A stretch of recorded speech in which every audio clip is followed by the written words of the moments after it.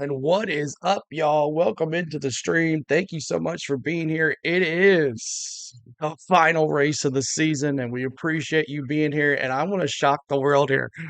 Look what I'm wearing. What's up, y'all? I'm pulling for Blaney. Has been my number 2 driver other than Denny. If Denny's out, I start pulling for Blaney and start listening to him on the scanner. So thank you guys for being here. Appreciate everybody. Make sure you're hitting that like button. Let's see if we can have a huge stream today. There is no Denny. I got the GGR. I got Bell on the back of my shirt here. Thank you so much, Troy. Appreciate that. So thank you so much, guys, for everything.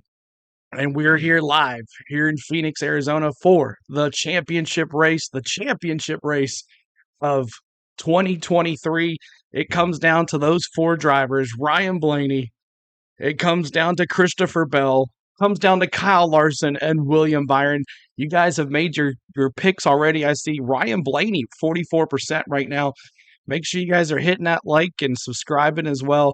We'll be back for NASCAR next year. I promise you that. We'll have a good time next year in February for Speed Weeks, just like we did this year and had a great time. So make sure you're hitting that like button, y'all. We're going to have a good time. Stick with us all day. We're going to have a good time. We're going to let you listen into the NBC broadcast. We're going to be showing you instant replays. We'll be showing you the starts of the race and the checkered flag. And when someone hoists that trophy as the 2023 NASCAR champion. So appreciate everybody. Just waiting on everything to go live here. And we bring this up here and get the raw feed going here. But thanks so much, y'all. If you'd like to become a member, I have some emojis tonight. As you see in the pinned message, those emojis of our 4 favorite drivers are 4 final drivers are available. Let's go Harvick. If none of the 4 can win it, I want to see Harvick win it. That would be so cool. So let's go over here to the main page so everybody knows we're here to race. We're here to have some good times. So let's listen in to the in-race audio from the NBC broadcast here. And someone just got $1 million on NBC, which is crazy. Blaney starting 15th, has some work to do. You're right. You got Blaney winning, Jared. Awesome. That'd be awesome to see him win, man. So let's listen in. As hard as these 4 drivers are going to have. They might get a little more than $1 million. Yeah. Brad, let's be honest. If you won the $1 million, you wouldn't even show up for segment 4, would you? Oh, I wouldn't show. No, I wouldn't show up for segment 4. And I think Walker, her last name, that is close to Darty. I think cousins. I think we're cousins. Over there. I'm going to talk to her. Chat her up. See if you can borrow some money from her. Hey, when we come back, time to chat with our next championship 4 driver, Oklahoma native Christopher Bell. He calls Phoenix one of his favorite racetracks. We'll hear from the Joe Gibbs racing driver trying to win it for the coach today. Next. All right, so welcome in, everybody. Let's go over the starting lineups here for the championship weekend. It's going to be 312 laps, and we're going to crown a champion here. As we've been here all season for the NASCAR Cup Series schedule, and we started with Daytona Speed Weeks, and now we're here for the very last race of the year. Man, I can't believe it. So let's take a look. William Byron's in first. He's got the pole today. So, hey, he's starting out pretty good for him to win the championship. He is in first place. And Martin Truex Jr., wow, what a season. What a highs and lows for Martin Truex Jr. this year. Ups and downs for Martin Truex Jr. So he is in second. Kevin Harvick is in third. Man, wouldn't it be something if the championship 4 drivers can't win? Couldn't Kevin Harvick win this thing to go out on top as a retirement last race ever for the number 4? So there's Kyle Larson. He's right there too, so he could take the lead and run away with it as well. He's in the 4th spot. Bubba Wallace, he needs a good finish here, and he's going to finish 10th in the points, which is crazy. Bubba Wallace, 10th in the points. He's going to start 5th. Denny Hamlin, my boy, there in 6th place. Eric Jones in 7th. Ross Chastain in 8th. Chris Buescher in 9th. Tyler Reddick in 10th, Ty Gibbs in 11th, Ryan Preece in 12th, Christopher Bell 13th. There's another one of our playoff drivers, Todd Gillinan in 14th. Ryan Blaney's got some work to do, as Troy says. Ryan Blaney's got some work to do. He's in 15th. Daniel Suarez in 16th, Joey Logano in 17th, Kyle Busch in 18th, Michael McDowell 19th, and Chase Elliott in 20th. Coming back to a commercial break, I'll let you listen in as they're going to be talking to Christopher Bell here for a little bit. Starting with the only driver who has a championship, Kyle Larson. He and his crew chief Cliff Daniels will try to win Hendrick Motorsports their 15th Cup Series Championship. At 25 years old, William Byron is the youngest of the Championship 4 drivers. Byron and his crew chief Rudy Fugle are making their first appearance in the Championship 4. Ryan Blaney's trying to win Team Penske their 3rd championship in the last 6 years. The 29-year-old has all the momentum after winning in Martinsville last week. And Christopher Bell is in the Championship 4 for the second straight year. Bell's crew chief Adam Stevens has 2 titles with Kyle Busch.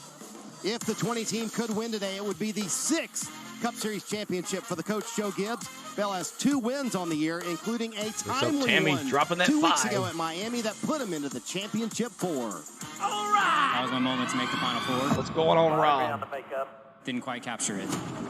Las Vegas was my biggest loss of my career. To come up that close to making the Final Four, it stung. What's up, Daniel really Berry?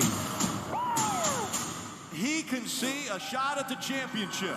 All right! That's definitely one of the biggest wins of my career. This is better than a dream come true.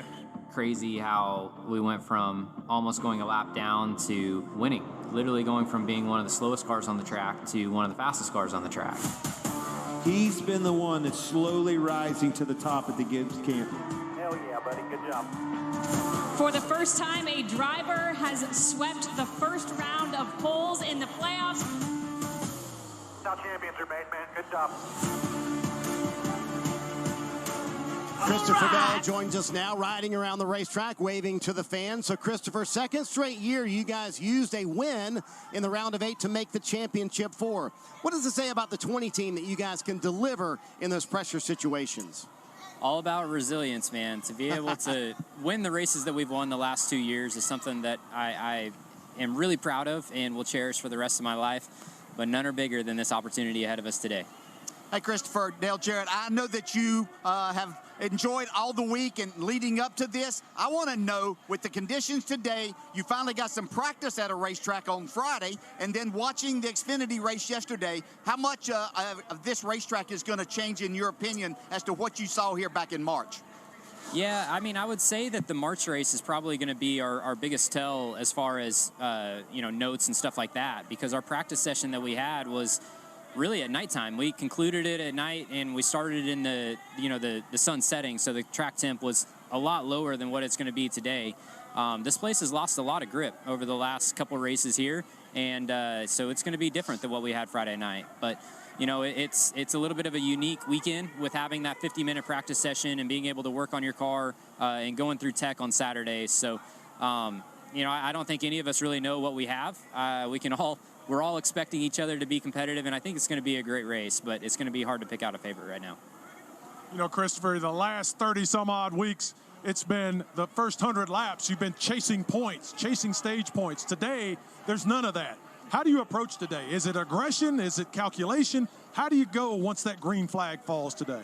Yeah, well, I'm pretty glad that we're not chasing points today because qualifying didn't go well. And if you qualify outside of the top 10, it's pretty tough to get stage points. But fortunately, we're in a position where the only thing that matters is lap 312. So, with 312 laps and however many pit stops in there, I don't think the qualifying position really is a big deal. Certainly having that number 1 pit stall is going to be a big advantage. But aside from that, we just got to go out there and do our jobs. If I drive the car to the best of my ability, if Adam Stevens makes the right adjustments and our pit crew does their job, there's no reason why we can't be standing on top today. Okay, so I know you don't lack any confidence. These moments don't seem to be too big for you at all. But I have to go back to Homestead, and you mentioned it in your little interview that you didn't have a good car, then you end up with a really, really good car. But my question is, are you going to be trying today from the very beginning? I'm definitely going to be. You caught me off guard there, honestly. And I can promise you that I was trying all day at Homestead, too. But, yes, I'm certainly going to be trying from lap 1 to 312 today. All right, so you go out, you got to race these other guys all day long. Tell us a little bit about the racetrack, though, because, you know, you guys qualified, everything was done, it got cool. This is totally different today. What do you expect from the racetrack? Yeah, well, I'll tell you what. It starts from the track preparation. And the last couple times we've been here, we've seen them spray PJ1 at one point, and then I'm pretty sure we just had resin down at one point, and this week they've sprayed nothing.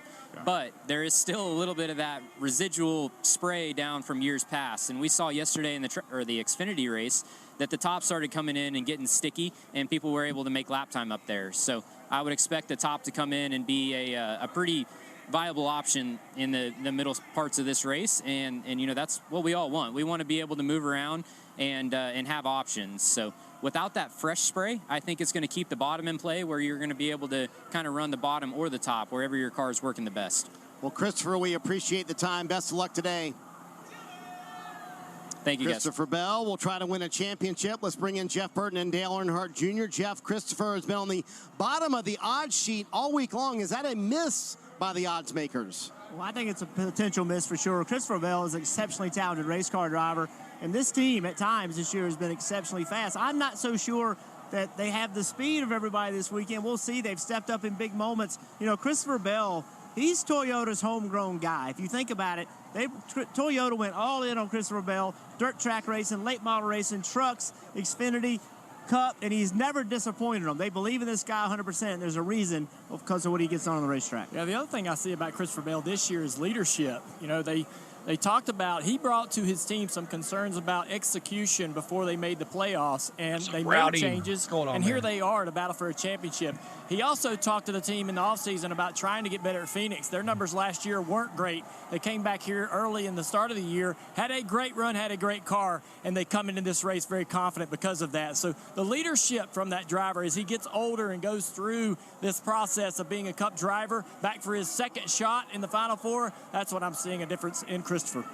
So, Kyle, bringing up the second shot at the Championship 4 for Christopher Bell, you have to bring up the fact that the morning of the race last year, his team co-owner, Coy Gibbs, passed away. Yes. Very different circumstances this year. How does having one Championship 4 under his belt help him today?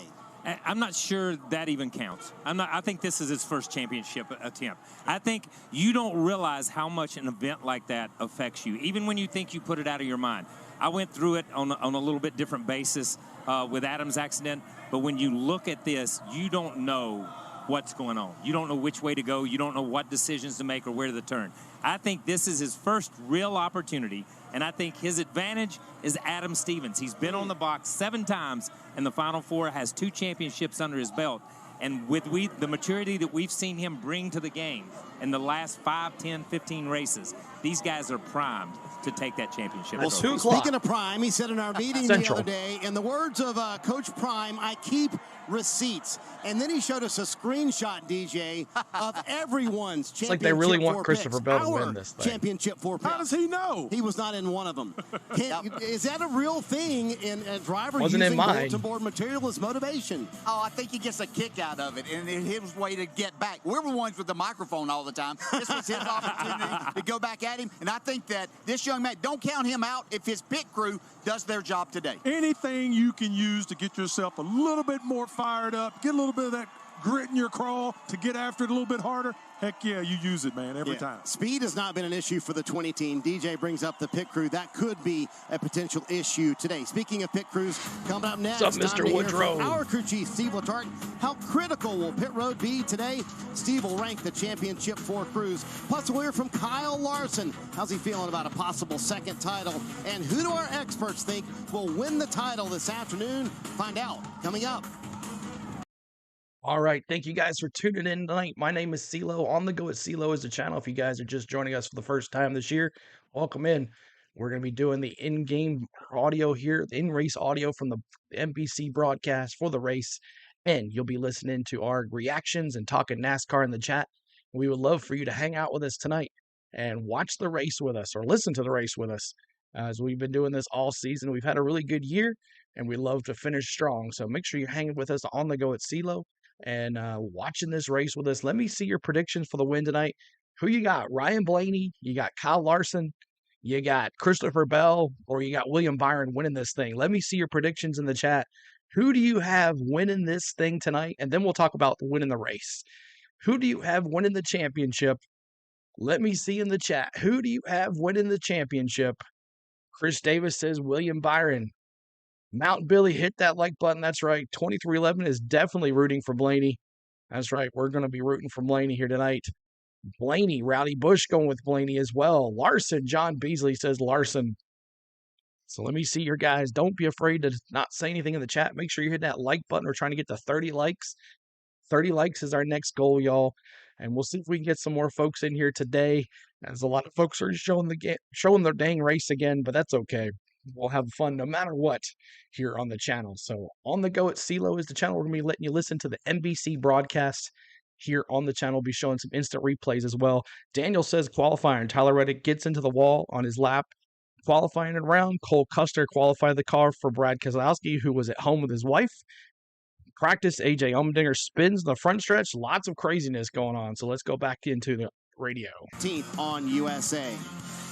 It's Championship Sunday in NASCAR for Kyle Larson, Christopher Bell, William Byron, and Ryan Blaney. It all comes down to this. One race in Phoenix. Highest finisher is the 2023 NASCAR Cup Series champion. Well, pit road could play a huge part in the champion deciding race today here in Phoenix. Nobody knows that better than our very own driver/commentator, Parker Kligerman. Parker, great to have you on the broadcast today. Number one, congratulations on a playoff run in the Xfinity Series this year. But how much of a factor will pit road be today, Parker? Well, Marty, as you know, that the field on track has never been tighter in the NASCAR Cup Series in terms of the speed from first to 36. That means pit road has never been more important for the driver. Here at this pit road, they're going to go down a straightaway at one speed. Then as they get into the corner, they're going to raise the speed in that race car because they're going a longer distance, which means they got to then get into the pit box. Here at the number one stall for William Byron, these pit boxes are historically pretty slippery. Once they get in, they come to a stop within inches of that pit crew. That pit crew is going to change 4 tires and fuel that car in around 9 seconds. Let me say that one more time. 9 seconds for 4-tire pit stops in NASCAR Cup Series. And then they hope to accelerate away. And one thing I got to tell you guys, this pit box is as sticky as I've ever felt my entire life because the 17, which is pitted by the 48 pit crew, was here last night. This 24 team asked them to lay sticky stuff. There is a ton down here, Dave. William Byron's going to have a lot of grip in his pit stall. Well, Parker, one of the guys who's going to have to navigate those sticky pit stalls is Mike Hicks. He's the rear tire changer for Christopher Bell today. And he has some extra special motivation because his 9-year-old daughter, Giselle, is going to be one of the Diamond Anniversary dignitaries for NASCAR that is going to say, gentlemen, actually drivers, she corrected me earlier, drivers, start your engine. She tells me she's not nervous, but she's doing it because she's part of racing's future. She is a racer herself. She drives a winged go-kart. And, of course, it's always a family affair for the Hicks family because Dad helps her get strapped in. And whenever she needs a little extra support or maybe even just a hug, Dad is there for her. She's won 10 times this year, so she's had a really successful year. And Mike, for his part, has been on the NASCAR circuit for 19 years now. He's not gotten that championship winning trophy yet, Marty, but today, with a little extra motivation, Mike Hicks is going to go for it. One of the best on pit road, Mike Hicks, with those very quick hands. Thanks, Dave. Here are the crew chiefs who will race it out today. Nice mix of, in this group of youth and experience. Rudy Fugle leads William Byron's team. Fugle has 5 Truck Series championships. Jonathan Hassler, longtime engineer under Paul Wolfe, 2-time Cup Series championship crew chief. He'll get his first crack at a title today with Ryan Blaney. Adam Stevens is the veteran of this group, trying to become just the 7th crew chief in NASCAR history to win titles with 2 different drivers. And Cliff Daniels, known as one of the great leaders and motivators in NASCAR, trying for his 2nd championship in just his 3rd season with Kyle Larson. All that said, let's bring in our crew chief, Steve Letarte. So, Steve, how can the crew chief affect the championship race today? Well, there's some obvious ways with the decisions made, when you pit, what adjustments you make, but I really think it's the non-obvious things that are going to stand out. How would they handle adversity? Every one of these cars at some point, Marty, are going to handle an up or a down through the day. So how did you coach your team? How do you coach your driver? How do you lead? That, I think, is going to be the difference maker. All of these crew chiefs are deserving. They have the ability The question is, when the pressure builds, when the vice tightens, how will they steer their team through the most pressure-packed moments? So, Steve, how would you handicap the pit crews? Because we've seen pit road decide this championship before. Well, the stats are clear, right? In my mind, the Hendrick cars are the most consistent and have the most speed. When you look at the numbers, the 5 and the 24 are near the top. I think the 5 has the most firepower. They have the most potential top-end speed. The 24 the most consistent. But let's not forget, at the bottom, that 20 car of Christopher Bell, that's the pit crew that won the championship, the pit crew championship in the middle of the summer. If they could pull off a cup championship today on pit road, everything will be forgotten. Nobody will care what their average is. Steve, what is this moment like for these crew chiefs? What are the nerves like right now? It was a sleepless night, I'm sure. It is not a very comfortable morning. You're wondering what is going to come up on the test. You've been preparing your team, your car, your driver, your pit crew, but you just don't know. Over the course of a season, the ebbs and flows, they kind of average out. But now this is one race with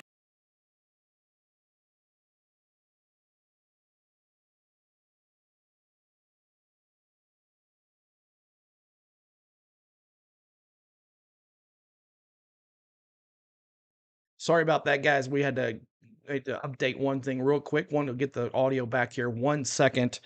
But thank you guys so much for tuning in. Hit that like button, 30 likes. Let's go to 40 likes now. We'll bring the in-race audio back here in just a second, guys, as we're going to get back to pre-race ceremonies very soon. But thank you guys so much. I've gone deaf. What's up, Mount Billy? Yes. Wolfgang back in here to support his Christopher Bell, dropping the bell as we're at a commercial break here in just a second. So appreciate y'all being here tonight. Last race, last hurrah for us today on the season finale of On the Go at CeeLo NASCAR style. And we've had a great year with NASCAR. We'll be talking about some of our favorite parts of the year and what your favorite parts of the year. This is the one they're going for today, Marty. Back at it. That's pretty cool, too. And an FYI to whatever driver wins, that trophy is actually heavier than it looks. But, Kyle, you know a story about that old trophy. Listen, that old trophy sat in a liquor store in Atlanta, Georgia. That's no joke. Raymond Parks, he had the liquor business. Ran moonshine a million years ago, but he had a liquor store just in where you see the Coca-Cola towers, just in that neighborhood. And I interviewed him a number of years ago, and it just sat on a shelf with a bunch of pictures. And here's the interesting thing, too. Let me say that. This sat there for probably 30, 40, 50 years. Nobody cared. Nobody paid any attention to it. They built the Hall of Fame. They donated it there. It's a priceless relic. Wow. But let me just go ahead and say, Red Byron won the first championship. William Byron is running today. Wow, look at that. No relation. Way to work that in, connect KP. them in. There you go. 75 years, baby. DJ, this begs the question, where's your Cup championship trophy? It's at my office back in North Carolina. So in like a proudly- case, sounds good. Is it on display? It's on display where you can see it. That's the first thing you see when you walk in. That's what I would display as well if I won a Cup Series championship. I want to make sure everyone saw that. Time now for a very special Championship 4 driver introduction to the sold-out crowd here in Phoenix. And now, here to present the NASCAR Cup Series Championship 4. Please welcome to the stage Wrestling Hall of Famer and host of Barmageddon, Nikki Garcia. I know. What up, Phoenix Raceway? I know y'all could be louder than that. Let's hear it. Okay, so 35 races had led to this moment. The field has been narrowed to the drivers that will compete for the NASCAR Cup Series Championship. Now, ladies and gentlemen, are you ready to meet your Champ 4 drivers? Here I come. You can't hide. Here I come. Leading all of Cup Series drivers with 6 wins, including a checkered flag in the spring here in Phoenix, driving the number 24 Chevrolet for Hendrick Motorsports, making his Championship 4 debut. Give it up for William Byron.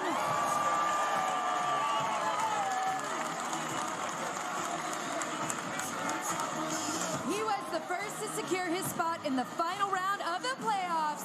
The last time he made the Championship 4, he won it all to become your 2021 NASCAR Cup Series champion. Driving the number 5 Chevrolet for Hendrick Motorsports, Kyle Larson.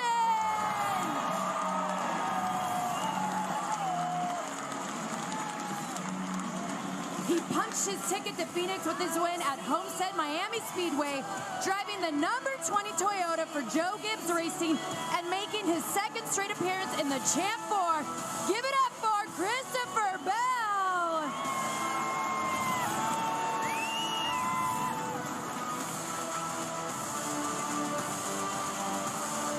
His win last weekend in Martinsville was one of 3 this season and locked him into his first ever appearance in the Championship 4. Driving the number 12 Ford for Team Penske. Make some noise for Ryan Blaney! Blaney! All right! The cars are gridded. Our Championship 4 is locked in. And the countdown is on for the start of the NASCAR Cup Series Championship race right here at the Phoenix Raceway.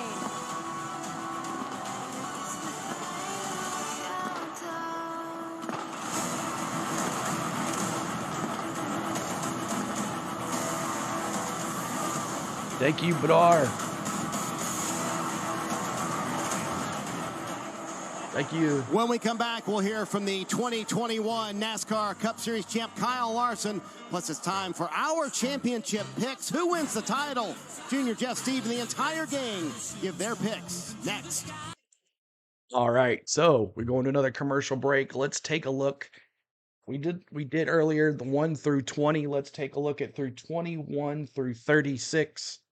21 through 36, Austin Dillon is in that 3 car. 22nd is Carson Hoover in that 42 car. Alex Bowman is in 23rd. Ricky Spinhouse Jr. in 24th. Harrison Burton in 25th. Chase Briscoe in 26th. Austin Cindric in 27th. Eric Almirola in 28th. Corey LaJoy in 29th. Ryan Newman in 30th.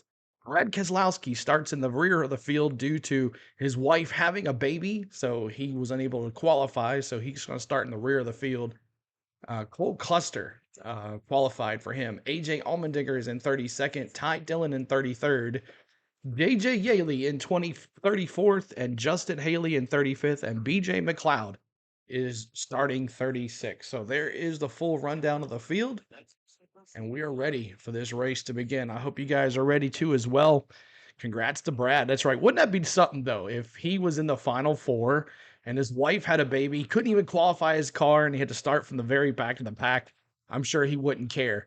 But, man, oh, man, that's crazy. So if none of the Championship 4 can win the race tonight, who do you want to see win this race? Normally, whoever wins the championship wins this race. But let me see. Who do you have? Who's going to win this race? Brad does the hanky-panky. There you go. Let me see. Who do you want to win this race tonight if your Championship 4 can't win? If the Championship 4 cannot win. Rowdy, the 19 Leaf says. Let's see. Who else you guys got? I'm going Harvick. If Blaney can't win it,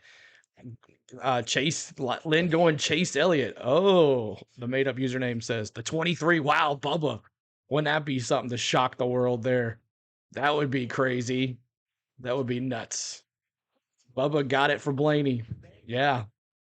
Him and Blaney are good buds. So the youngest Championship 4 ever in the history of NASCAR right here. James Moore definitely going for Brad Keselowski. I knew that for sure. But I'd like to see Kevin Harvick win it. If the 4 can't win, I'll be cheering on that. So let's go to in-race audio again. Yes, odds have him under the radar. Our experts don't have him at the top of their list, but crew chief Adam Stevens told me this morning that is not what we are seeing. We don't even feel that. We don't feel the disrespect, and our competitors know that when we are on our game, we are very, very hard to beat. It'll be Christopher Bell's second try at the Championship 4. Kim? Well, Dave, Ryan Blaney is a third-generation race car driver who comes from a family of champions. His grandfather, Lou, won multiple dirt track championships. His dad, Dave, is an outlaw champion. His uncle, Dale, is an all-star champion. And today, Ryan has an opportunity to bring an asphalt championship to the Blaney family name, to add a NASCAR championship to that list, Parker? Well, Kim, the William Byron, the 24 car, this is the fastest 24 car that Rudy Fugle could bring here to Phoenix. And why is that when the next gen era, when a lot of these cars are supposed to be the same? Well, they're all built to tolerances. He told me they went through this car 1,000 times, measuring every tolerance possible to make sure it maximized every bit of it. And guess what? He won the pole. So I think they got all those tolerances correct on this 24 car, ensuring it's super fast, Dave. Parker, Kyle Larson's exciting to watch because he's always so close to the edge with his race car. But he was critical of himself this week, saying that because he's on the edge so often, he's perhaps too comfortable with the edge, leading to crashes. He pointed out that he's failed to finish a race more times than almost anyone this year. But he's also that driver who leads multiple positive categories and won 4 times. That's why you love him. And today, he seeks to win his second championship after a good, great, even better year. Short track season has been kind to Kyle Larson. Hell yeah, Marshall, I honestly have never thought that I would win here, so I don't have a spot picked out for the clock. Southern 500, baby. Hell yeah! Adding this trophy to the collection is going to be amazing. High, push a checker flag. Hell yeah! What a finish by Kyle Larson. A lot of things could have gone wrong today in this heat. What's up, Jason? How you doing? Jason, welcome in. We've led the most laps. We've won 5 races. We're close to being the leader in top 5s and top 10s. So it's pretty wild that you can lead all that stuff and be leading the series in DNFs as well. But we kind of flipped the script this weekend and close our story with a championship would be pretty amazing. Great job all around, guys. So, DJ, the season numbers for Kyle Larson show 4 wins. That doesn't account for the 7 times, to Dave's point, that they had the fastest car, according to Cliff Daniels, and didn't win the race. Are mistakes a concern for the 5 team today? Yep, stats mean nothing today. Beating 3 other drivers and hang out with us, Jason. We'll have a good time here tonight. To cost yourself an opportunity to win this championship, that's been something. But Kyle Larson says it best himself. But he puts himself out on that edge. He has to rein that back just a little bit to make sure he's around at the end to be a factor. Right now, the 2021 champ is with Jeff Burton and Dale Earnhardt Jr. Yeah, we're down here in the pits with Kyle Larson. Kyle, you're getting ready to run this race, but I wanted to ask you, man, you've been here before, but now you have a championship. The other drivers don't. I'm just curious, as a driver, what that's like coming into this race, already having that championship. Does it make you want that second more? I want the second just as bad as I want the first, for sure. I think, so far, I would say just a little bit less nerves than the first time around, but there's definitely still some nerves. It's just a big day, a big opportunity, one that I think our team is prepared for, and you're just looking forward to getting out there and getting racing at this point. Just done a ton of studying in the last couple weeks, and now it's just ready to go. Kyle, there's little doubt by anybody you guys will have enough speed to get done what you need to get done, but what worries you the most about this one race event? I don't know. I mean, I think, we probably weren't as fast where we want to be on Friday, but I think we made a lot of adjustments. Track was way different on Friday, too. So, I mean, the one thing that I wouldn't even say worries. I just don't really know how we're going to be yet today. So just need to get out there and make some laps. I know my pit crew is going to do a phenomenal job today.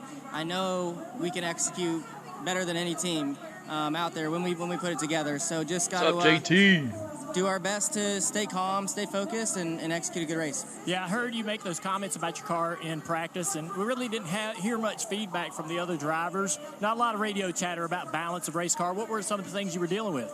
I was just really loose in, would build loose off, and, I felt really bad about it on Friday, and then when you get peeling it back and looking at everybody's data, I think everybody in the field is struggling. It was really slick, it felt like. So, again, I don't really know how we're going to be. It's different conditions, but, I know we have a long race ahead of us to work on it. So, if we are off a little bit, we have time to catch up. Jason. Yeah, it should be a lot of fun watching these guys. This track's going to be completely different, Marty, than what they practiced on. Yeah, that's the point Brad was making earlier. So, KP, I want to ask you what Junior asked Kyle Larson. How does being a past champion maybe help him today? Listen, I think Kyle Larson, in his mind, it might be the first time he's ever been to the championship. I know this race is going to be the first time he's ever seen Phoenix. That's the way he approaches things. What's up, Green Bay? I've never seen pressure on this kid. When you interview him, his body language, he talked about being a little nervous. Show me something. I don't even see him sweating. You know what I mean? And it's interesting if you listen to what he said. He did a lot of studying. He didn't say he spent time in the sim. He said, I did a lot of studying. And he also said, I don't even know what we're going to have until we get out there. That's the kind of driver he is. He just adjusts to whatever's thrown at him. And when he gets out there, after he runs 4 or 5 laps, he'll start making those decisions and calls. Yeah, you're 100% right. You see that, you just can feel the coolness in Kyle Larson. He is a mega talent. We all know that. We see him get in that sprint car and just dominate event after event. And he comes into the Cup Series, same thing. He drives the wheels off that race car. Oh, and Blaney. I'll tell you something Christopher Bell talked about earlier that caught my attention. He was talking about the residual resin. If that does come into play, which they didn't have availability to that on qualifying, that will be in Kyle Larson's wheelhouse as we go throughout the day. Watch out for him. Great point. Okay, time for our championship picks. Junior, we'll start with you. Now, you picked Ryan Blaney back in January. Are you sticking with Blaney today? Yeah, absolutely. Why would I change? The guy's coming off of a win at Martinsville. So much momentum and confidence in this team in the playoffs, and he's great here at Phoenix. Yeah, look, great pick, but it's wrong. I'm going William Byron. I just think William Byron, the speed those guys have, Rudy Fugle, they're just lined up, Steve. I got William Byron. Well, Jeff, I agree. I think 312 laps is going to race like a season, and for that reason, I'm taking the most consistent. 6 wins already. Today could be 7. Give me William Byron for that #1 pit stall. Okay, pit box, our turn. DJ, you're up first. Okay, the Dales are thinking alike. We're going on the Blaney trick right here. Okay. And one thing I can tell you, you talk about these drivers and hear them say they don't know what to expect. I'll assure them that it's not going to have more grip than what it had the other day because the temperature is way up there. So whoever can handle a slick racetrack is in good shape. All right, listen, I've been with William Byron since we went to Daytona in February. I've been that way for so long. I just love this kid to death. So my motto right now is Byron in 49, Byron in 23. We're going to book in this 75 years of NASCAR. Have you guys lost your minds? Wow, lots of people picking Byron. Didn't we just talk about this guy being the most unbelievable race car driver on the face of the planet? You didn't pick Kyle Larson? I'm riding with Kyle today. I need to borrow Christopher Bell's phone, DJ, because he's going to show us, hey, I keep receipts, right? Nobody picked Christopher Bell, and you go through the garage area this morning, and everyone says he's one of the best cars. Nobody picked him. Yeah, I don't think there's any doubt. And you talk about somebody being able to handle slick conditions. Christopher Bell does that as good as anyone. You talk about speed. It's not gonna be speed. It's gonna be whoever can handle these conditions. And do not forget William Byron, the man right there on the pole today with that #1 pit stall. That could be huge when it comes down to the end of the race today. The captain, Roger Penske, here. Incredible. That could be their first ever back-to-back championships for Team Penske. Remarkable. Ryan Blaney could deliver that today. Kyle Larson. And to your point, Kyle, if the track changes, Larson's going to be good on that high line here this afternoon. No doubt about it. When we come back, what are you willing to do to win a championship? This race will test your morals. We'll discuss that next. Plus the pre-race ceremonies for NASCAR Championship Sunday from the Phoenix Raceway. All right. Thank you guys for tuning in tonight. 2 more likes to 40 likes. Let's see if we can get there. It might be one of those slow races again, but it's okay. We're going to have a good time no matter what. So I hope everybody has a great Sunday so far. We're ready for the Championship 4. Nobody picking Christopher Bell to win this thing. Only one person picking Kyle Larson. Kind of crazy. Now, William Byron, remember, he had those pit crews. He's going to be in the #1 pit stall today. I know, man. It's crazy, the made-up username. I don't know. I still can't figure out most of what YouTube does, but we'll figure it out eventually. Maybe next year we'll be back to normal, but we'll see. But appreciate everybody being here. And Christopher Bell could be the wild horse here, dark horse here. Kyle Larson, of course, he could dominate this thing and just blow it away. William Byron, he's going to, in the pit stops, he's going to be in that #1 pit stall. Remember, those guys were red hot earlier this year with the pit crews. So William Byron, 6 wins. He won here last in the springtime. So a lot going on. Blaney's red hot after that big win off out of Martinsville. So all of it can be put together here today to see who's going to win. Everybody has their fears of what's going to happen. I might just go for Christopher Bell just to have a driver. There you go, James Moore. Appreciate that. So thank you guys so much for actually coming back here and hanging out with us today. And some of our friends have been with us all season are here with us, and some new friends too as well. So looking forward to it. Pre-race ceremonies coming up here very shortly. And we'll be showing you listening to the NBC broadcast and pre-race ceremonies coming up. Wave the green flag and determine the NASCAR Cup Series champion. Here are the 4 drivers who will race it out. The math is simple. There is no math. The highest finisher among these 4 is the 2023 champion. So, DJ, we have seen these playoff races test drivers' morals. One spot on the track can win you a championship. So what's acceptable and what's not? Look, these drivers know what's acceptable. They know what they can live with. Spinning someone out, coming to get the checkered flag to win the trophy, I don't think that's acceptable. Yeah, and I agree with you 100%. Spinning someone out in that situation, but at the same time, they remember they got to go to Daytona in February and race each other again. I'm telling you, man, Mom, I love you, but I'm wrecking you if I got to get that checkered you flag. Would not really do that, Brad. Yes, my mom loves me. She'd forgive me. I would wreck her. Absolutely. Time for today's pre-race ceremonies on a picture-perfect Arizona fall afternoon on NASCAR Championship Sunday. Ladies and gentlemen, at this time, we ask that you please rise as you are able and remove your hats as the Luke Air Force Base Honor Guard presents our nation's colors. Here to offer today's invocation, please welcome the chaplain from the 56th Fighter Wing at Luke Air Force Base, Captain Jeff Rybold. Let's pray. Heavenly Father, thank you for this race. Protect each driver, cover them with your grace. Chevrolet, Ford, and Toyota too, these mighty machines we lift up to you. Bless the drivers, pit crew, announcers, and crowd. After this prayer, help us all to cheer loud. For the race, I pray, illustrates what is true about finishing a race that's committed to you. Lord, bless the race and the post-celebration. This I pray to the God of creation. Amen. And now, to perform our national anthem, please welcome the United States Air Force Band Singing Sergeants.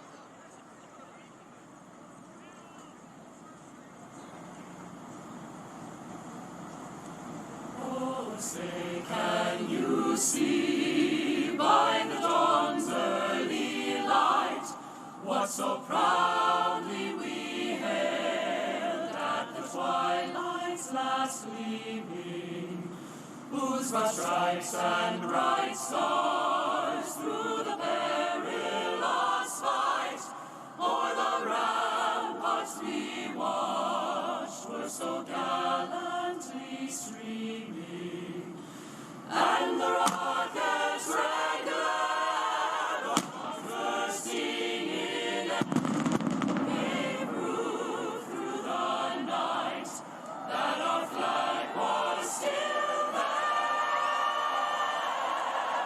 Oh, say does that star-spangled banner yet wave o'er the land of the free and the home of the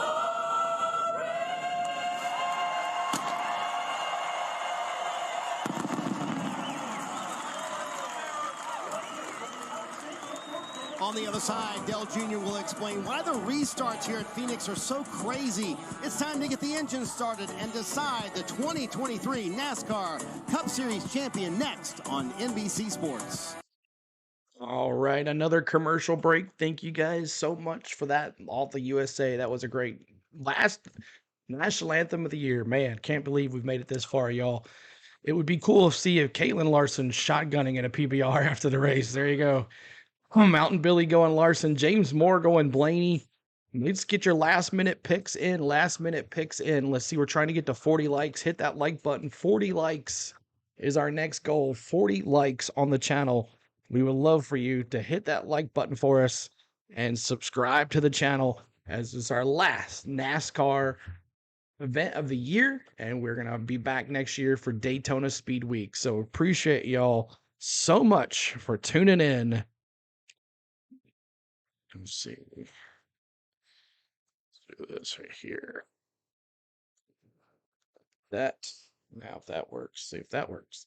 So, last minute to get your picks in. Byron, Larson, Blaney in that order, Shannon says. So, Byron, Larson, Blaney in that order. Why hasn't the booth mentioned Kevin Harvick and Eric Almirola? It's their final race, for God's sake. I know.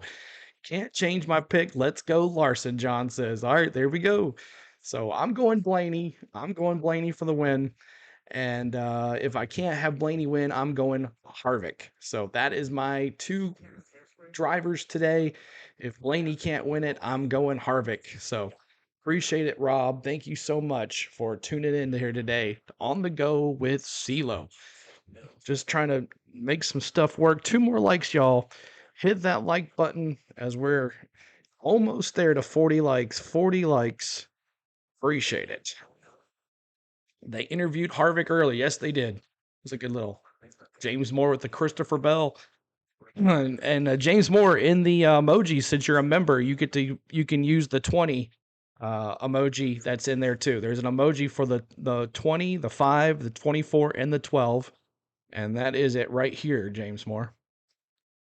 And you can do that just like that. What's up, Stupid Roofer? What's going on? Welcome in, man. Appreciate you being here. So 2 more likes to 40. Let's see if we can get there, y'all. And let's see if we can get to 50 likes before the green flag. But Gentlemen, Start Your Engines is coming right up. And we're ready to run some racing. 312 laps today here at the Phoenix Speedway.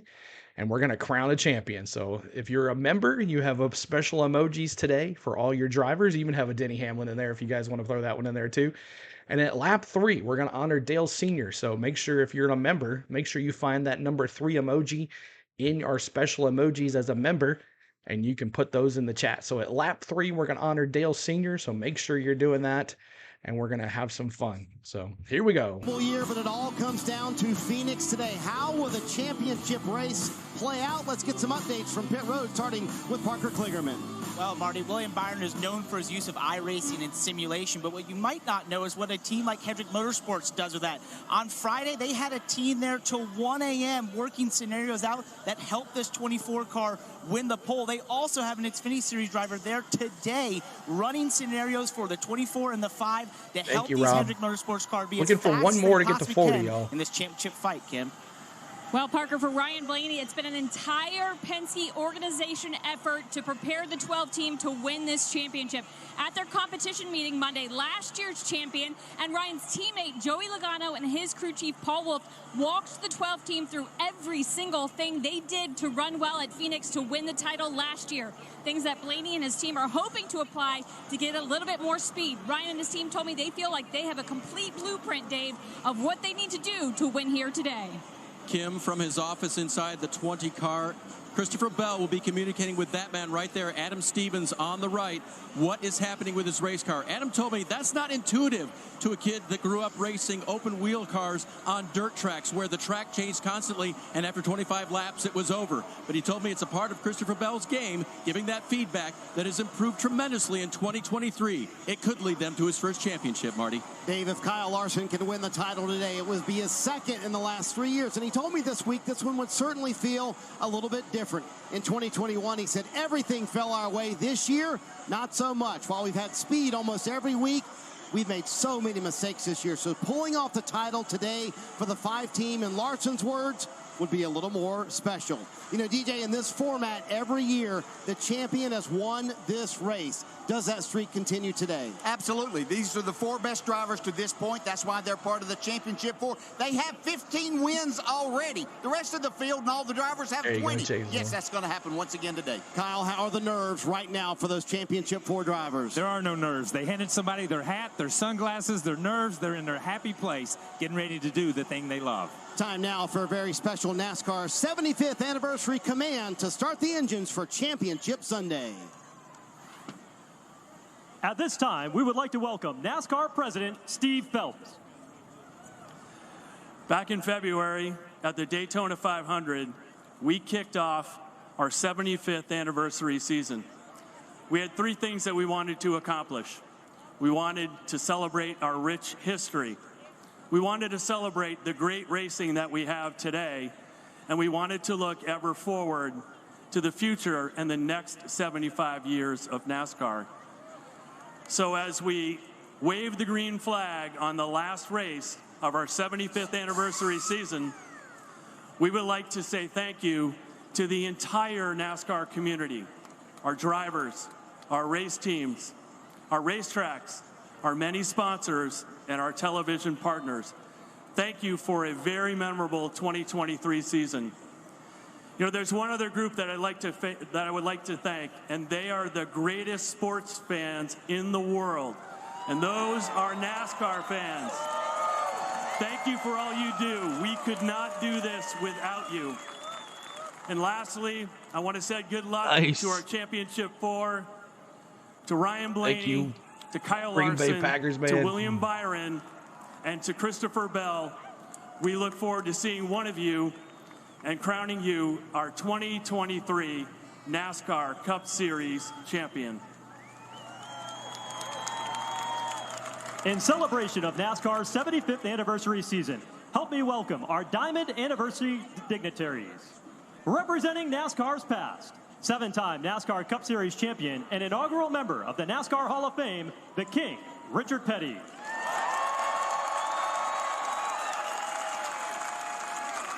He is a NASCAR Hall of Famer and Cup Series champion with 55 Cup wins, Rusty Wallace. He captured the 2000 Cup Series Championship and has a total of 21 Cup Series victories. A member of the NASCAR Hall of Fame, Bobby Labonte.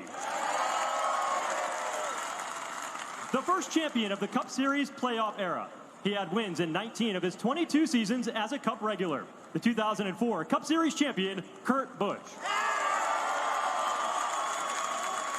And representing NASCAR's bright future, 4 youth racers from across the country.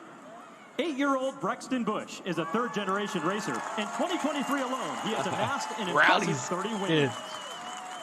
7-year-old Easton Kimbensi is a current driver of the NASCAR Youth Series from Tucson, Arizona. Giselle Hicks is a 9-year-old, fourth-generation racer, eager to carry on the legacy of her family's team, the Wood Brothers Racing. 10-year-old Grayson Walcott is a fast-rising go-kart racer from Chicago. He even made his debut as a junior sports commentator this summer at NASCAR Chicago street race events. And now, here to give the command for the championship race, our Diamond Anniversary dignitaries and representing NASCAR's premier partners. From Anheuser-Busch, Senior Brand Manager for Busch Light, Christina Danko. From Coca-Cola, Senior Manager of Motorsports Marketing, Al Rondon. And from Xfinity, Comcast, Senior Manager of Brand Partnerships, Sarah Hale. Driver, start your engines! Let's go. Keep hitting that like button. We're trying to get to 50 likes here before the start of the race. A champion today. Many of the legends are here. Also Carlers, Rick Hendrick, Joe Gibbs, Roger Penske. They all have championships, but this will be a game changer, a life changer today for one of these guys winning their first one. Kyle Larson looking to be a multi-time champion. Restarts here in Phoenix are wild, often resembling a whole shot in motocross with drivers going 5, 6, even 7 wide, all trying to be the first one to turn one. Contact is often made, but if you make all the right decisions, there's tons of positions to be gained. It won't be enough to be good today on restarts at Phoenix. You'll have to be great. Oh, I'm back. Let's get this party started. Coming up after the break, it's the green flag. All right, so let's take a look one more time of your top 20. Top 20 coming up here. William Byron on the pole, the playoff driver. Martin Truex Jr., what a season it's been for him. He's in second. Kevin Harvick in third. Kyle Larson in fourth. Bubba Wallace in fifth. Denny Hamlin in sixth. Eric Jones in seventh. Ross Chastain in eighth. Chris Buescher in ninth. Tyler Reddick in 10th. Ty Gibbs in 11th. Ryan Preece in 12th. Christopher Bell in 13th. Todd Gilliland in 14th. Ryan Blaney in 15th. Daniel Suarez in 16th. Joey Logano in 17th. Kyle Busch in 18th. Michael McDowell in 19th. And 20th is your one and only Chase Elliott. What's up, Pierce? What's going on? So there is your top 20. I'll let you look at the 21 through 36 again. There's 21 through 36. Any notables in there? Eric Almirola getting his last start as a NASCAR Cup Series driver as he's retiring this year as well. He is starting in 28th spot. Brad Keselowski back there in 31st. Brand new daddy. Congratulations to him. But there is your top 36 for the running order of the championship of NASCAR. And we'd love for you to hang out with us the rest of the way. And let's see if we can get some more friends in here. Keep on hitting that like button. We're trying to get to 50 likes before the green flag. 50 likes before the green flag. And we would like for you to subscribe because we're going to have a lot more fun here on the channel. We got a lot more sports coming up. Lots of hockey, lots of basketball, lots of football coming up. We would love for you to, and some Disney too. So make sure you hang out with us and subscribe. So here we go. Of the year. Second chances are rare. But an overshadowed rising star is ready to shine. Today, Christopher Bell delivers. For some, it's not how they fall, Blaney's involved, but how they get back up. Carrying a family name further. Let's go race for a championship. Phoenix Championship history is continuing to grow stronger. The playoffs end today in the desert. For one driver, destiny awaits. It's the NASCAR Cup Series Championship from Phoenix Raceway. Nestled here in the desert in Avondale, Arizona. Well, the concept may be simple, but the execution is anything but. The Champ 4 driver that finishes in front of the other three is the champion. Now, these four drivers are the best of the best, from Kyle Larson, who's arguably the greatest race car driver in the world today, to the youngest title contender at just 25 years old, and William Byron, rooting for who Denny, is the huh? winningest driver this season. All right, there you go. And Ryan Blaney joined Byron in their search for that life-changing first championship. And Steve, let's dial up the pole winner in William Byron. He's on the pole, the best starting spot. Let's see if we can get a hold of him. Hey, William, it's the NBC booth. You got a copy? Yeah, Steve, I got you. What's up? Well, buddy, 36 weeks, 6 wins have positioned you here in the championship race. What are the nerves, the confidence, the mindset rolling off here behind the wheel? Yeah, I'm just really confident in our race team. We've got a great race team, and we've worked really hard all year. Everyone has to be here, but I feel like our group has put together a great season, and we've never let up. So today's the day, and I'm excited to just get out there and race and do our thing. Handicap it for the fans. A very difficult 1-mile racetrack with challenges at each end. How do you tackle Phoenix? Yeah, it's tough. You know, it's kind of a intermediate short track, I guess. But, yeah, you got 2 different ends and got a lot of heavy braking and trying to get the throttle down on exit and trying to get through the middle of the corner. So pit road's tough, and just trying to manage everything. Restarts are wild and crazy, too. Well, we appreciate you taking the time. You've had an amazing season. I know the fans appreciate it. Good luck today. Yeah, it's important. Thanks to all the fans for watching. Thanks to you guys for all the work all year.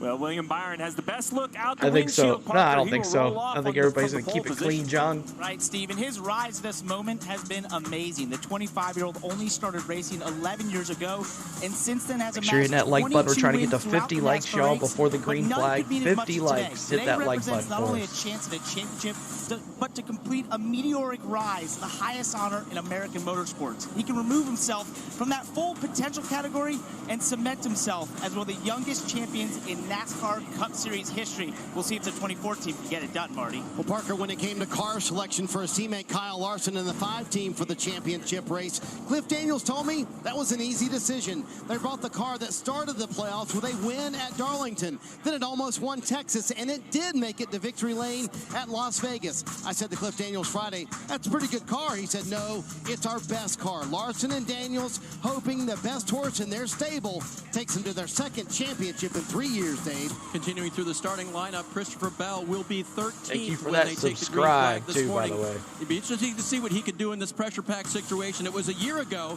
that he won his way to the championship with walk-off wins when it was the only option for him to do, and he believes that that is part of his mindset that helps him in situations like this. Today, Thank you, not Triton. so much What's that up, kid, buddy? but just a strong race for the championship. Well, Dave, you look at row 8, you see Ryan Blaney. He qualified in the 15th position, the lowest of the championship 4. And when I talked with Ryan after his qualifying effort, he was a little miffed at the result, but also acknowledged qualifying has not been their strong suit this year.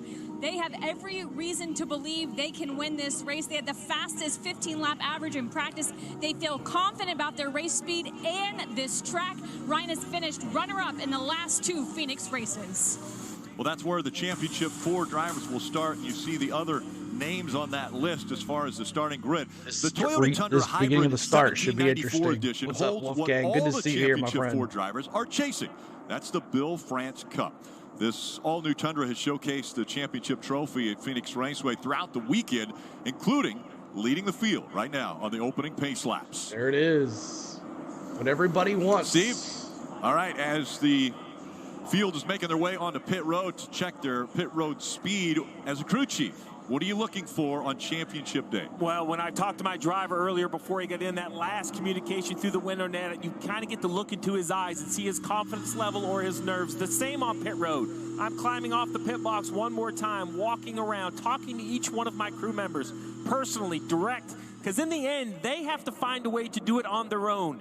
You can only do so much from on top of the pit box. You can communicate, you can plan. But these are all of those early ready to get some racing? Are y'all ready? Last chance to change your picks. This is when it all gets last chance.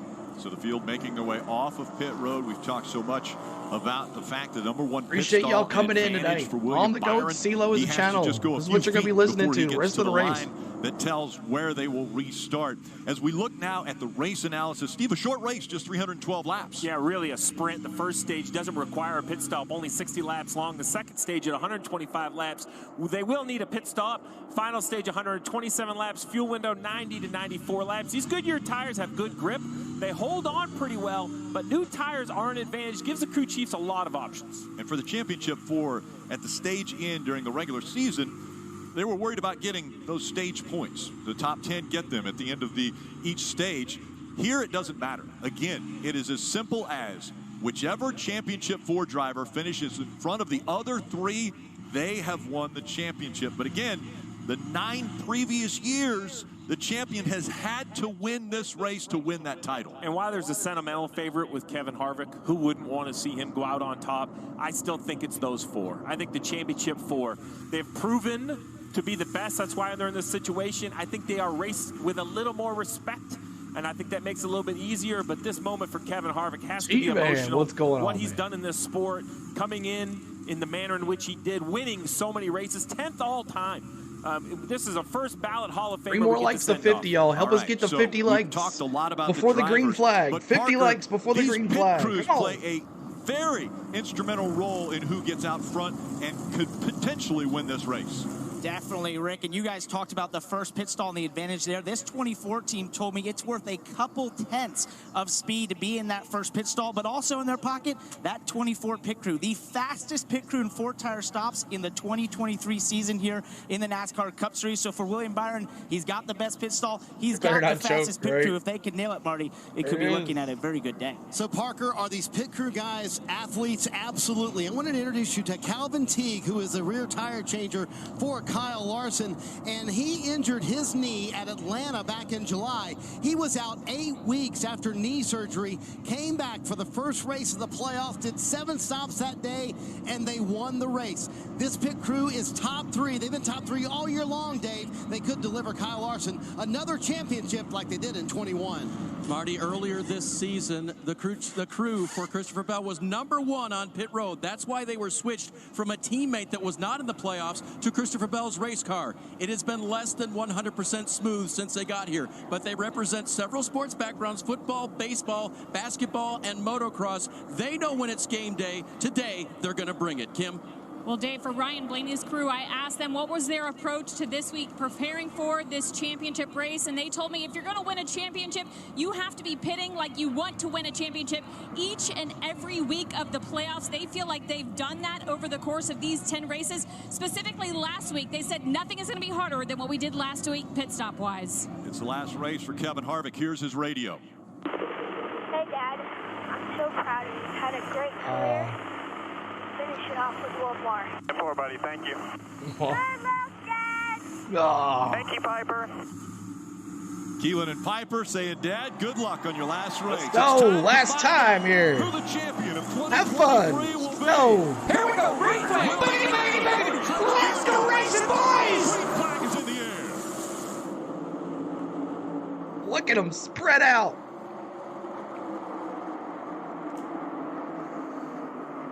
Wow.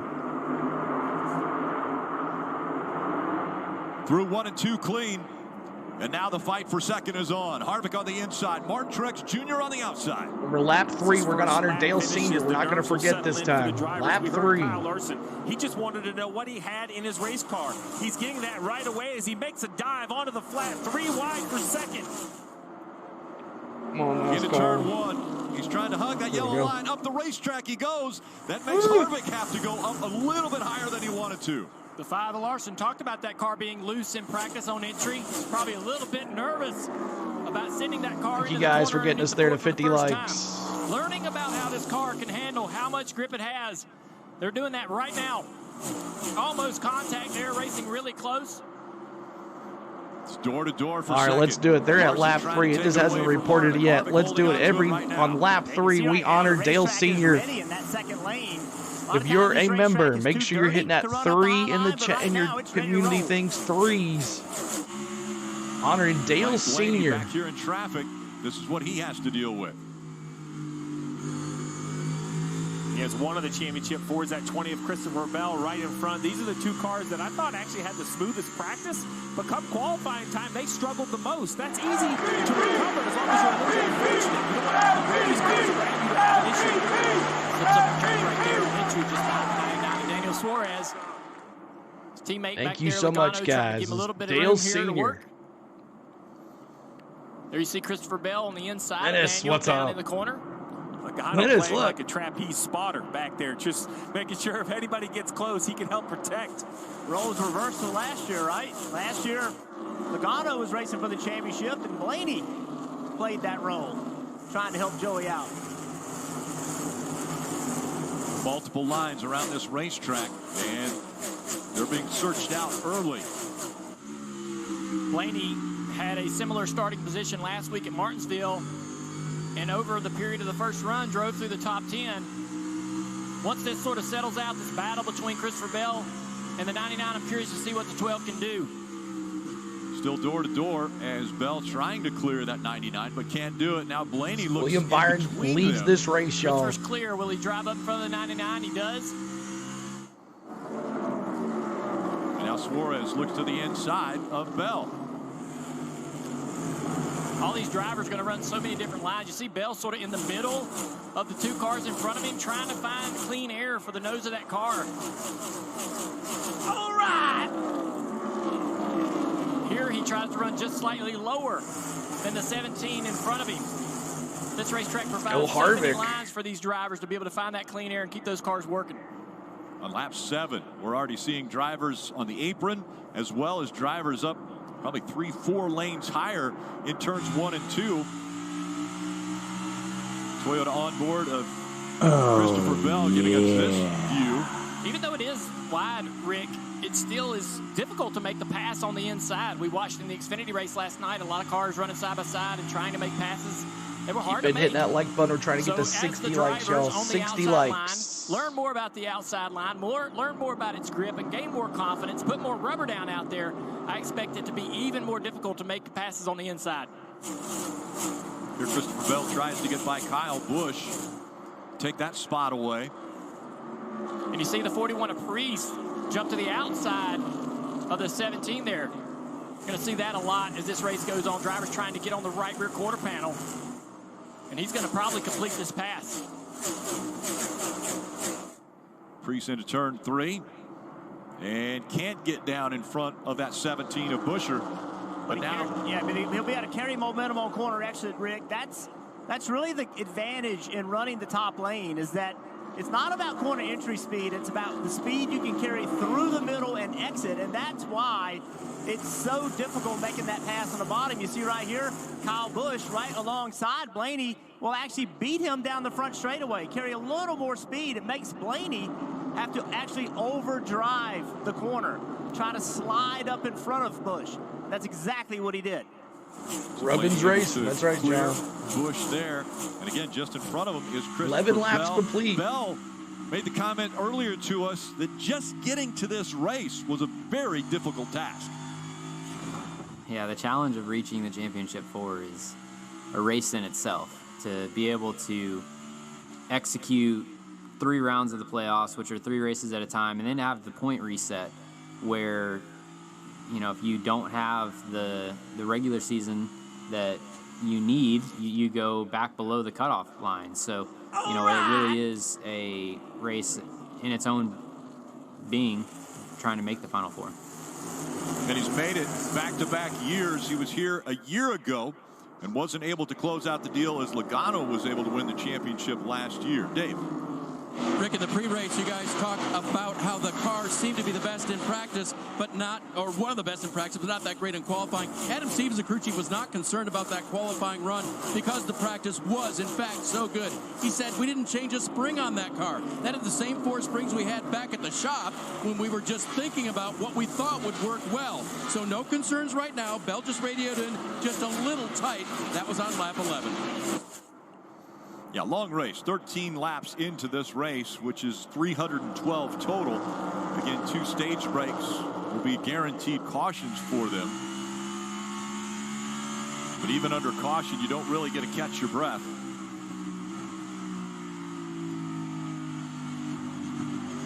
Bell hugging that yellow line right next to the apron. Byron is pulled away, y'all. 17 of Buescher. Byron is pulled away. 2.5. Harvick, Bell seconds. fighting back here in the 13th position. Blaney just a spot behind him. The other 2 Champ 4 drivers are up front. Byron running in the #1 spot with Harvick running second, and Kyle Larson currently in third. William Byron leading the first laps here in this championship race at Phoenix Raceway. All right. Thank you guys so much for tuning in today. Appreciate y'all. I'm supporting a Blaney hat today. Are you shocked? No 11 stuff. I got Denny on the back here, but I got Christopher Bell, Truex Jr., and Ty Gibbs on the back of my shirt. It's a Joe Gibbs Racing shirt. I got Blaney hat on today. So appreciate y'all being here. This will be our last race of the season. We've been here since Speed Weeks, Daytona 500. We missed like 3 races or 4 races. I went to 2 of them, and then I missed the Chicago Street Race, and I think I missed the Bristol spring race. So those are the ones. You look marvelous today. Thank you, Menace. I appreciate that. But we are here live again today on the channel. So hopefully we can get some more folks in here and have some fun. We'll finish this season strong and have a good race. If you don't know anything about us, we do NASCAR here. We've been doing it all season.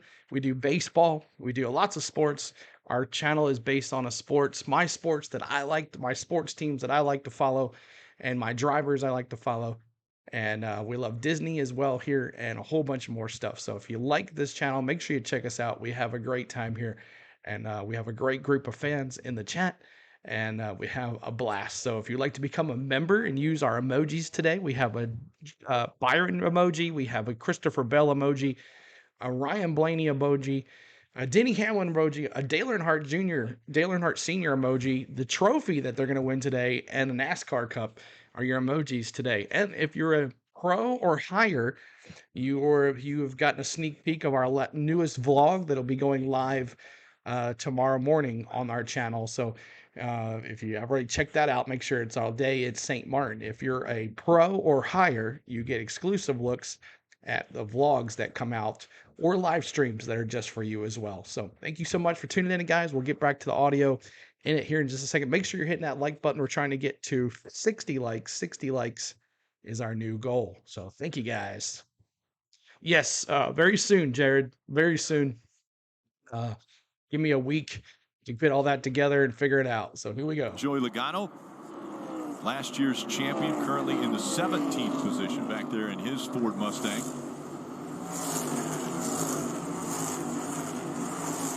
We talked a lot about Bell trying to get by Buescher. Well, Buescher is really on the move as he moves up. Buescher is running the 10th spot. Denny Hamlin with the Coke Zero Sugar onboard camera looking forward at Ross Chastain up there.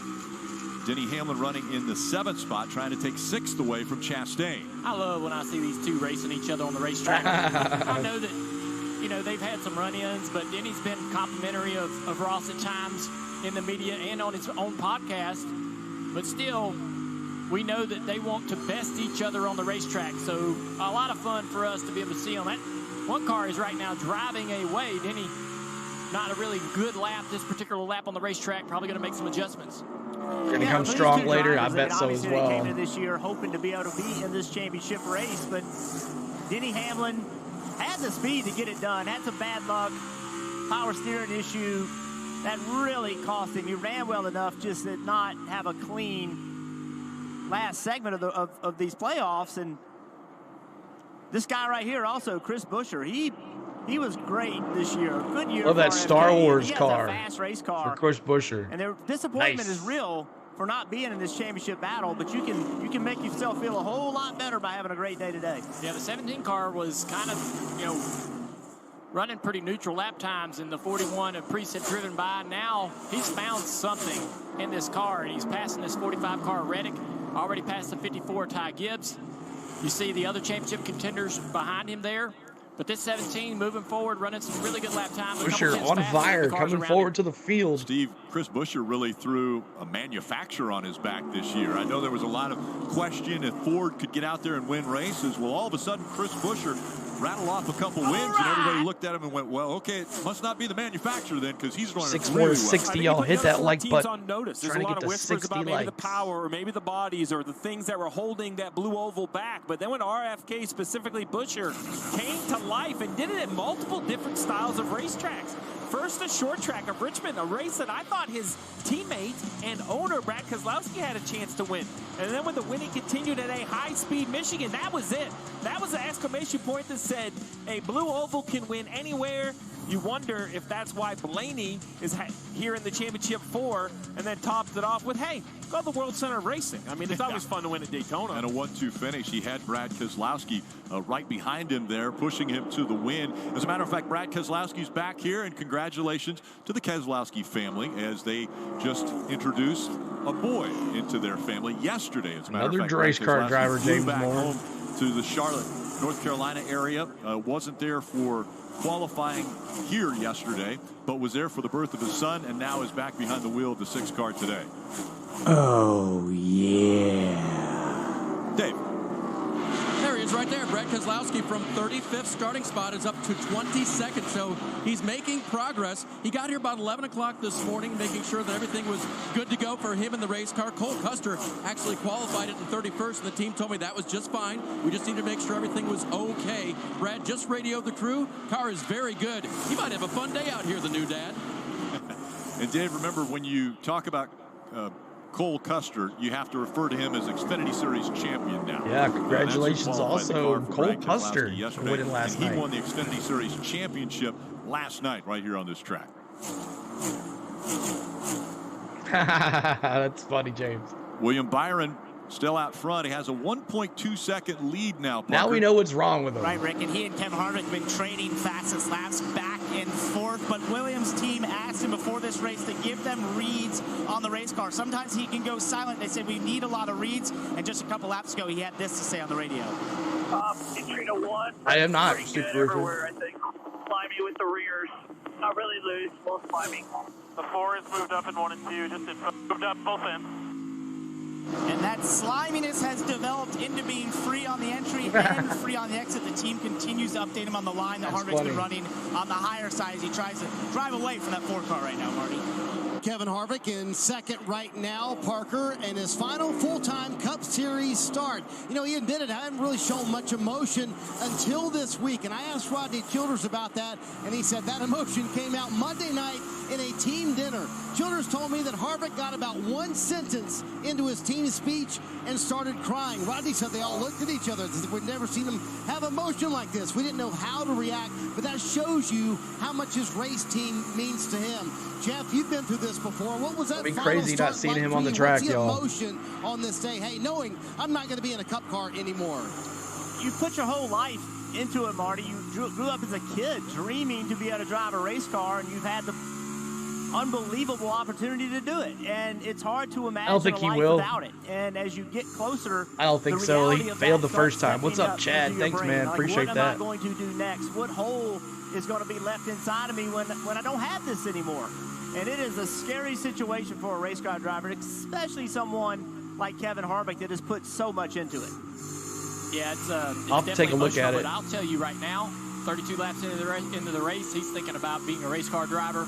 He sees that he's competitive to this 24. He's matching lap times with the leaders. He's at one of his best racetracks. Slow go again. So he's gaining confidence. Thanks, in you a two. season where they've not had a lot to be confident about.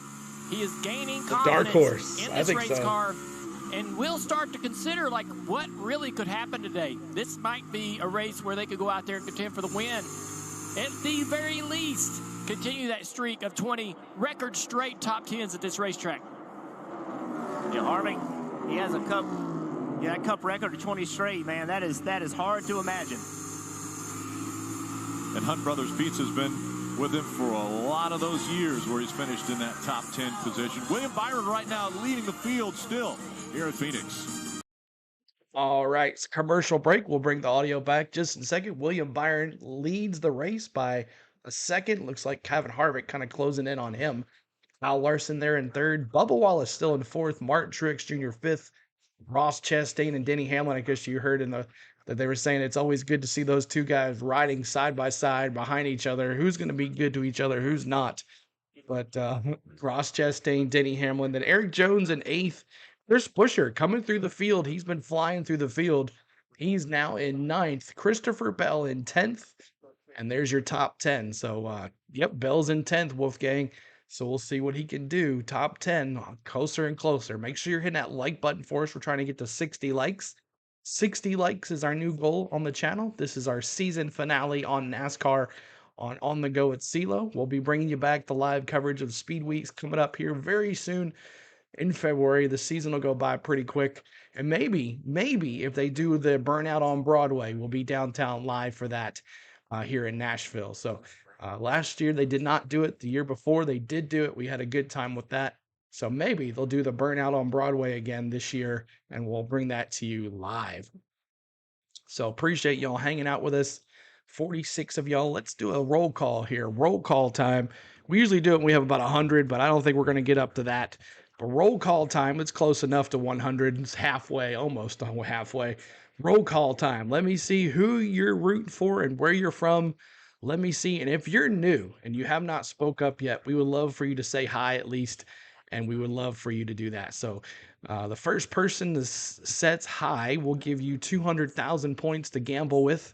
The first person that I have not seen yet talk today will get 200,000 points. So I will try it. Michael Davis, I've been seeing you talk. So what's up? Chad says hi. What's going on? Jared says hi. I've been seeing you talk. I've seen Michael Davis talk. I mean, a new folk. Larson fan from PA, Troy says. Waycross, Georgia, James says. Oh, I guess I'm excluded. Yep. Wolfgang, I know he's going for Bell. Larson, Northwest PA. There we go. Stupid roofer cheering on Larson. So who else is going to speak up? We need one new folk to say hi. And let's see if we can give you some points.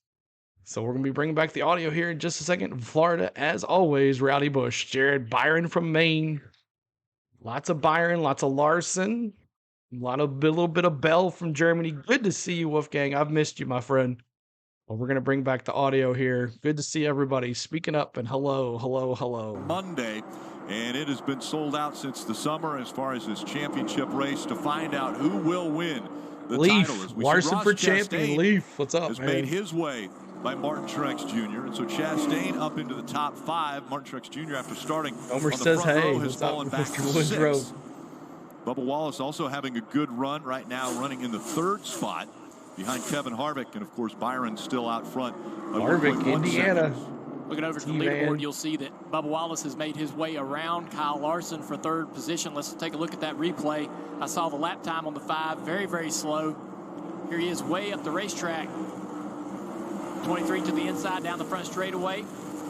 Bubba Wallace had good speed. He's matching the leaders. Down into turns 1 and 2. 5 car still at the top of the racetrack. Bubba's going to clear him right here. So I'm wondering if the balance, the 5 car of Larson was the only driver that we really ever heard comment about the balance of his race car in practice. And so I wonder how this 5 car is driving and if Larson wants some improvements, Marty.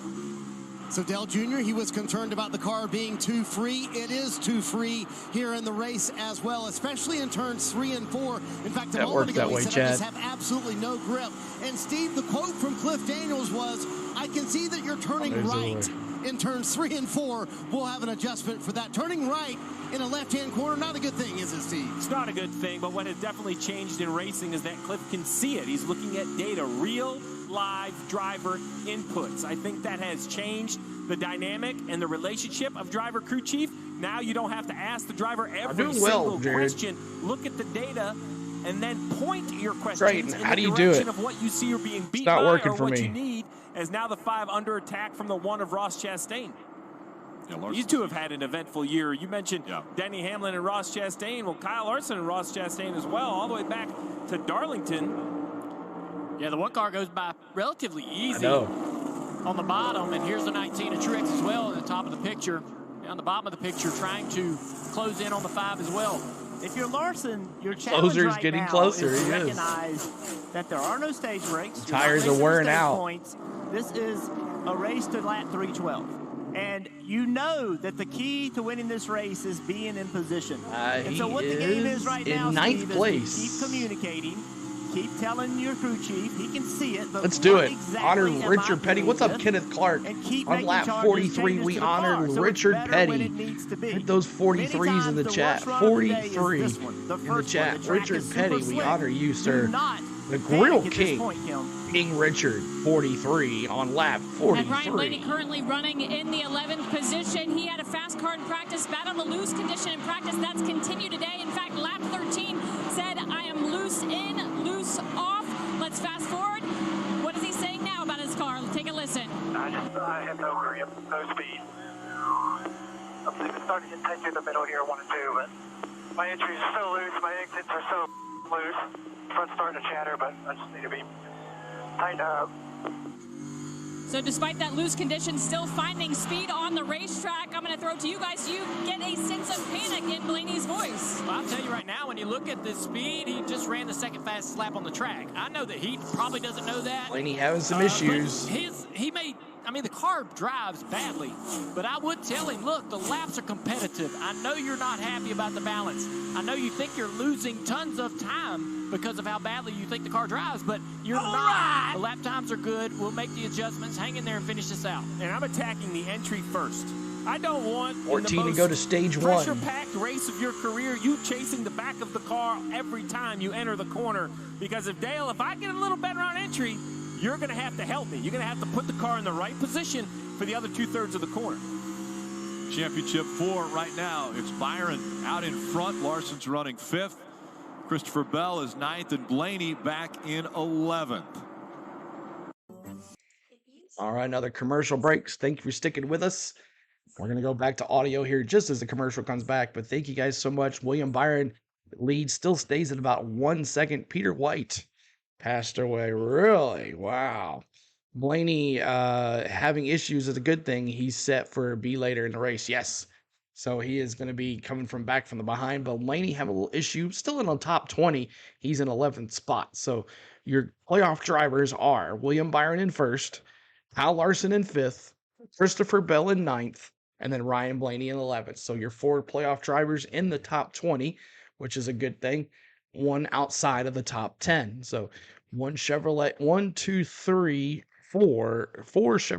in the top 10. 1, 2, 3, 4 Toyotas in the top 10, and only 2 Fords are in the top 10. So thank you guys for tuning in today. Make sure you're hitting that like button. We're trying to get to 70 likes now is our new goal. 70 likes as we're trying to get to 100 likes on the channel.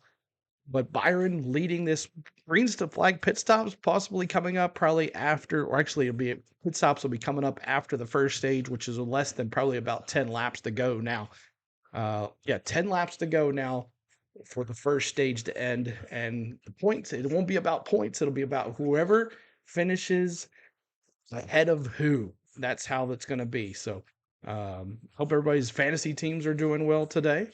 Hope everybody's football teams are winning, and hope your driver wins tonight as we're here in the championship game, the championship race for the NASCAR Cup Series, last race of the year. Byron's been so good this year. What are your thoughts? Yes, Jared, his pit crew was dominant. Remember, pit crew was so dominant earlier in the year, getting him out all the time, and which got him the 6 wins. Most wins of everybody here in the championship 4. And he's out front right now dominating, and he's going to have the front pit stop too, his front pit stall as well. So it's going to be hard to beat Byron. But Denny Hamlin closing in on Ryan Blaney here. Closing in, see if he could pass him. But Blaney trying to stay in the top 10. He's in 10th spot now with Denny in 11th. Looking side by side here in NASCAR nonstop. So we're going back to audio here. Here we go. 4 drivers fighting for a championship here at Phoenix Raceway between Byron, Kyle Larson. For championship, I'll carry that. Blaney. I'm hoping Kevin Harvick wins. In front of the other 3 will be the champion at the end of this race. And burns Phoenix down. There you go. Up top. Bell and Blaney, they've been moving forward. But Marty Larson, he's the one who's dropped back a couple spots since the start. Going the other direction. Is the handling any better on the 5 car? Listen in. Yeah, just no grip, in or off. Yeah, it's in for tight more than anything, right? No, I'm going to spin out. On entry? I'm more worried about exit, probably, but entry sucks too.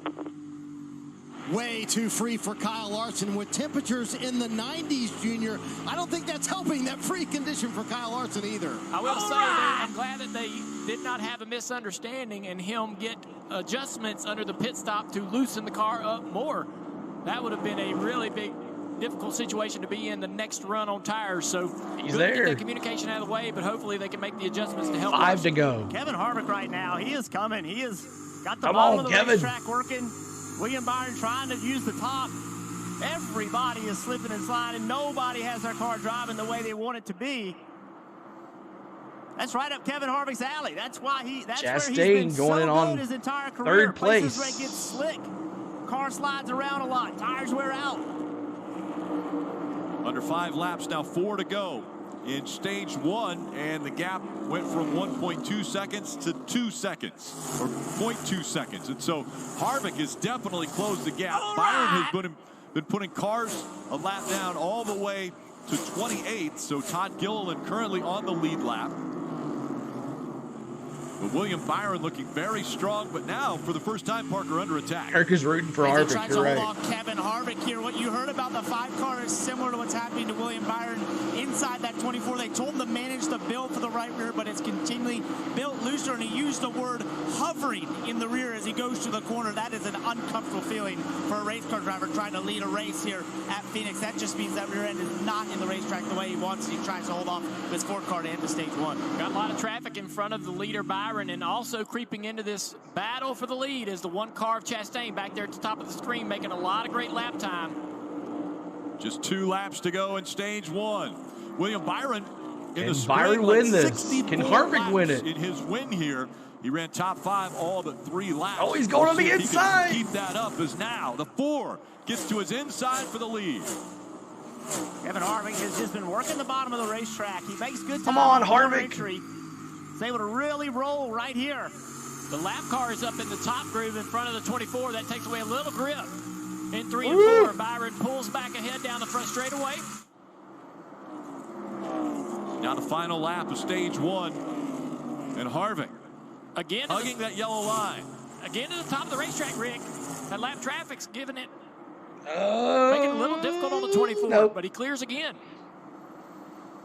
He ain't going to get him this time. Just in front of the 24. Both go down to the yellow line through 3 and 4. And William Byron is going to come out of Byron, forward. congratulations, win stage 1 Ross Chastain. If Harvick wins, you're going to cry like a baby. Heck yeah. Harvick gets second, but Chastain right on his back bumper. Bubba Wallace, Kyle Larson in the top 5.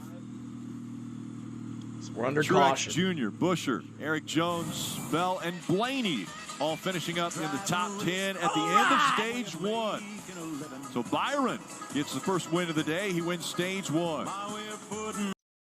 Man, oh man. So stage 1, Harvick almost had him there. He had a strong car at the end there.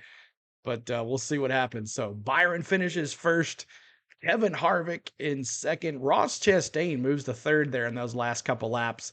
Bubba Wallace to 4th. Kyle Larson there in 5th. Truex in 6th.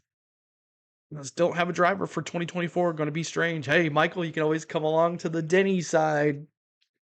Yeah, I know. What happened to Rowdy? Oh, Rowdy, let's see where he's at. Rowdy, he's back in 19th spot. Rowdy's back there in 19th spot. Right there with Chase Elliott and Keselowski and Logano. So pit stops are going to be coming up here. And looking forward to showing you a little bit of that. Pit stops on the channel, and we'll show you the start of the race next.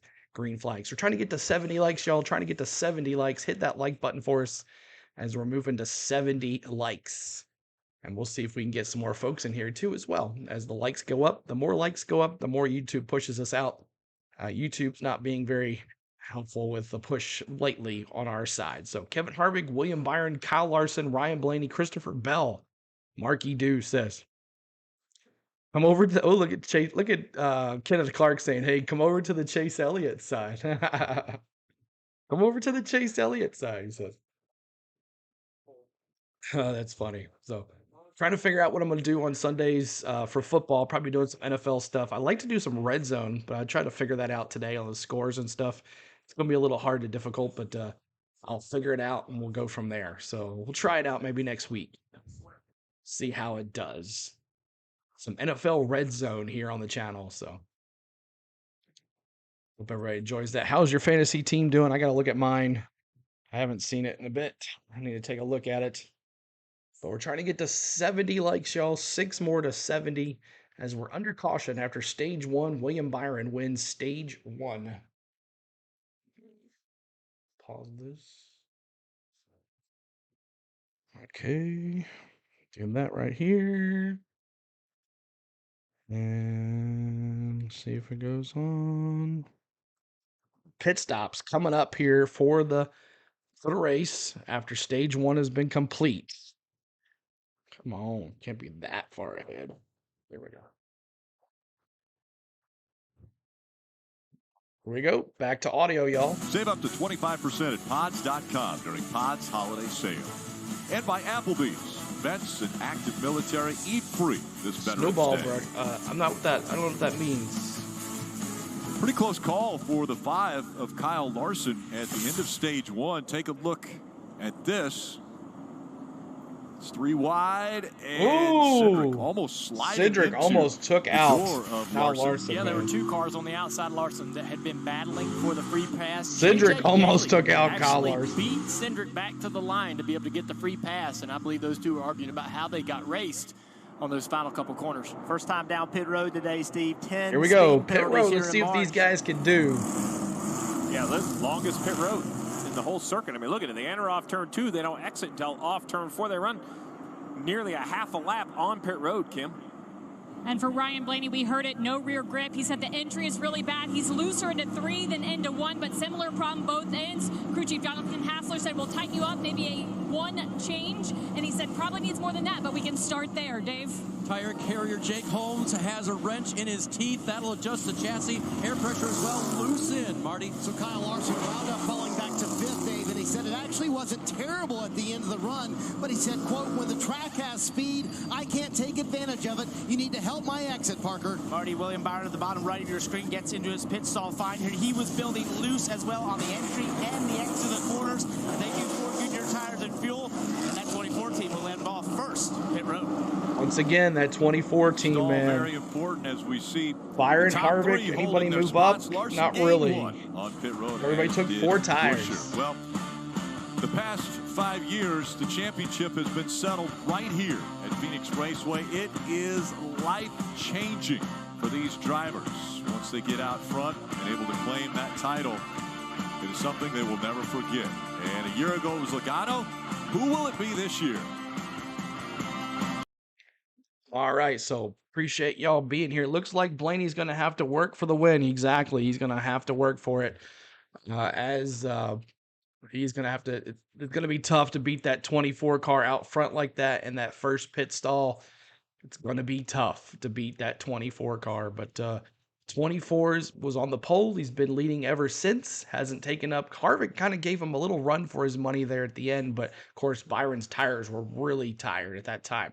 So I might just pull for Blaney. He seems like a good driver and has good drive to him. Yes, Michael, he's my second favorite driver. If Denny gets out of the race, I start listening to Blaney on the scanner. And that's why I have a hat too. He is my second favorite driver, Blaney. So good to see him after last year's no wins at all. Almost won the Daytona 500 not this year, but last year when I was there. Of course, we did a whole week vlogs on those. So make sure you check those out on our channel. Those are available too. We did some live streams from the Daytona 500, not this year, but last year. So, yeah, Ryan Blaney is my second favorite driver. So, let's take a look at the polls for who's going to win this thing. Kyle Larson, Ryan Blaney, Christopher Bell, and I don't see the other one. Let's see. I can't see the other driver. Where is Byron? He's in there somewhere. I can't see the thing. So, plus, sounds like he has some handling problems with his car. Yes, so he's working on some issues, but hopefully they can figure it out and get him all 4 drivers in the top 5 at the end of the race here. But William Byron in first. The other playoff drivers, Kyle Larson, he's in 4th. Ryan Blaney in 8th, and 9th is Christopher Bell. So all 4 playoff drivers in the top 10. If you have any questions on anywhere any cars are, just ask me. I'll scroll through the field to let you look for those are. But if you have any questions about anything or any comments or any suggestions, I would love to feedback and I'd love to help out to make this experience even better. So we've had some good races, some crazy crowds here. And today, kind of small, but that's okay. So thank you guys. Back to in-race audio on the NBC broadcast. Visit NASCAR.com/fantasy, where you can select the fantasy icon on the mobile app leaderboard to make in-race changes. Well, we're very lucky to have Parker Kligerman as a part of our broadcast team because just yesterday, Parker, you are out here on this racetrack fighting for positions in the Xfinity Series. Yes, Rick, and one of the things you will see on each and every restart here at Phoenix is these drivers cutting the dog leg behind me. Now, there is nothing that can prepare you for how violent a moment that is in the race car. Yesterday in the race car, multiple times, my head felt like it was going to be, my helmet was actually bouncing on my head. Your head will knock between the headrests as you go through there, and the earlier you turn down from the start finish line, Michael, the more violent it is, and then you have to rejoin the track, guys. It's incredibly tough as these drivers go through there, and it's just nothing will prepare you for that moment that you hit into the ground for the banking. It's intense, Junior. Yeah, we're watching right on board with the drivers as they're going through this process. The other thing that it presents is down into turn 1, there's so many cars that are in different grooves. That makes a great driver when he can muscle his car to the front. You're right, Rob. And are you clear to move about, right? Are you going to get clipped by a car going high or low? We see contact almost every single restart getting down into turn 1. But the traditional line through 1 and 2 tends to prevail off of turn 2. That's really where things sort themselves out. Well, thank you so much, Rowdy. The bottom, they're taking a gamble that it's going to work, but often they lose a lot of momentum on corner exits. So just looking for 70 likes, y'all. 6 more to 70. Hit that like button for us as we're trying to get to 70 likes. And hit that subscribe as well. We're going to go back green flag here. Green, green, green. Here we go, y'all. 25-year-old William Byron going for his first championship. Harvick with 9 wins on this racetrack. Here we go, green flag, baby. Let's go racing, boys! On this racetrack. We'll see if he can hold on to the lead as we get underway with stage 2.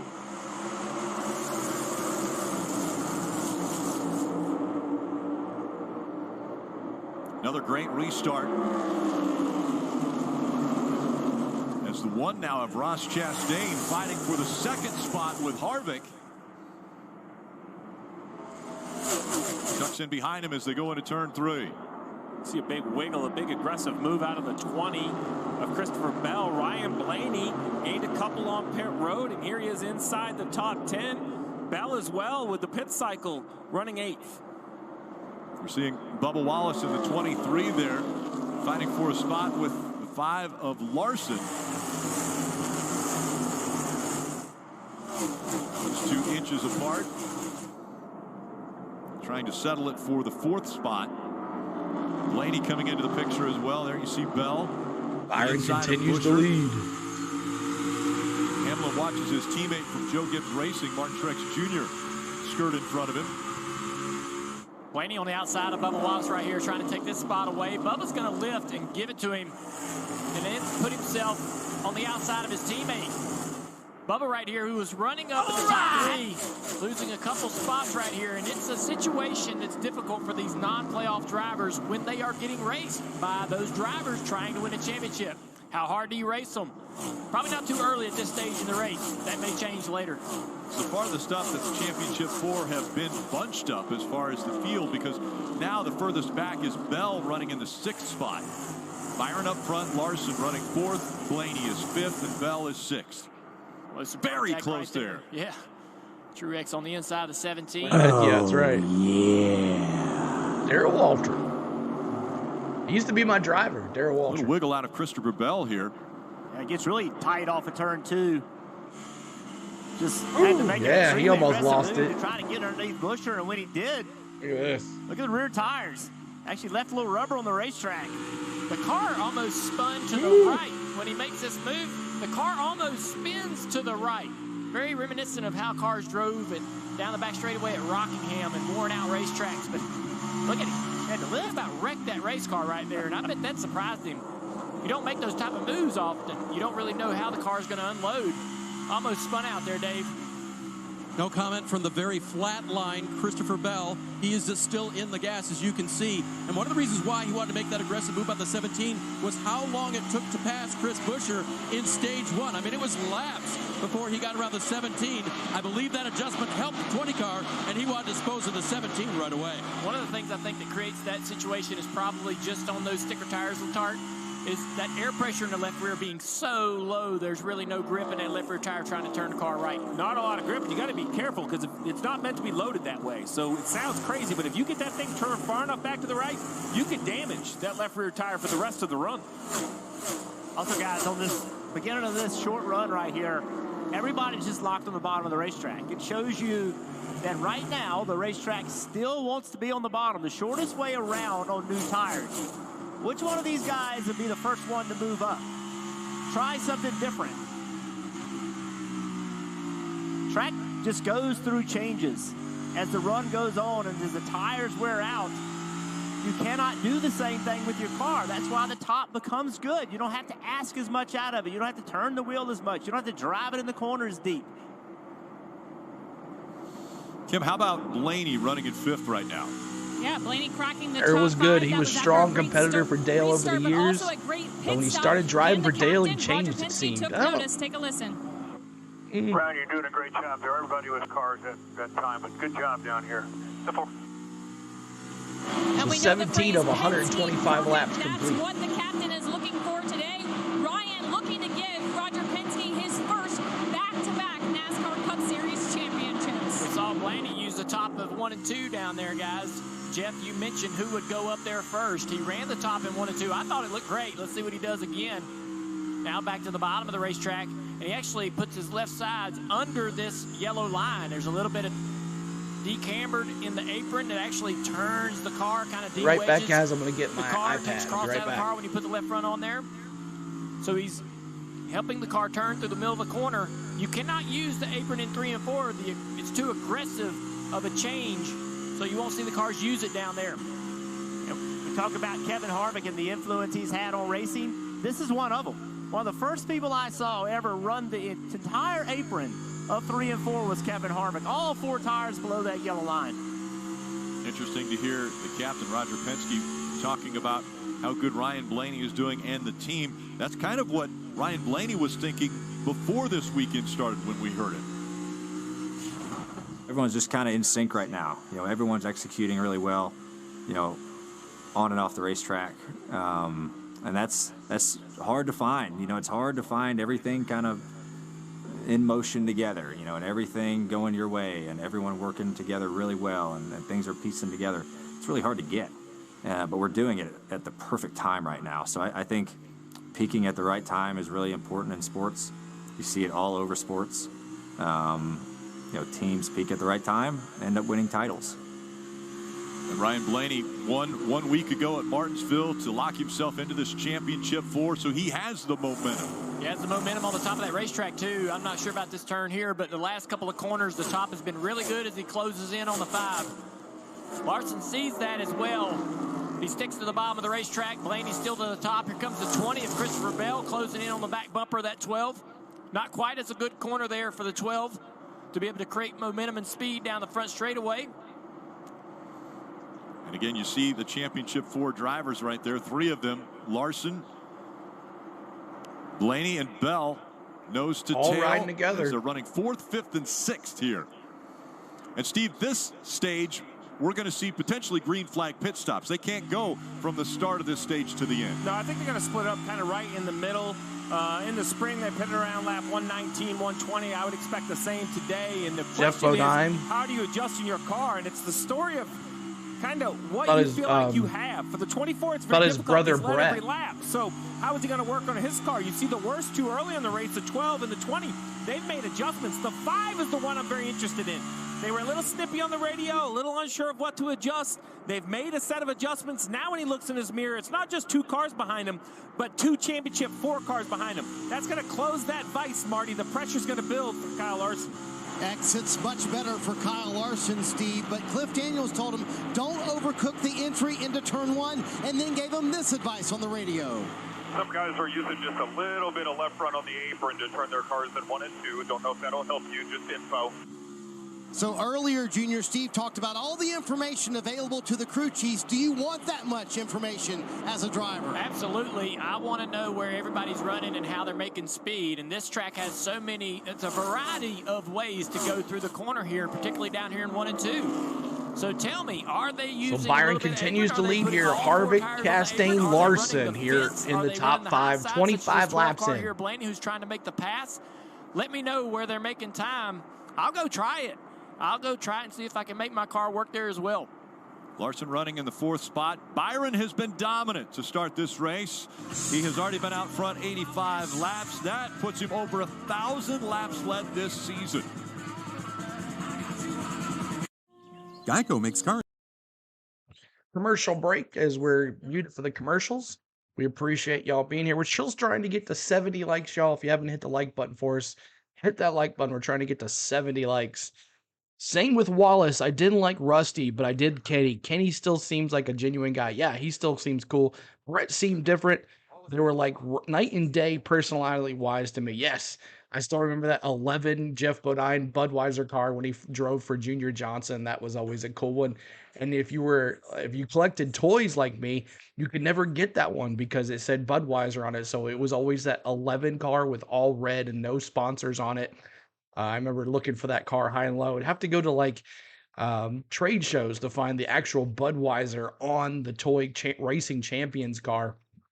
But I remember that one. But I have lots of racing champion cars, and still have them in a box. So, but I still remember that Western Auto 11. And speaking of the 11 with the 17, sorry, the 17 of Darrell Waltrip. So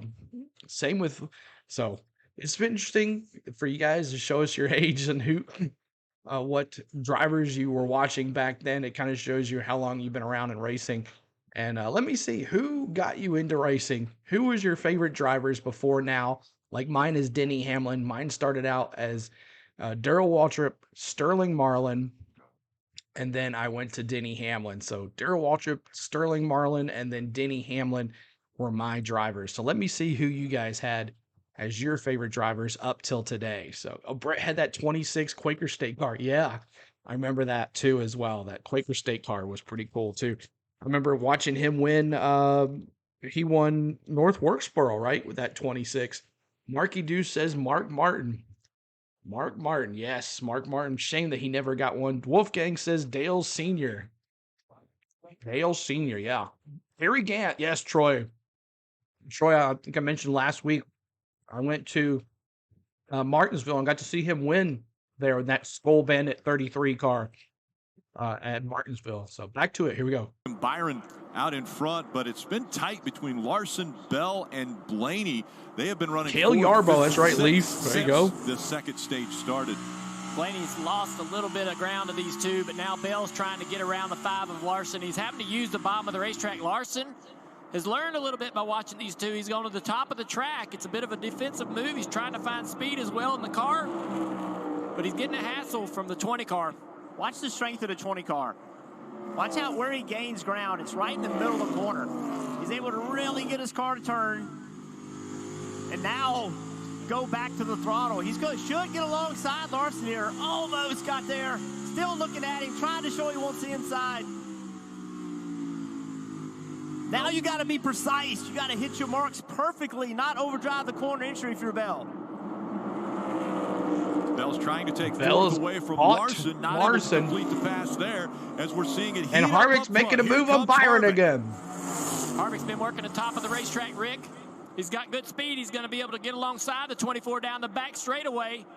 Byron allows this to happen. Byron sees this coming. He's like, man, I'm not going to drive hard trying to keep you behind me. I'll let you go. Maybe he learned something from this 4-car.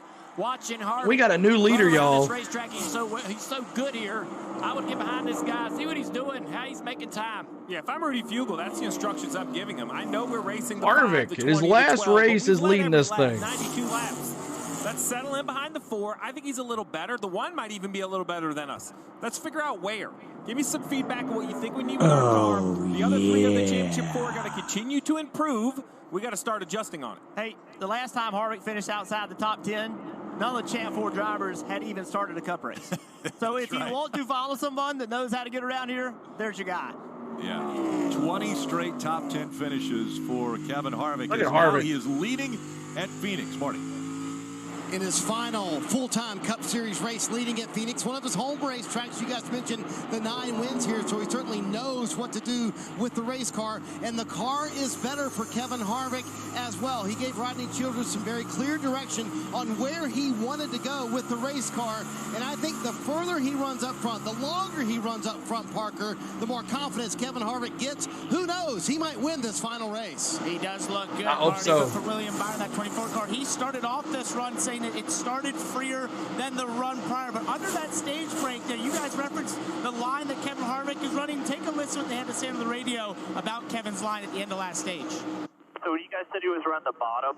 Was he running under the line or running on the line? When he was running the bottom, he was running the line. He was not under.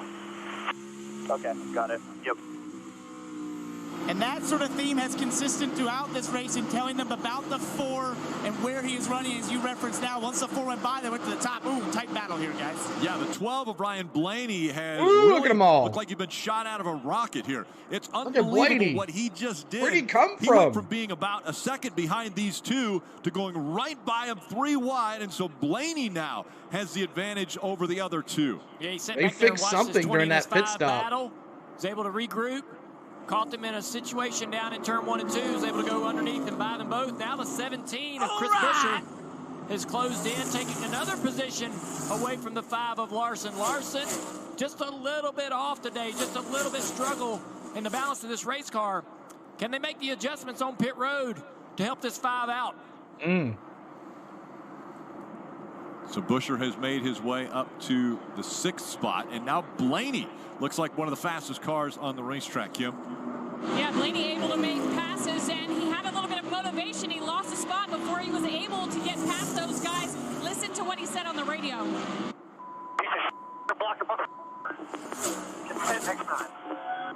All good here. 1 lap at a time. They did tell Blaney to calm down. We talk about Ryan Blaney having a short fuse. Sometimes that works against you. Sometimes, again, it's motivation, perhaps motivation in this case. This may have been what he was talking about. The frustrations coming out of the radio for Blaney. Well, the drivers have learned a great skill. This is just short track racing right here. There's nothing unusual about that whatsoever. But the drivers have learned the skill of putting their car where others want to go. Take their line away from them. Take the air away from them. They call it air blocking, and that's what he was upset just about. a little bit. Yeah, the cars depend on so much downforce underneath in the underbody area. So when you drive across the nose of a car, it just takes away tons of downforce all at once. So it is a defense tactic to try to keep a car behind you. But on the long run, this 12 cars look good in practice. It's looking good right now. The 5 concerns me a little bit as the run gets longer.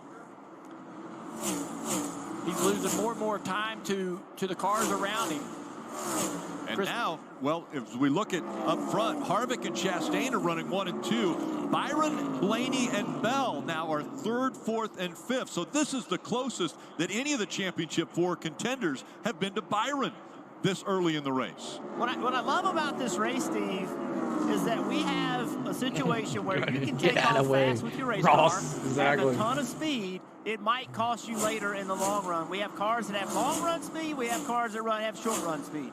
Yeah, and now the question is, how's the race going to fall, and what do you want to have? How are you going to adjust it? Long runs so far, but if we get the short sprints at the finish, who will overcome? Now, last week at Martinsville, the strength of the 12 was the long run, and we finished with an extended 160-lap run at Martinsville, and Blaney made them pay. The question is, what will we have today as we see Bell still kind of stuck behind this second. There you go. Brakes are hot. You hear the information. Yeah, he got right up to the back bumper of that 17 of Chris Buescher. And Buescher even was a little bit loose. So, Steve, probably 15 laps away maybe from... free in that same spot. The adjustment was really good, though. You like the adjustment he had to say? About 14 or 15 laps for a pit stop. We see Blaney, that long-run car, is now easily closed down the back of William Byron. I don't think William Byron has much to defend with here. Trying to take the top spot of the championship four as we look on from the Advanced Auto Parts onboard of Ryan Blaney. Can Blaney be the first one to move in front of Byron? Take your time with him. Take your time Roger with him, Penske he says. Giving him a little advice. Well, I don't think he's going to have to take his time. I think the 12 just has way more rear security than the 24. He can attack the corner. He can power up better from the bottom. Byron's going to run side by side, but I think it's only a matter of time now for the 12 to be able to roll past the 24. Heard Blaney get frustrated with the other two Champ 4 contenders. Now, will he be frustrated with Byron? Remember, William Byron started worse Side than by all side. of the championship four. Started in 15th after qualifying. And, sorry, Blaney. And We're trying to get to 70 likes, y'all. Hit that like button. 5 more to 70. Hit that like button for us. 70 more likes to go. But he just can't clear that 24 right now. Both of them running very high. That's what makes this racetrack amazing. On old tires, drivers running different lines, especially using that high line at this racetrack. Now I think the 12's in a great spot. Finally cleared him there. He's going to drive up the racetrack. Nothing Byron can do about that. And Byron and that Exalta onboard looks as Blaney has now taken the spot as far as the championship four. Remember, whichever driver finishes in front of the other three competitors is the champion. Blaney now on point of those four. All right, so Ryan Blaney now is in the lead for the championship with Byron in 4th, Larson in 6th, and Christopher Bell in 10th. So thank you guys so much for tuning in. We're trying to get to 70 likes, y'all. As I said, we're trying to get to 70 likes on the channel. If you could help us out on that, that would be awesome. So appreciate all of y'all being here. We'll bring back the in-race audio here in just a second. If you can share the stream out on your social medias and talk to people and tell people, hey, watch the race here. This is fun times. But thank you guys. And if you see some bots showing the race, please report them to YouTube. Maybe YouTube will shut them down and a whole bunch more will come in here. So if you're a member, make sure you're using those emojis today. I got all the championship driver numbers available, plus some other things as well. You can become a member for 99 cents. Pretty cheap. 99 cents is about a case of a Coke at McDonald's or a large fry. So not too bad. And you get to experience the emojis for the rest of the month. I'll be trying to change them up per stream on what's going on, especially if we do different types of sports. So tune in here very soon. We'll be doing some hockey. Oh, we got a caution. Let's see. They'll be bringing it back here in just a second. We'll see what's happening. The caution is on the track. Of course, there's no side-by-side, so I don't see it. But they'll be bringing it back here in just a second to let you know what's going on. The caution, Chastain just dropped back 2 seconds on Harvick. Wonder if he slipped. Oh, maybe 3 seconds now. So I don't know if maybe Harvick is way back or we'll see what happens. As there's a caution, we'll see what happens here.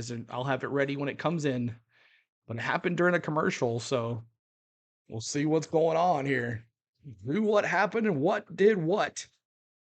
But there's a caution on the track. Wonder if we'll have some pit stops again for tires. We'll see what happens. Bell wrecked. Oh, no. No. Christopher Bell. Yeah, he's not in the top 10 anymore. Oh. And the first of the championship four to be eliminated is going to be Christopher Bell. As he got into the wall, he's been talking about brake problems. Oh. Man, oh man. What's up, Mosh?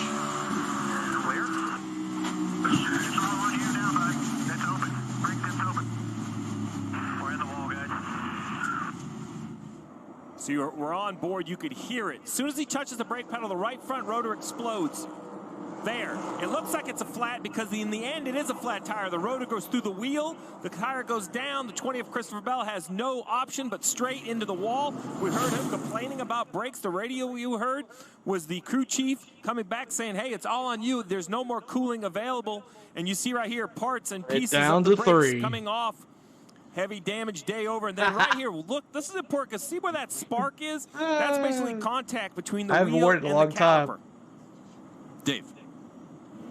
Yeah, Steve's right on the broadcast. We heard him say the brakes are too hot, and then he radioed back to crew chief Adam Stevens, I'm going to need brake help. And that's when Adam told him, I believe that was not on the air, that you have all the cooling you're going to get. The brake ducts are open. And he said it was on him. Unfortunately, it was close after that. The Christopher Bell had the problem with the brake rotor. That sucks for Christopher Bell. Wolfgang, if you're still here, that sucks, he's done, but right now just sitting on pit road. They wanted to put a tire on it so he could roll away. I can't imagine what he's thinking as he sits there, right? For the second year in a row, he's made it to the Championship 4, and now the opportunity taken away with a mechanical. Field on its way to their pit crew, Kim.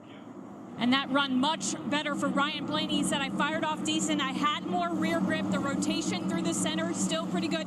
We are definitely moving in the right direction on this car. He told his team 4 fresh Goodyear tires. So no, go fuel, Marty. Kevin Harvick pits from the lead here at Phoenix in his final full-time Cup Series start. To the car was just a little bit too free. They're going to make a small adjustment to tighten him up. Kyle Larson, who fell back to 7th, said his entry was way better. What's up, Andrew? In fact, it was great, he said. It just won't turn the center now. They're going to free him up just a little bit, Parker. And after leading 92 laps, William Byron will pit from the 4th position, the bottom right of your street. He talked about the car just getting super loose on him and losing the speed in traffic as he'll be in the top 5 on exit. So Harvick. Pretty good stop for William Byron, Buscher, Larson, all gaining a spot. But the first of the Championship 4 to be eliminated is going to be the 20 of Christopher Bell. The brakes explode on the right front, and Bell's championship hopes go up in fire. Oh, man, that sucks for Christopher Bell. He was doing so well in the top 10.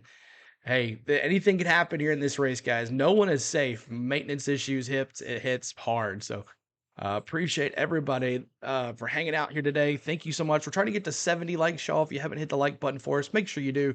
70 likes is our new goal here on the channel. So appreciate all the love today, all the year long. Thank you for all the love. We've had some huge streams here, and it's kind of quieted down toward the end of the year, but that's okay. But we've had so many friends. We've met so many friends. We've gotten so many subscribers from every race. And it's all because of you guys sitting here watching the race, hitting the like button, commenting during the race, talking about stuff. And I appreciate you guys. So this is our season finale on the channel for racing. We'll be back next year for the Daytona Speed Weeks, and we'll go from there. So thank you guys so much for everything. So keep on hitting that like button. We're trying to get to 70 likes, and we'll move on from there. The 43 and the 38 must have took 2 tires, just fuel, as they've moved up. I didn't see just no 2 tires at all on the list. But we'll see what happens. But Kevin Harvick, Ross Chastain, William Byron, Chris Buscher in 4th spot, Kyle Larson in 5th. So it's down to 3 drivers now. It's down to 3 drivers now. Man, oh man. So I'll end at the end of stage 2, I'll end the poll, and we'll see what happens on who is going to predict who's going to win this thing. So 3 more likes to 70. Appreciate everybody joining in today on the go at CeeLo. And stay with us. We're going to be letting you listen to the NBC broadcast here on the channel. And we'll show you some instant replays of something if crash happens or restarts or anything like that. So hope you have fun. Stick around. Have a good time. And this is a driver-friendly, fan-friendly chat. So if you guys can chat and cheer on your drivers as well. So we've learned a lot of different drivers. We've learned that the rowdy crowd is always around no matter what. They're always here hanging out.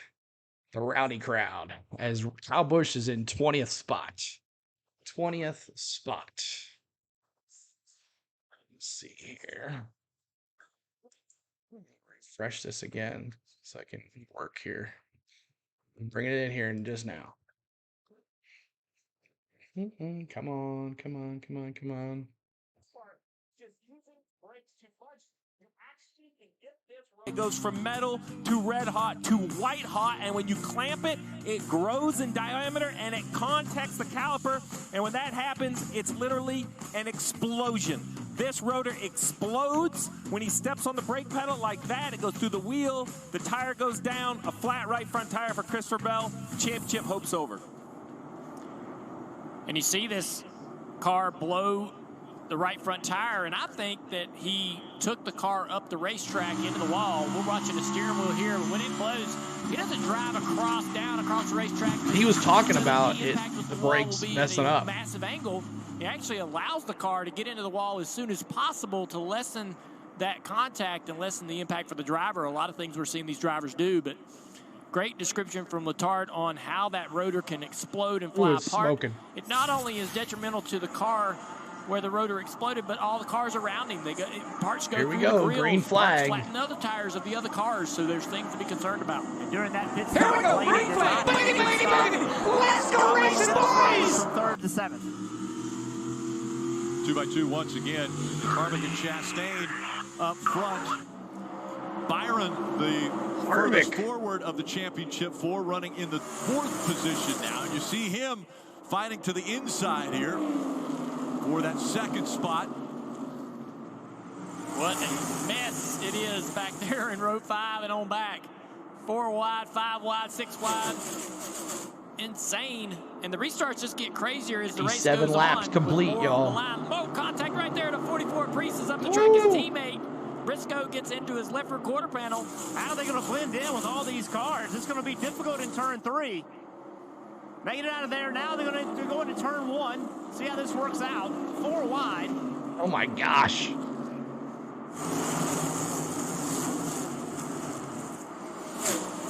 Everyone jockeying for positions here from 15th on back. And with Chastain leading, Harvick 2nd, Buescher 3rd, this championship race already has a different feel. You mentioned at the start of the show, Rick, 9 years the champion has been the winner.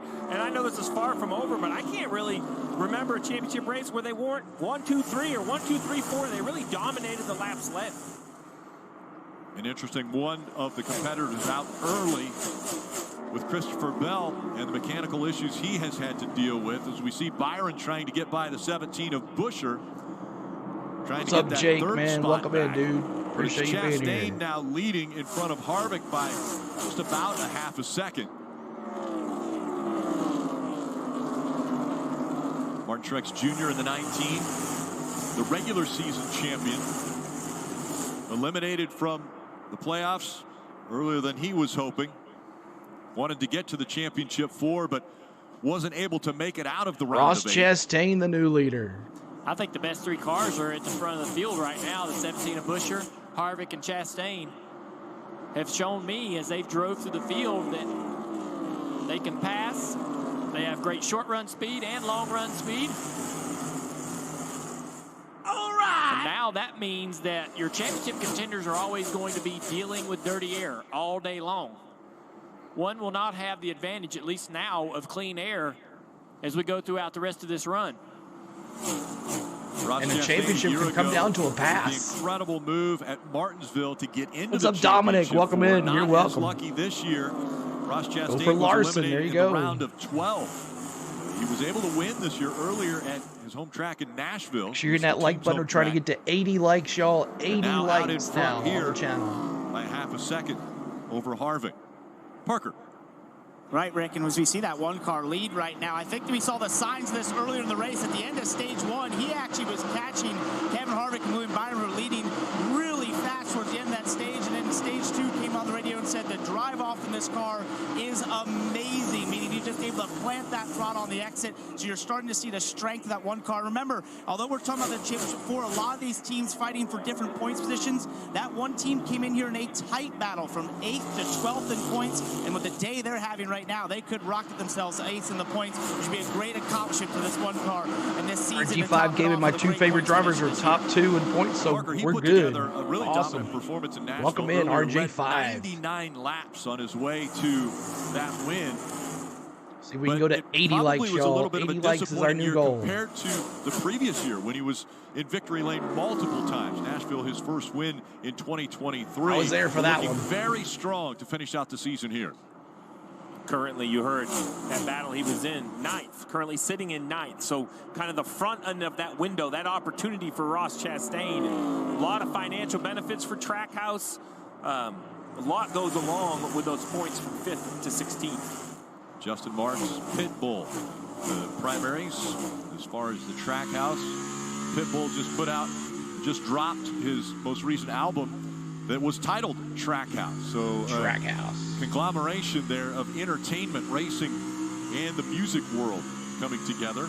As we ride along with the Advanced Auto Parts onboard camera of Ryan Blaney as he chases down the 5 of Larson. Yeah, he's moved this high side here, trying to make something work up here. He's been here before, behind this 5 car, trying to work his way around.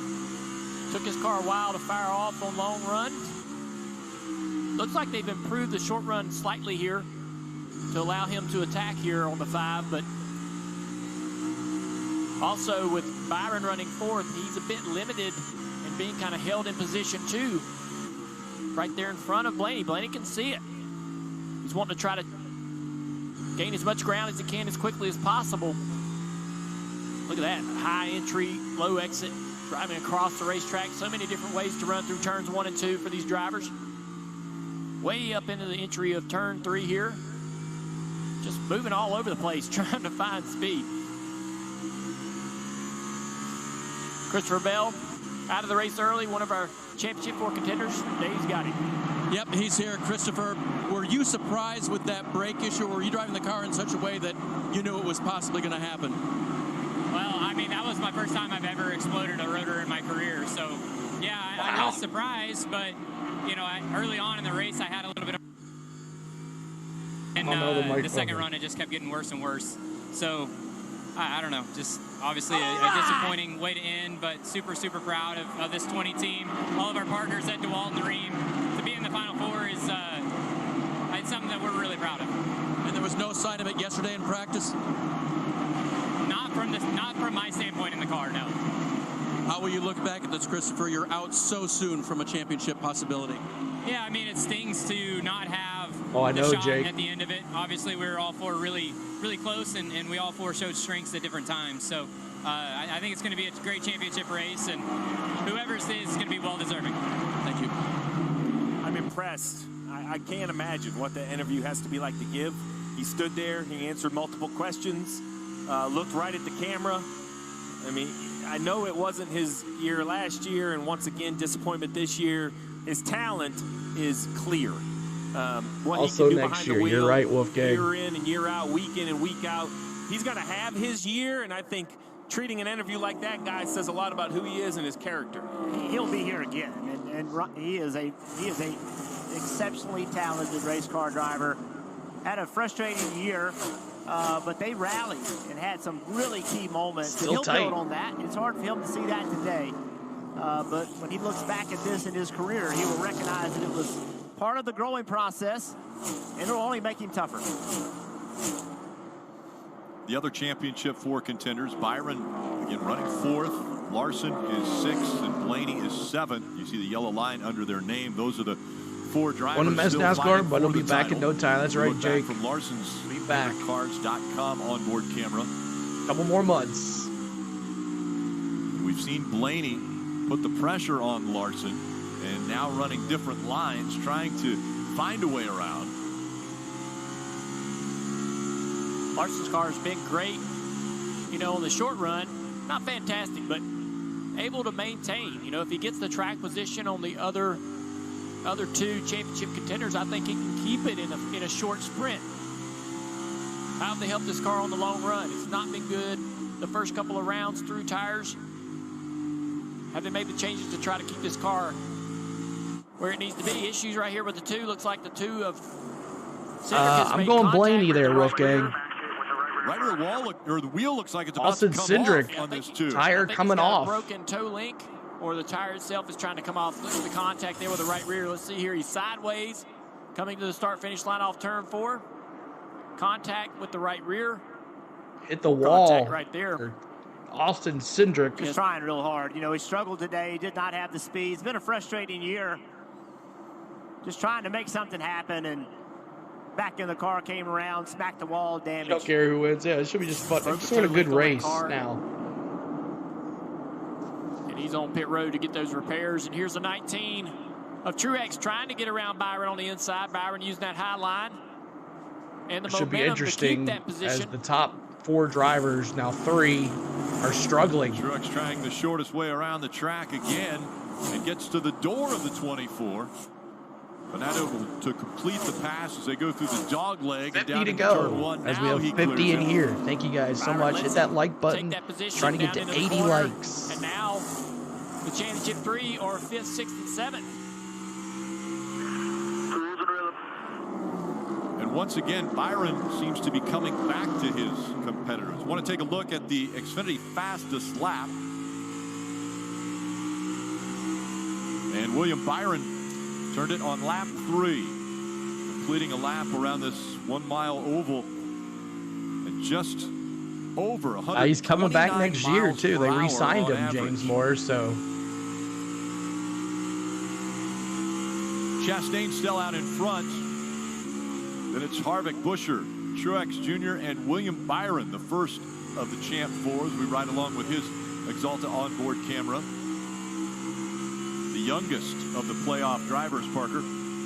Yes, Rick, and I'd love to give you an update as to what the handling of that 24 car is, but William has been silent on the radio. And Jeff and Dale, I want your opinion on this, because I have this same tendency. You get back in traffic, you get focused on driving that race car, you go silent in there, not talking about it. Rudy Fugel told me he's been asking William to be more communicative in the race car throughout the stages, what's happening, instead of just dumping a bunch of information underneath a caution. And right now, as he falls back, and since he's been in traffic after leading 93 laps, he has been absolutely that rainbow car. Radio.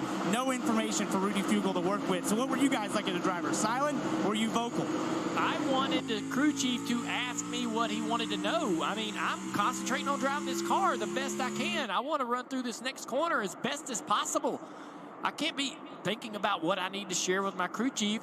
I mean, ask me what you want to know. That's right, Dominic. I will tell you happily, tell you how the car's driving, but I'm going to be solely focusing on trying to get the car around the racetrack, particularly as I'm losing ground and losing positions. I'm going to be trying to move around and find a better line to run. But I know I need to give my crew chief information, but I need him to sort of pry that out of me, ask me what he wants to know. Did you feel the stare, Jeff? Did you feel the stare from here? Because I want to hear what he had to say to that question. Well, when I get my answer, there are a lot of crew chiefs going to stare as well. But I like to give 26 likes away from 100. Hit that like button for us.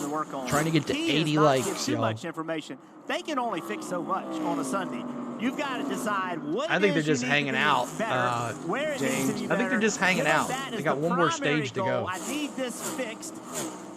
I'm dealing with this other issue, but I can deal with that. I need this right here fixed if you want me to go faster. The 22 of Joey Logano, last year's champion, had this happen to him earlier. We just saw Cindric get into the wall and break a right rear toe link. Well, this is the 22, kind of straight up into the wall. That's the entry into. It's another Penske car having car tire troubles. Pretty hard contact, and that's the second Penske car. Cindric break the toe link and the 22 didn't. Well, welcome to what the drivers and the teams wonder. It's just so. I was Blaney, I'd be scared. Right, if you hit it pretty flat, you got a chance. If you hit the front or the rear of the wheel, it kind of breaks that toe link. Here's Logano here. Still working his way around the track, was running 14th when that happened, but everyone chasing Ross Chastain now here at Phoenix. There it is. So we go to a commercial break. Thank you guys for tuning in here tonight. Appreciate it. On the Go at CeeLo is the channel name here. We've been doing NASCAR racing here on the channel every Sunday since the Daytona 500. We missed about 4 races, but we've been here strong every week for you guys. So make sure you hit that subscribe button. We'll be back next spring for the Daytona Speed Week. So thank you so much for everything. Keep on hitting that like button. We're trying to get to 80 likes on the channel as we are into stage 2. And we got 170 laps total to go. But I think there's not too much laps left here in stage 2. I think the 3 drivers that are remaining that are running together there in 5th, 6th, and 7th are just kind of logging laps here. What happened to Bell? Eric, he blew a brake brakes are blown, and he nailed the wall. So he is out of the race, Eric. Out of the race for Christopher Bell. I know Wolfgang is devastated. He's our resident Christopher Bell fan here in the chat. So I'm so sorry about that, Wolfgang. But man, Bell's tires. So, but I've seen two Penske drivers have issues hitting the wall. So we'll see what happens with Blaney. Woohoo! This race is great, Rob says. Bell's tire exploded. You're correct. That's what happened. So we'll be bringing back the in-race audio here in just a second for you guys. And we're almost at 80 likes. Appreciate y'all for the love today. This is our last race, a season finale, as after stage 2, we'll end the poll. And we'll go to stage 3. But make sure you're sharing the stream out, hitting the like button. Go to our Facebook page. Like that post as well on our Facebook. We have social media. On the Go with CeeLo is my Facebook page. CeeLord16 is my Twitter. On the Go with CeeLo1 is my Instagram. And On the Go with CeeLo is my TikTok. So make sure you follow me, like me, subscribe me, everything you need to do to follow me. Saul Braves probably going to go decide on Rosario option. We'll see. We'll see what happens. I'm also, Jake was talking about the Braves. We are a big Atlanta Braves channel as well. We cover the play-by-play for the Major League Baseball team, the Atlanta Braves. We had a great season there as well. So we're in the off season for both of those. But we're looking to get into Nashville Predator hockey, NHL hockey, call play-by-play during the week. And then we're going to be looking at some NFL stuff next Sunday. So we're back to in-race audio. Fans, make sure to download the official app of NASCAR. You can follow the race action with free live scoring. There's also in-car cameras and a radio broadcast. You can also upgrade to premium access for driver audio channels, which, by the way, right now, the 12 audio is spectacular. Search NASCAR in your app store and start a free trial today. The Champ 4, yes, it started as 4 and down to 3 now as Christopher Bell, the right front rotor, exploded on that car, and he is now out of contention and out of the race. William Byron is the furthest forward of those championship 4, with Larson right behind him and Ryan Blaney behind Larson. And Blaney has been working diligently to try to get around this 5 of Kyle Larson, but has not been able to complete the pass. I feel like that if he could get by the 5, he would drive right to the back bumper of the 24, and it's so frustrating because he knows that too. I don't know. And Larson's not doing anything wrong. Larson is running the bottom of the racetrack. Now Blaney trying to get to the outside here. He's finally going to get there now. He's got great momentum down the front straightaway. My side. In position to finally make this pass happen. Larson fighting back on the inside. Blaney has him where he wants him now, though. Going to beat him on corner exit pretty easily. He actually kind of washed up on corner exit, had to lift. Thought he was going to, thought he was going to beat him as well pretty easily, but both cars kind of struggled on that exit there. But so he's still right here on the outside, struggling to finish this off. He's like, man, I just got to get one good corner, and he's had 2 bad ones. Allowed 34 laps to go here in stage 2. Hit that like button, y'all. Tries it again. We're 33. And again, Blaney probably has heard, maybe not, but 2 of his teammates, with Austin Cindric and Logano, both had gotten into the wall. Yeah, I would be surprised if they gave him that information, Rick, but you know, just to let you know, I think you would assume he talked about how loose his car was when we watched the battle for second place. Buscher going around the 4 of Harvick, and just momentarily in the screen there's the 1 of Chastain, not too far ahead of these 2.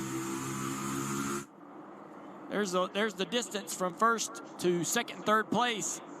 Buscher now trying to roll that bottom of 3 and 4 and drive up there and catch Chastain and put the battle to that number 1 team. Looking forward from Harvick's Hunt Brothers Pizza right there on the front bumper as you watch Buscher get by him, Marty. The long runs have been very kind, Rick, to Kevin Harvick today. Just a little bit too free, though, on this one. But he has not been out of the top 5 the entire day. And the longer he stays up here, Rick, you got to beg the question, could this really happen? Could Kevin Harvick win his final race? So you find some sports analogies, right? Peyton Manning. I think we'll all cry in the last race. Jeff Gordon won his 4th to final race, but winning your final full-time Cup Series race, that would be uncharted territory. So, Jeff, you used to be Kevin Harvick's teammate. The longer he's in the mix today, do you get the sense the confidence just grows in that 4 camp? Oh, no question with Kevin Harvick. Running well does provide confidence. However, Kevin Harvick does not lack confidence, and even though this is his final year, he has been in position multiple times to win races and just hadn't worked out. He came here. I asked him before the race, can you win it? And he's like, yeah, I think we can. He said everything's had to go our way, but he had a lot of confidence even before the race started.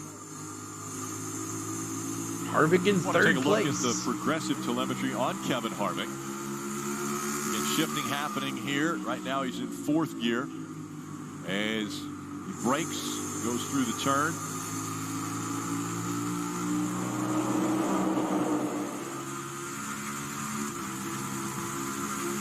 Reaches down, grabs a gear, and then right away back into 4th. Think about the changes that Kevin Harvick has seen, the types of race cars he's driven at this racetrack. He's actually seen the racetrack change, the vehicles that he drives change, and no matter what, he still finds a way to always run well here. How about the change right now in lighting, as far as you go from the sun beating down on the racetrack and right at your windshield as you're racing down the backstretch into turns 3 and 4, and then all of a sudden you're in the shadows of the suites here at the racetrack. Yeah, right now that sun's not too bad of a problem. But one more like to 80, y'all. Help us get to 80 just likes. Above that grandstands, it blinds you down the back straightaway. You really can't see what's going on until it finally drops below the grandstands and the suites, and you can see the corner and aim for your marks. We used to qualify at this racetrack around 6 o'clock, 5:30, 6:30. And it was awful because it was right when that sun was in the worst possible position to be able to hit your marks perfectly. And the drivers will have to deal with that. It would be crazy if Kevin won, like hitting a hole in one on your last round of golf. Blaney, Exactly, James. Kyle Larson and working his way up to the 24 of William Byron. It's been methodical. It didn't happen right away, but about a car length a lap, a car length and a half a lap. This 12 car, I think, is the best of the championship 3 remaining, Kim. And before he was able to get by, Larson was complaining about his car in traffic. Here's what he told the team. I can't pass the traffic all day like this. Blaney's been complaining the whole time. Only a matter of time before they get their cars better. And now Blaney trying to track down William Byron. Twice we've reported on him complaining about certain things. Despite those complaints, still making headway. So, again, are these complaints real, or is maybe Ryan Blaney cracking a little bit under pressure? Oh, I think his complaints are real. Remember, he came in 3rd, out 7th. So his frustration is he feels like he's done this work already. Right now he's doing the work again. And I do agree when he says they will get their cars better. You know, what he's saying is he has done this. He has been a race car driver for quite some time, and he knows every time he passes the 24, every time he passes the 5, Kyle Larson sees what the 12 car is doing, and he says, all right, Cliff, I need my car to do X, Y, and Z to beat the 12. You don't want to keep showing your poker hand all day long. What you want to do is pass them and then keep the track position. These 3 continue to fight for Blaney's spots. in-car camera. Byron holds the prime spot as far as the championship goes, in front of Blaney and Larson. I think Blaney would love to run that high line, but the problem with that is the 24 is running it as well, and you can see how it takes air and grip away from the 12. He struggled on corner exit right there with the 24 in the same groove in front of him. It's forcing the 12 to run somewhere different on the racetrack. Particularly when he gets close to the 24, he has to run lower, and he's not really been able to make ground on other cars that way. So he's almost lost a little bit of ground here to the 24, the 5 of Larson. Keeping him pretty steady in the distance he has to the 12 car. So we're at a little bit of a stalemate right here because that 24 is running that 80th like. Thank you guys. Let's go to 90 now, y'all. 90 likes. So again, Byron, Blaney, and Larson still fighting for a championship, but very unique to NASCAR racing is while the playoffs are going on and this championship battle continues, non-playoff drivers are out here fighting for a win, and Chris Buescher, Kim, is looking for his 4th win of the year, currently running in 2nd. And how about Chris Buescher coming into this race? He just had 1 top 10 and 15 starts here. Of course, he wasn't too hot earlier, last couple races. About what they brought here this weekend. Buescher, just a tremendous 2023. Like you mentioned, those 3 wins. He's also got 8 top 5 finishes, 16 top 10s. All of those are career highs. Right now, he said the car's pretty stout. Just sees it freed up across the center. The drive-off, though, Dave, for that car is great. Martin Truex Jr. started 2nd, but then lost quite a few spots. He recently told his crew, you fixed the entry to the corner, which was too free, but now I need some front grip. Also, his spotter told him when William Byron was moving in on him, hey, the 24 is making some time on you. Me too, G-Man. Me too. Good for him. Parker. Well, Dave, you might have noticed in the top 10 from the start of this race and throughout stage 2 here has been the 43 of Eric Jones. A great run for this Legacy Motor Club team. And Eric and I spoke this morning. He said, this is the best car I've had in a low downforce configuration all year. He goes, I can't remember being this fast. The team just recently came on the radio and said on the long run, you're as good as the 5 and 24 ahead of you as he tries to hold off Keselowski there, Marty.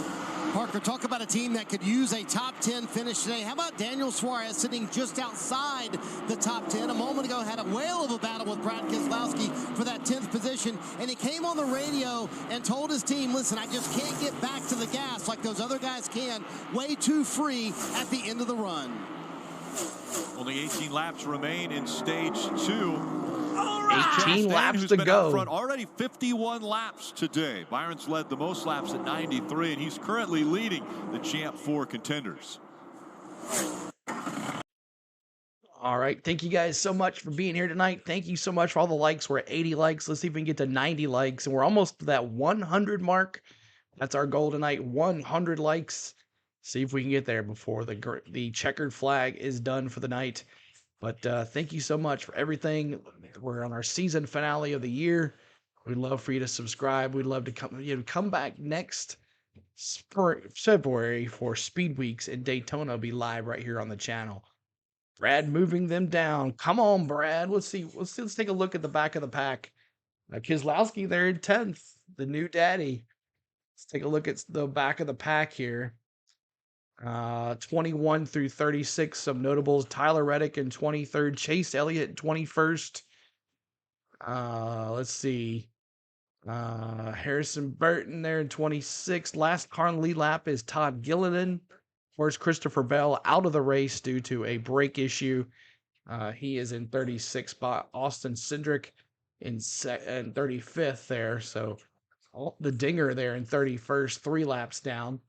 But there is your 21 through 36. Like I said before, if you guys need where your driver is, let me know, and I'll skim through the field for you. Ross Chastain continues to lead Chris Buescher. Too bad Chris Buescher kind of chilled off these last 3 races before this one. Of course, he got eliminated in the playoffs, but he is looking hot right now with Kevin Harvick as well, trying to finish strong on his last race of the year.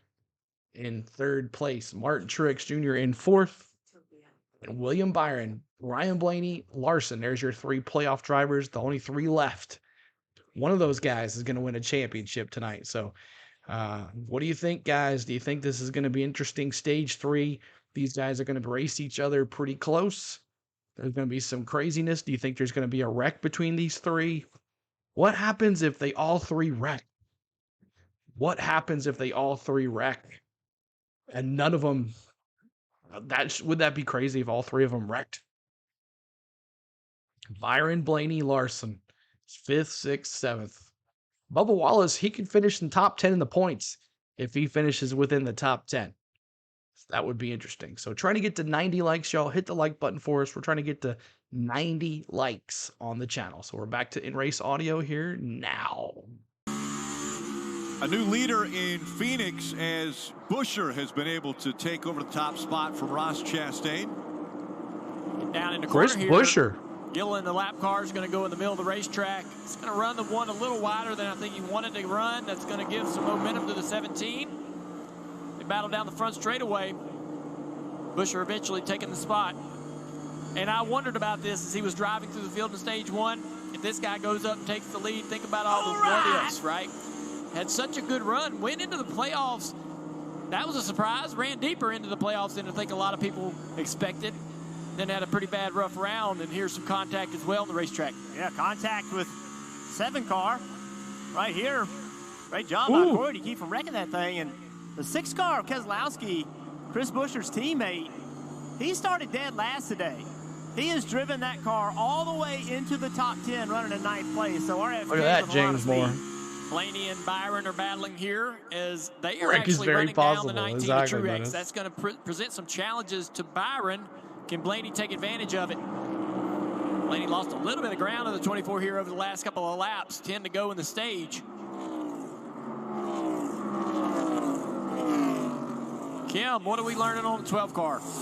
Well, we're learning that he does not like that car at all. Here's what he most recently told the team. I'm not very good, dude. I'm way worse than last run. Center turn's gone. Exit's a looser. You to work on everything here. You're doing good here. Just nice and smooth here. So, Steve, as we approach the end of stage 2 and pit stops, when you hear your driver saying we need to work on everything, what do you pick and choose to do on this stop? Well, this is what makes the job of a crew chief very difficult. It isn't listen to your driver. He says loose. You check box A. It says air pressure. You have to take that information from Ryan Blaney. He's not making it up. He says work on everything. That tells me he can't tell you which part of the corner is worse. They're all bad in their different ways. So now go look at your data.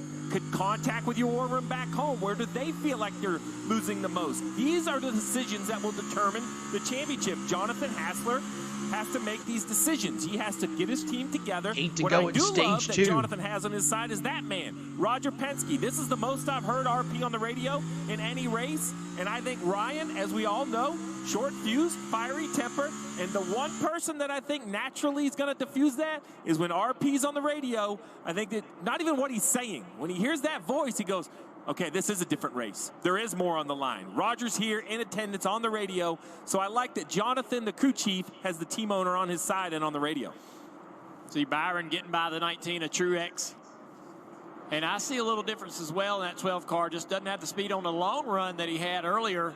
Byron, though, on the other hand, lost a little ground to the top 4, got passed by this 19 car earlier in the run, but now has ran him back down, got back by him, and he's driving away, or at least keeping this 12 at bay. That's got to build confidence behind the wheel of the 24. Why this matters, this is a 63-lap They're in run. 4th place now. When you look at that final stage, you're going to have about 65 laps on both sets of tires if it runs green. So back to that question by Kim, right? What 6 do you laps adjust to on? go here in Well, stage short 2. runs, long runs. This is kind of a, we'll call it a dress rehearsal for what the final stage could be. The precursor of what that final stage will look like. And again, this one was broken up with a caution as we ride along with Blaney. Look at the handful he has.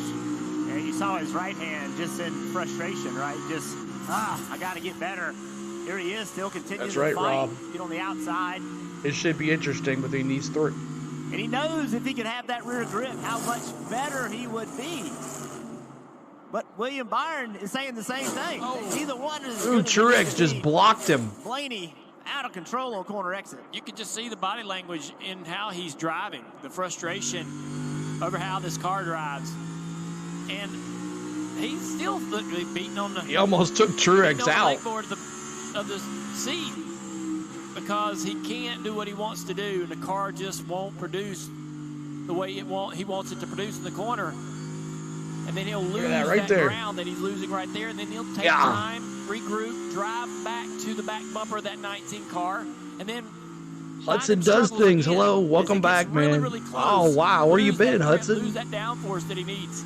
Welcome back. Glad you found us again. The racetrack behind the 19, under 3 laps to go now in stage 2. Listen to how gentle he is on the throttle, Rick. How low he is right here. Yeah. He can't wait to get this to the attention of his crew. Make some changes. As frustrated as he is all over the place. He is still running 6, and I think still look at his steering the wheel 19 and the 24. Just finding a way around them and losing those positions on pit road. Look at his steering wheel. Go back to battle and pass them again. It's very frustrating in a race where you cannot have slow pit stops. Blaney started this race 15th. He's all over the place. So back there further than his competitors. And I don't know. We'll see, Hudson. His way to get up into the top 10 and into that top 6. Trying to get to 90 likes, y'all. Hit that like button for us. 90 likes. We're 8 away from 90. And right now, the white-green flag about to come out for Chris Buescher. Chris Buescher. He is on the final lap of stage 2. So Buescher has been impressive. Out front for 14 laps of this stage. Congratulations, Chris Buescher. Looking for his second stage win this season. And as he comes out of 4, it's Chris Buescher that wins stage 2. And after the top 10 cross the start-finish line, the caution will come out, and these cars will make their way to pit road so that they can get maybe some final adjustments. We're under caution as we go to a commercial, as it's going to be pit stops here, and it's going to see who can take the lead here. Gene, man, welcome in, man. How you doing, bud? Good to see you as our season finale. Our good friend Gene, one of our great mods, Gene, great supporter of the channel. He is constantly busy, but I appreciate you popping in here, man, to say, hey, it's been kind of slow, not the normal that we usually have here about this time, Gene, but YouTube's changed a little bit, so we got to figure that out, and they haven't been very nice to us since we came back, so it's okay. We're going to have to fight, claw, and scrape to get anything when it deals with YouTube anymore. So appreciate y'all, everybody, for everything this year. I appreciate you. And we're trying to get to 90 likes. So 7 more to go to 90. I'd love to get to 100, but it's okay. I miss you guys. I miss you too, bad. So maybe we'll hopefully hang in here pretty soon when you get not so busy. Message me in the Discord one time. I'd love to talk to you for a little bit. I can tell you what's going on and what I'm thinking and all that. So when you get a chance, message me in the Discord maybe this week or something. We'll talk. So don't work too hard, Gene. That's right, man. Thank you so much. As we're 5 away from 90, y'all. 5 more likes to 90. If we get to 100 likes tonight, I'll be happy just for that. So what a stream it's been. I will tell you this. I streamed this race a year ago. I had no clue what I was getting into. Had no clue what was going on. I did it on a whim and ended up having a great stream. And then we started with Speed Weeks Daytona, and it's been nonstop uphill ever since. And it's been so much fun. All right, Gene, see you, bud. Go Bell. Gene, he's out. I hope we get to 100. That'd be awesome. So we'll see what happens. We got 125 laps to go to get to it. And pit stops are going to come up here as we're under caution as we're going to start stage 3 here with Chris Buescher, Ross Chastain, Kevin Harvick, and then our playoff drivers, William Byron in 4th, Blaney in 6th, and Larson in 7th. So let's see what happens. Sports coverage of the NASCAR Cup Series Championship is brought to you by Sonic. Sonic. Credit One Bank, a credit card company. And by Toyota. Let's go places. 2 stages complete. Championship weekend here at Phoenix Raceway. As some fans taking a different perspective of this racetrack. Up here in the foothills. I've been on this mountain, y'all. It's called Rattlesnake Mountain. Off to the I've been on this mountain. This racetrack is the cars getting ready to come to pit road. And right now, again, with Buescher and the win, he'll be first on to pit road. Chastain, I got a picture of me on this mountain. Byron, Truex Jr., Blaney, Larson, Wallace, Keselowski, and Eric Jones. Here we go. All top 10. As now they're coming to you again, Kim. And no major complaints or changes for Chris Buescher. That stage 2 winner, he said there was a time it was insecure on entry, but overall pretty good. They'll take 4 fresh Goodyear tires, snow coat fuel. You see Ryan Blaney top right. He said it was back to what it was the first run. You saw that chassis adjustment, loose entry, loose exit. Center turn is in great. Biggest problem though, loose for them, Marty. Just like in stage 1, Kyle Larson fell back to 7th. He said we lost a big chunk of rear grip at the end of the run. And he said the car just will not change directions in the corner like we need. Cliff Daniels taking a pretty big swing here, Parker. For William Byron, every time they've helped the long run, it's hurt the short run. It made him too tight there. There'll be 4 Goodyear tires, Snow-Coat fuel. Who comes out? He's able to join this. Picture's been on it. They're going to get about second there for 24 Chastain, Byron, Truex, Larson, Blaney. Able to gain a spot. Harvick, three spots Harvick lost. Buscher lost 7. Champ 4 a little closer to the front as we get ready for that restart. So Buscher lost 7 spots. Wow. Comes in third, out 10th. Wow. Bad pit stop for Ross Chastain, but for Chris Buscher. So keep on hitting that like button. We're trying to get to 90 likes, y'all. What's up, D? Welcome in, man. It's been a crazy race. Christopher Bell is out, D. He crashed because of a brake issue going into the turn. So he is out of the race. So it's down to 3 drivers and 3 drivers only. And they're all in the top 10. So let's see if they reset it here in a second. Show Eric Jones in second with Byron in first, but we'll see if that changes or not. I didn't think Byron got out in time. There it is. Okay. So Chastain, Byron, Truex Jr. in third, Larson, Blaney, Kevin Harvick, Keselowski, Chris Buscher in 8th, Bubba Wallace in 9th, and Eric Jones in 10th. Danny DeRide in the 11th spot there. So, man, oh man, this should be interesting. Stage 3 is going to be cool. And be cooler if we could get to 100 likes. So if you guys could hit that like button for us. And if you want to subscribe, that would be awesome too. We would love for you to join our channel and join our family. Oh, there it goes again. Oh, YouTube. YouTube. Oh my gosh. We're back to where we started. I'll tell you. Unbelievable. Low prices and early Black Friday deals at Target. Oh, YouTube. Back to where it was.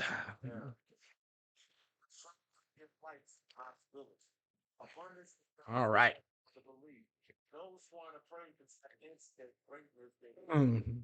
So we're waiting on him to come back. Wolfgang Byron, 19, 11, Blaney, Bell. Cincinnati facing Joe Burrow and the Bengals. It all starts with Football Night in America at 7 p.m. Eastern, right after our coverage on NBC and Peacock. You see that, a sea of campers here in the campgrounds, over 10,000 top 20 campers that started filing in on Monday to get ready for this weekend. I mentioned Josh Allen, quarterback for the Bills, and there's a tie with Josh Allen and William Byron. As a matter of fact, now when points William don't matter today. It's whoever finishes higher. He wears those oversized caps, and we've seen it numerous times. As a matter of fact, we've seen it 6 times this year where the oversized caps have come on. He said, well, I watched Josh Allen on Thursday Night Football. He was wearing the oversized cap. I thought, I'm going to do that for my celebration. And so that is why William Byron wears those oversized caps in Victory Lane. So now it's down to 3. Started with Championship 4. Christopher Bell out on lap 109. Going for Blaney, all right. Mechanical issue. And William Byron, with his look at his pit stop from his crew, has him out second. Currently running 4th, Kyle Larson. And Ryan Blaney in 5th. Let's get another update from pit road and Kim. And Rick, for this 12th crew, a much better stop. The last stop, they lost 4 positions on pit road. This time, they gained a spot. The big question is, they're looking for the magic they had that second run. Did they make the right adjustments for Ryan Blaney? The other thing, Marty, keep their driver cool, calm, and collected. Kim, what a timely stop for Kyle Larson and his race team. They gained 3 spots here on pit road, proving once again why they're one of the 3 best pit crews here on pit road. And afterwards, Cliff Daniels went around to every pit crew member, shook their hand. Larson said, amazing job, guys. Parker? And for William Byron, it's been a championship performance by the driver, but it's been a championship performance by his pit crew. The first stop, they kept him in the lead. The second one, they gained him a spot. And this latest one, they gained him 2 spots with potentially 1 more pit stop out left. Could this team be putting in the I don't think it's whoever finishes higher, Wolfgang. The points don't count, so whoever finishes higher wins the championship. That's how they determine it. Toyota Camry TRD official pace car for today's championship race. As we go way back onto pit road, the field back in Byron, who's going to start on the outside. Yeah, both those cars to hit your cars. Here we the go. Outside. Blaney takes the inside. We'll have to see how this works out. It's going to be a wild restart. Green, green, green. Let's go. The final stage is underway of championship weekend. Good luck. Ross Chastain leading the race And right now, the 24 of William Byron leading the championship fight. Byron going on the outside of the 19, trying to stay in second. Chastain, the new leader. Jr. He has the momentum, We green. but he can't quite clear him as they go into 3. Blaney picks off the spot from the 5 of Larson in 1 and 2. Larson battling back on the outside here.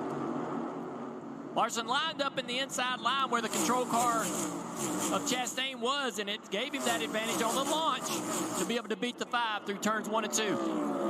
All right. Just 118 laps remaining in this season, in this championship fight, as Byron right now has the upper hand, running in front of Blaney and Larson. Byron finally clear of the 19 of Truex. Now can he chase down that 1 of Chastain? Chastain's been so fast over the last handful of laps here. Harvick, after running up inside the top 3 leading laps here, has fallen back to the 6th position. Bubba Wallace is 7th, Keselowski 8th. Buscher, who was leading in 1 stage 2, is 9th right now, with Eric Jones in 10th. You see what the 17 is back there in 9th, and that's every playoff driver's fear, right? He ran great in the stage, came down pit road, had a slow pit stop. That cost you some spot. Then the restart, you lose a little bit more. And the stop wasn't awful, but 12.6 seconds in today's world. We heard Parker mention it in the pre-race. 9 to 9.5 seconds. That is what is acceptable to change 4 tires. 12.6 seconds. That's 3 seconds off. Under green, manageable. Under yellow, you lose a ton of spots. And he did just that. And so Buscher's now going to fight back, see if he could gain some of those spots Elliott. back. Teammate and team owner Brad Keselowski just in front of him right now has the 8th spot. Buscher had a bad pit stop, came out 8, came in leading the race, came out 8, trying to make that back. Field spreading 3 out. more likes to 90. Y'all hit Buscher that like still button for on us. the We're trying to get outside, to 90 trying likes. to get by that 6. Kim. And on that Chris Buscher pit stop, the reason it was so slow, they had trouble on the right front getting the lug nut off. So definitely a slow stop there under caution. Those are the kind of mistakes that the championship guys are worried about, right? Byron now in 2nd. Horrible stops.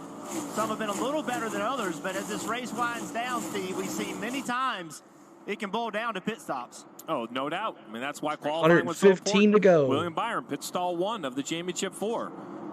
All of that stuff adds up. You don't know what is going to be the difference maker. So you want to make sure you have every advantage as possible. As we see 3 wide back here. It looked like 2 wide, but that's because the 3 of Austin Dillon was so low on the racetrack. In the pole here. Alex Bowman in the middle. What a year for the 48. This is going to be one they're going to want to put behind him. Missed some races with a broken back, sustained in a sprint car accident. So look at that. Larson Blaney tied at 35. He basically was like, look, you don't want to hang Maybe I out with me. shouldn't I end have the no poll. luck. Anything but bad luck. If we're standing here, something could fall and hit us. So he was really looking forward to just finishing this year up. He still has belief in his team and in his talent. He's just looking for something to go his way, Dave. And Steve, he should believe in his team, especially the over the wall crew today. Not running where he wants to right now, but each time he's come down pit road, they've picked him up 3 spots, so they're having a great day.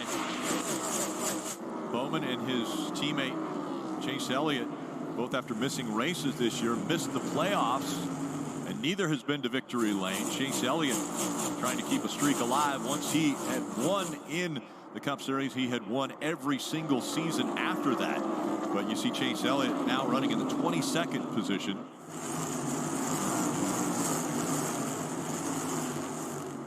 It's amazing how many cars are running really low. We saw the 3 car, but as we saw that shot, some guys that 1 and 2 are as low as I've ever seen them running over there.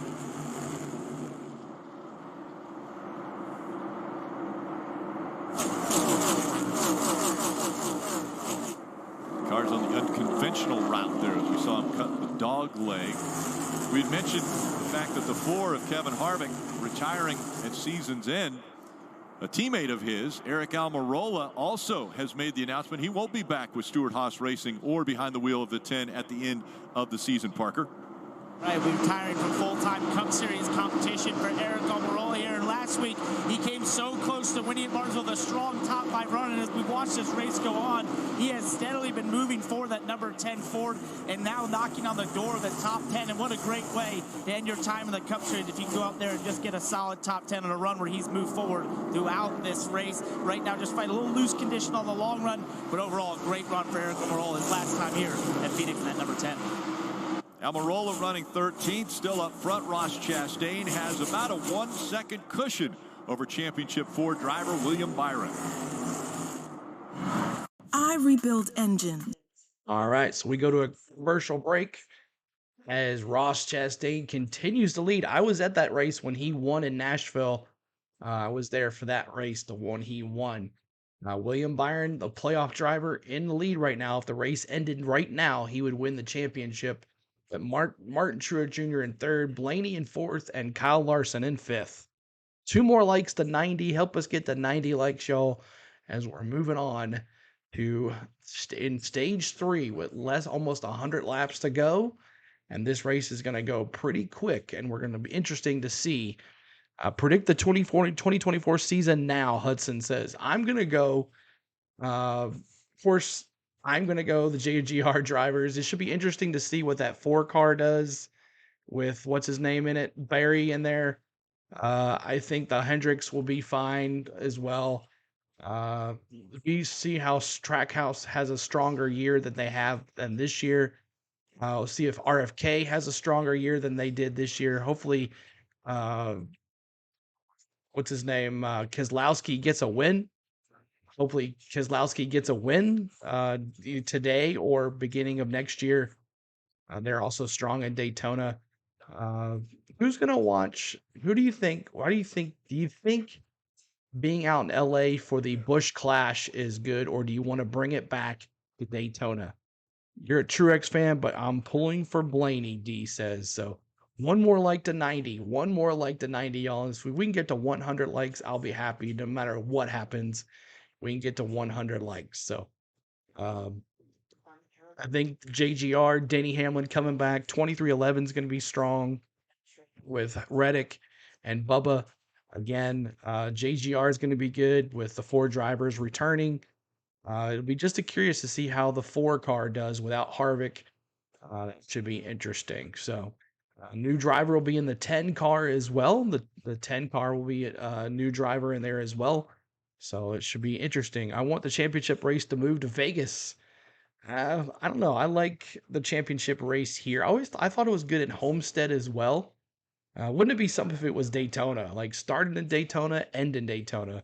But I know they won't do that because it's a super speedway. So I'm an Elliott fan. But of course you'll see Elliott charge back again this year too with a big thing. But Blaney and Byron battling each other. Here we go. Again, whichever one finishes in front of the other 2 now on the racetrack will be crowned the champion. As Blaney 2nd and 3rd has found something in this 12 car as he's been able to clear now William Byron, and he takes that. You get free away. rooms. Hey. Yeah, the last handful of laps, this 12 I'll remember car that, Menace. Drove around the 19 of Truex and now drives up to the back bumper and around the 24 into 2nd place.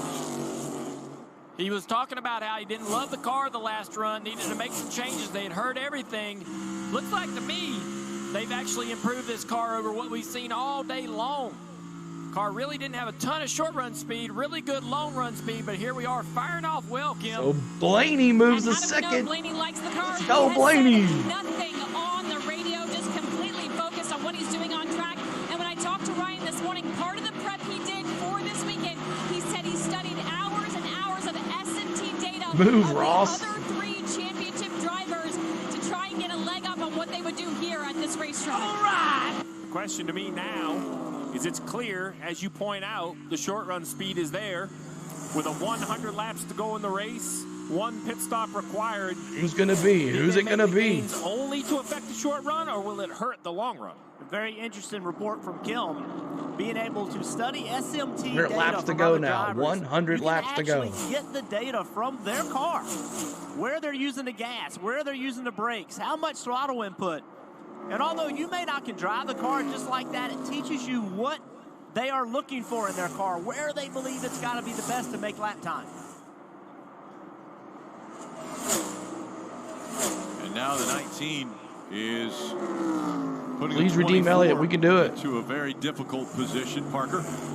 There you Rick, go. I can tell why Steve was such a successful crew Please chief, don't because when he just Chastain said about how Blaney. many laps to go, Please and that there's don't. another pit stop is exactly That's what the funny. 24 team told William Byron. The second Ryan Blaney got around him, they said it's 101 laps to go, and we've still got another pit stop. Stay locked in. One He has more been to go, y'all, to absolutely 90. silent Hit on that the like radio as button. He focuses in trying to extract every bit of speed out of that 24 car. They threw some adjustments at it to help it in the short run, and maybe that's just hurting at this portion of the run right now as he struggles to get back up to the 12, Dave. Parker, a few laps ago, Martin Truex said, I have a plan. I hope it works. He was running 5th, car lengths behind the 24. He's found something there in the line, and the handling is there. He moves around him. It's okay to Chastain Byron, though. Yeah, I wonder if the handling's kind of going away on this 24. My Losing a little bit of gosh. ground now to the 19 of Truex as Truex kind of drives away in 3rd place. There's Byron up the racetrack looking for balance. Slowly dropping back into the grips of Kyle Larson, his teammate, running in 5th, just ahead of the 4 of Harvick. So a couple more spots in jeopardy for this 24. Byron up the racetrack, moving around, trying to find grip and speed, and trying to be able to click off the lap times needed to maybe reel that 19 back in. I know that they have a lot of time. They have another pit stop, all of those things. But if it does go green, that's the concern for the driver when he sees the 12 of Blaney driving away. It's like, yeah, I know we got time to fix the car, but am I losing too much ground to the competitor for the championship? I think the real key, Steve, is not to get a lot of cars between you and the 12 car, because when you come down pit road, if you come down pit road in 10th, you got so many cars between you and he, you can't beat him off pit road. Let's say make a mistake. So even though he's driving away from you, you still have to fight hard to keep other guys from passing you, Kim.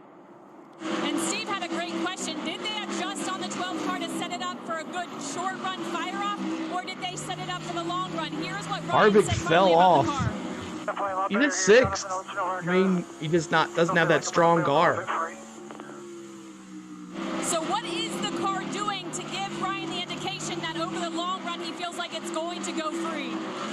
Well, so if you look at where the 12's balance has swung, he's been a little tight in the middle, meaning the front won't change direction. But his real issue, as we rode on board lap after lap after lap, was those big corrections with the steering wheel on drive off, meaning he lost rear grip under power. So now he likes the car in the short run. Obviously, he's driven right up to 2nd and is closing in on Chastain. He obviously can feel the back moving around a little bit, so I think he's going to build free. But look, you can't change that it's going to build free. That's what these cars do. You can change the severity of it, right? You can't turn the volume off completely. You just turn the volume down.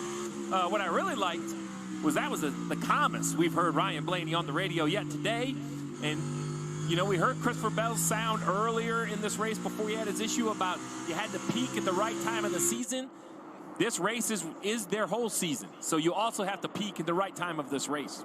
He is running down this one car of Chastain. I'm surprised and impressed by how the 12 has been able to drive through the field, through the top 5, right up to the back bumper of the leader. This one car has been faster than everybody over the last 100 laps. Blaney told us how the team is in sync, and those changes that they have been able to make throughout this race have put him into a position now that he's getting ready to fight for the lead here at Phoenix. Well, that lap car cost him a little bit right there. Trying to get by Ty Dillon in the One more like to 77. 90, y'all. Help us get to 90 likes. This change has given this race car for Blaney to drive it wherever he wants. One time he's on the bottom, the next time he's on the top. He's able to move around, and that's really important because as he runs Ross Chastain down, Ross is going to see where let's see. He was in the last. He's going to try to be in that lane. He's one lap down, Blaney can 27th surprise him. place. His car is good enough to not have to be locked into one lane. He can go the bottom or the top to make the pass.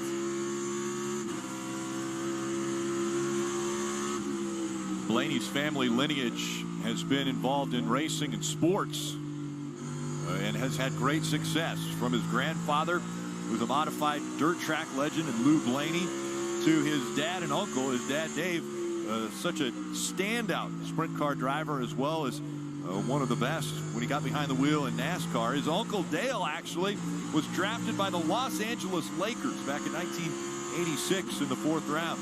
He played at West Virginia, was inducted into their Sports Hall of Fame. So Blaney, the family lineage, has been involved in sports and especially racing for so long, but they've never been able to compete at the highest level and fight for a championship like what they're seeing Ryan do today.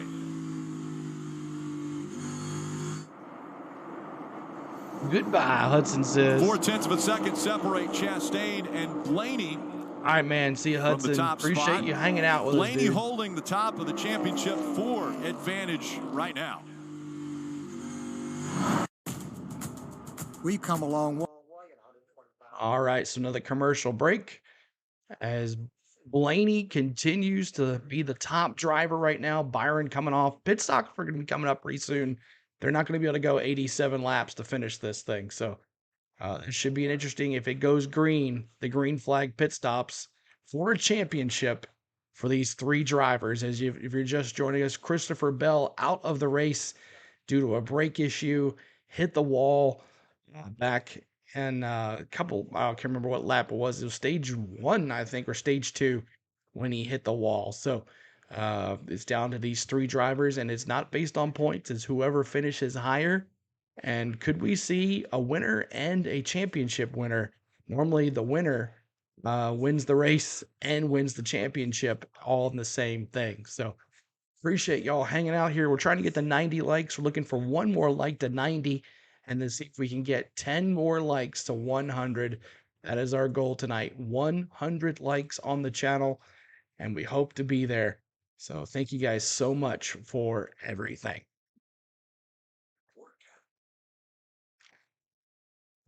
All right.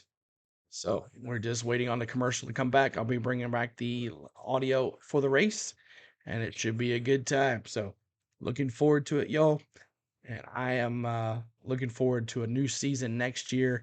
Hopefully we'll have more of our friends come back when all their drivers are in it and ready to go. So I understand when your driver, I've been to the Daytona 500 when Dale Jr. wrecked, and someone next to me got up and left, and I was like, where are you going? He was like, I'm done. If my driver's not in it, I don't care. So that's what I think as well, that none of our folks came back after the race is over because their driver's out. But the ones that did, I appreciate you. Thank you for hanging out here today. That was one of my requests. Even if your driver is out of it, just come by and hang out tonight for one last time for our race. So trying to get to 90 likes, y'all. 1 more to go.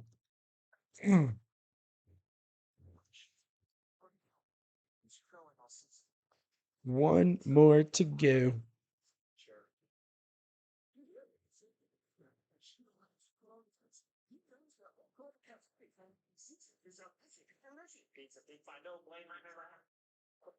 Yep. Can't quite make out what he's saying there, but he's trying to pass the one of Chastain. Right now, it's what can the 24 Blaney, could he win this thing? Counteract the 12. Crazy. Right? They're in 4th and 5th, which seems good, but track position-wise, they're over 3 seconds behind the 12 car. So with 81 to go, you're inside your fuel window.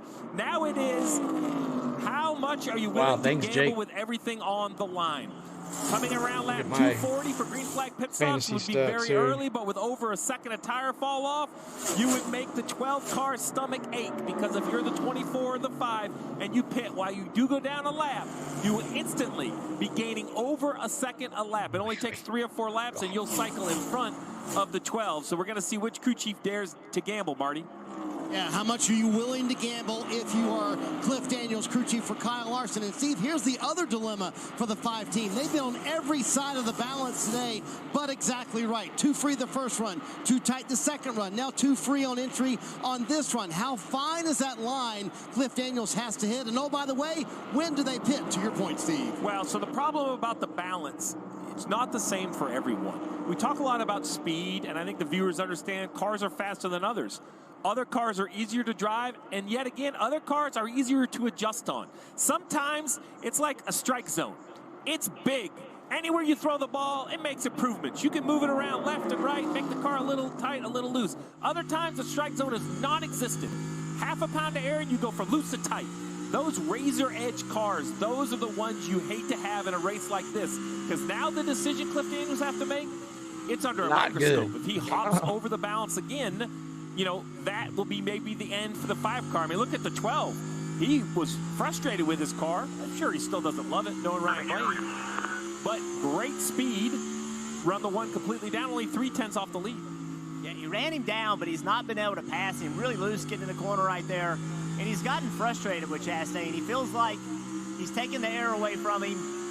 If he could get by him, he feels like he could drive away from him. But Chastain is not going to give this lead up easily. We've seen Ryan's hand off the wheel multiple times in frustration, but I think he needs to remember what the goal is here. Stay in front of those other Championship 4 guys. Yeah, he doesn't have to win. You mentioned the sun earlier as far as becoming a little bit of a nuisance, and it's getting lower on the skyline, but it's still above the grandstands and suites right now. So in the eyes of these drivers, with 76 laps still remaining, seems as though Blaney's been able to catch Ross getting into the turns, but then Ross has been able to power away from him as they exit. Ross is running the high line that you kind of prefer on the long run, and Blaney would like to be up there. I really don't see anything wrong with the 1 and what he's doing. I don't see him moving around trying to drive in front of the 12 or take his air away. I see him running the same line every lap almost. So I'm you know, Blaney's frustration sort of surprises me a little bit, especially like he's in position right here to win this championship. Blaney scared Chastain will wreck him. Exactly. One of the final pit stops of the day, if not the last one. And so their lap times have been so much better than Byron and Larson.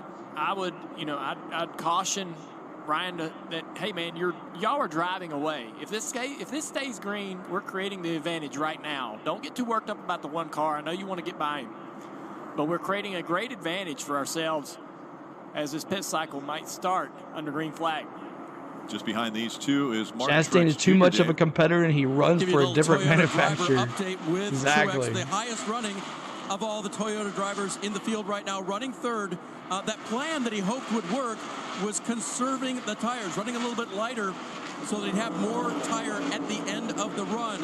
Not so sure it's worked out exactly how he wants to. He radioed in, said the rears are wearing pretty well on my 19 car, but so far so good on the plan. He stays in 3rd. He's been the fastest car by lap last couple of times around, guys.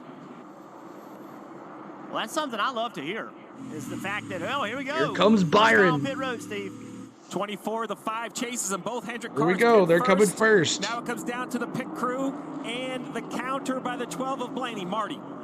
These 2 cars all the way at the very end of pit road. Going to be a long pit road here for the Hendrick teammates. Kyle Larson said way too free on entry, and then he came on the radio about 4 or 5 laps ago, and he said, quote, not good. Cliff Daniels is going to have to take a big swing here to get his driver in the game. Time running out for Kyle Larson, Parker.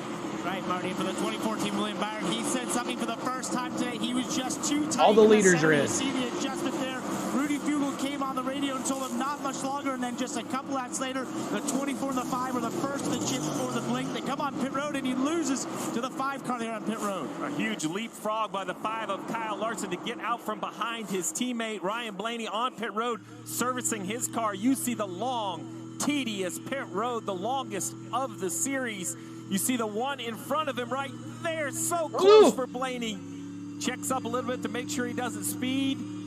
They're leaving pit road on the top right. You see the 5 and the 24 on the map. Here we go. No pit road speed on board with Blaney. As we look up, we're going to see the 2 Hendrick cars, the 5 and the 24 off in the distance. Very well done by the team of the 12 car. They couldn't leapfrog the 1 for the leader now. But that's just a race win. You're right there, you hear him. Did they pit? He wants to know where they're at. You're good, Ryan. Everyone's pitted. I'd be giving him the settle in, 70 to go. This will be the longest run on tires of the day. Take care of your brakes. Don't be messing around with that 1 car if you don't have to. All right, JT, see you, man. Hamlin's in first. Let's go, Denny. We heard earlier how he felt like the car was building free, but also said his turn down off 2 was starting to go away. I love it. You know, we talked about who's going to gamble. This is not new. This is what we've seen this year. the data, the information. You know, when I was down there in the pit box, it was you and maybe one other guy talking to your spotter, figuring out who's coming, and you'll miss a lap or two, and that can be a couple seconds. Not anymore. These teams have war rooms. They have so much help. It was clear that Blaney was just waiting for those 200 cars to pit. As soon as they came, the 1 and the 12 came the next lap around. Not wanting to lose too much of the advantage of these Goodyear tires. As a matter of fact, 75th anniversary celebration Goodyear Eagles that they have for these guys today. And then on the left, let's talk about the cars that are still out there. Hamlin, the playoffs that could have been, Briscoe, Stenhouse Jr. So those three have yet to come to pit road. They're probably looking at running this right dead in the middle, try to get the best they can out of their tires. Or the gamble for these cars, if a caution comes out, there's only 10 cars in the lead lap. So then Hamlin, 67 to go. There's our 90th like. Let's get to 100, y'all. 8th, 9th, and 10th. Denny Hamlin, a confidence this year that this was the year he was going to win a championship, but a problem with power steering in Miami Homestead, and he got into the wall and then just was too deep of a hole to dig out of in the round of 8. Wasn't able to advance to the championship 4. Hamlin's out in front. Briscoe and Stenhouse Jr. still have to come to pit road. Chastain, Blaney, Truex Jr., Larson, and Byron have all been to pit road. All right, so we're going to commercial break. It is coming down to it, y'all. It is coming down to it. And appreciate the ones that have hung out here all day with us. Make sure you hit that like button. We're trying to get to 100 likes. 100 likes is the goal tonight. See if you guys can home at last. What's up, Coach? Welcome in. As we're down to 66 laps to go as green flag pit stops have happened. And there you see our championship 4 still together in 5th, 7th, and 8th. And Blaney's about 2 seconds ahead of Larson, but Denny has not pit yet. So he is going to be out there still. Him and Briscoe, Stenhouse have not pit yet, hoping for a caution. But thank you so much. Stay green, the made-up username says. But we're trying to get to 100 likes, y'all. If you haven't hit the like button, please do. And maybe, just maybe, YouTube will push us out somewhere. I notice when I do a search, I don't see ours at all in the search where everybody else is. So I'm not sure what's going on with that. But normally we're right there in the middle of the search with everybody else. But YouTube is not pushing us. So we'll see. That's probably explains why we haven't gotten a push in a while. But waiting on the commercial break to come back. We'll be bringing it live coverage of the audio for the NBC broadcast as we're down. You see 178 likes? I wish I saw 178 likes. I see 90. I don't know what you're looking at. I see 90. 63 to go. 63 to go. But thank you guys so much for everything.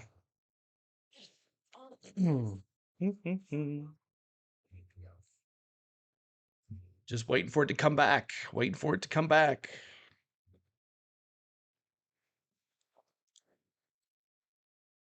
Live as we're getting down to the last bits of this NASCAR 2023 season. What's in the basement? Oh, another commercial. We'll pause that there. The NASCAR nonstop as Blaney is still behind Chastain. Hey, Hamlin was winning. He's hadn't pit yet. Blaney, Jared. Still fighting for position. Right now it's not for the lead, but that's just because Hamlin and Briscoe still have yet to come to pit road. There's Hamlin. He's on the road now. Shortly as we see Hamlin now on pit Briscoe road. should be coming in too. Right, it's been mostly a top 10 day for Denny Hamlin here. He'll take 4 Goodyear tires, just a little What's up, tight. Gator? They went What's as going far as on? Chris Gabehart could let him go here to split this stage basically in two. The 11 is away. We'll see where he rejoins. He was mostly in the top 10. The likes before show they went the on this number long from the strategy. last channel I viewed on this account. Weird. I don't know.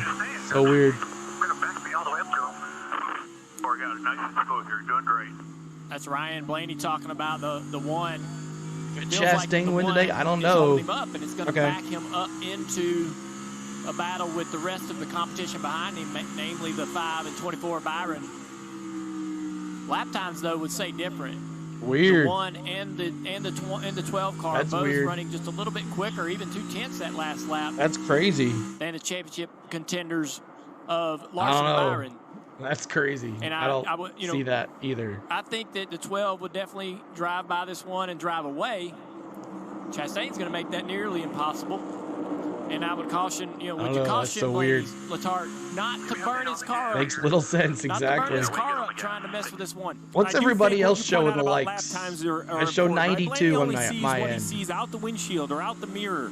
And the 5's kind of too far back that I think you can really locate him in the mirror. So you bring up some great information. Gap back to the 5, whether it's growing or shrinking. Let him know what the urgency needs to be of passing the 1. I think the mentality is you need to get by the 1 and win the race with 58 to go, but let's make the 5 come get us. Let's not burn our rear tires off and fall back to the 5. I think he's better. I think if the 12 can catch the 1 in traffic or maybe a slip, he could drive by him. But to your point, Ross Chastain has proven he's kind of taken over for Ryan Newman as the efficient driver who is just not going to give you the lane or the inch you need to get by. He's trying to win a race. And you said it earlier, well, he's not doing anything wrong. I don't think he's doing anything wrong either. Get the 1 and the win. Blaney doesn't care. Spotter right there, Josh Williams. Yeah, you heard it. Go get the 1 and the win. Looks to the inside here. That was a pretty good little corner right there, almost to the left rear quarter panel of Chastain. Now Chastain's moving around a little bit, now to the bottom of the racetrack. What a masterful job by Blaney. Not over driving the corner and just not happy. How he you is doing? Not happy. That's so We weird. didn't even need to hear the radio on that one. As now he's down So weird, on Jake. the apron, trying to make the pass on the 1. Door to door as they come That's out of the so weird. turn. Inches apart for the lead here at Phoenix. Blaney. There's traffic right in front of them. Side by side. It's going to slow one of the cars down, be a disadvantage to one of the cars as they're side by side down the front straightaway. Chastain ain't going to give him anything. I feel like this is where Blaney has an advantage, though. He rolls the bottom so well. I just feel like that 51 of Newman is going to play a role in this one way or another. Going to dive out of the way there, try to allow these guys to race it out. Blaney to the bottom again. Chastain keeping the momentum up as he runs that higher line, and Blaney your boy's negative 10 on that left rear quarter panel. Has to get out of the gas a bit. Wow, that was close.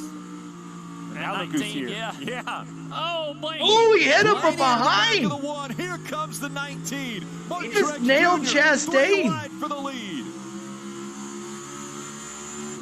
Oh, Chastain's going to put him in the wall. Chastain shooting back out in front. Oh, my Blaney now on the gosh. bottom of the racetrack, getting aggravated. Be smart here, man.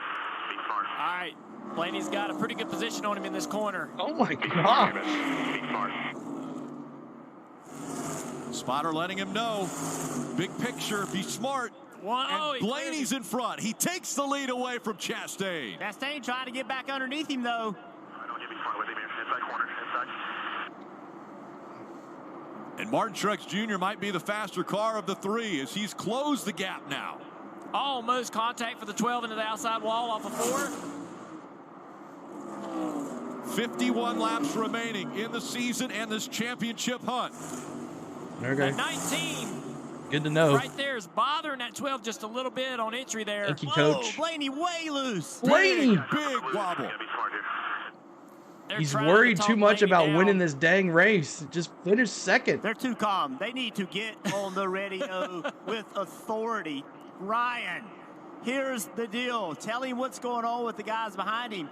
That fight is what allowed the guys behind to potentially catch. Now he Wow. wants the gap back to the 5, and I'll tell you the gap is now under 3 seconds, about 2.2 seconds. Here comes between Larson. Blaney. Seconds out back. And there you go, Blaney and Larson. So now Blaney knows, to your point, what damage did he do to his tires? How much did he hurt his car? Did he take any speed out of it? These tires have only so much life, and when you slide around like that, You could definitely shorten their lifespan on what could be the longest green flag run of the day on a set of tires. Now he's trying to settle in third. There's the top three. 3 seconds. He's been worried about. Blaney. He's been worried his whole entire time. Champ 4 competitor in Larson. Yeah, and last time by, Larson 0.2 of a second quicker. Will it be the same this lap? Blaney comes by 29.20. Larson 29.20. They match lap times. Byron behind them, the quickest of the three by half a tenth. Keep in the hunt. The 12 is melting down.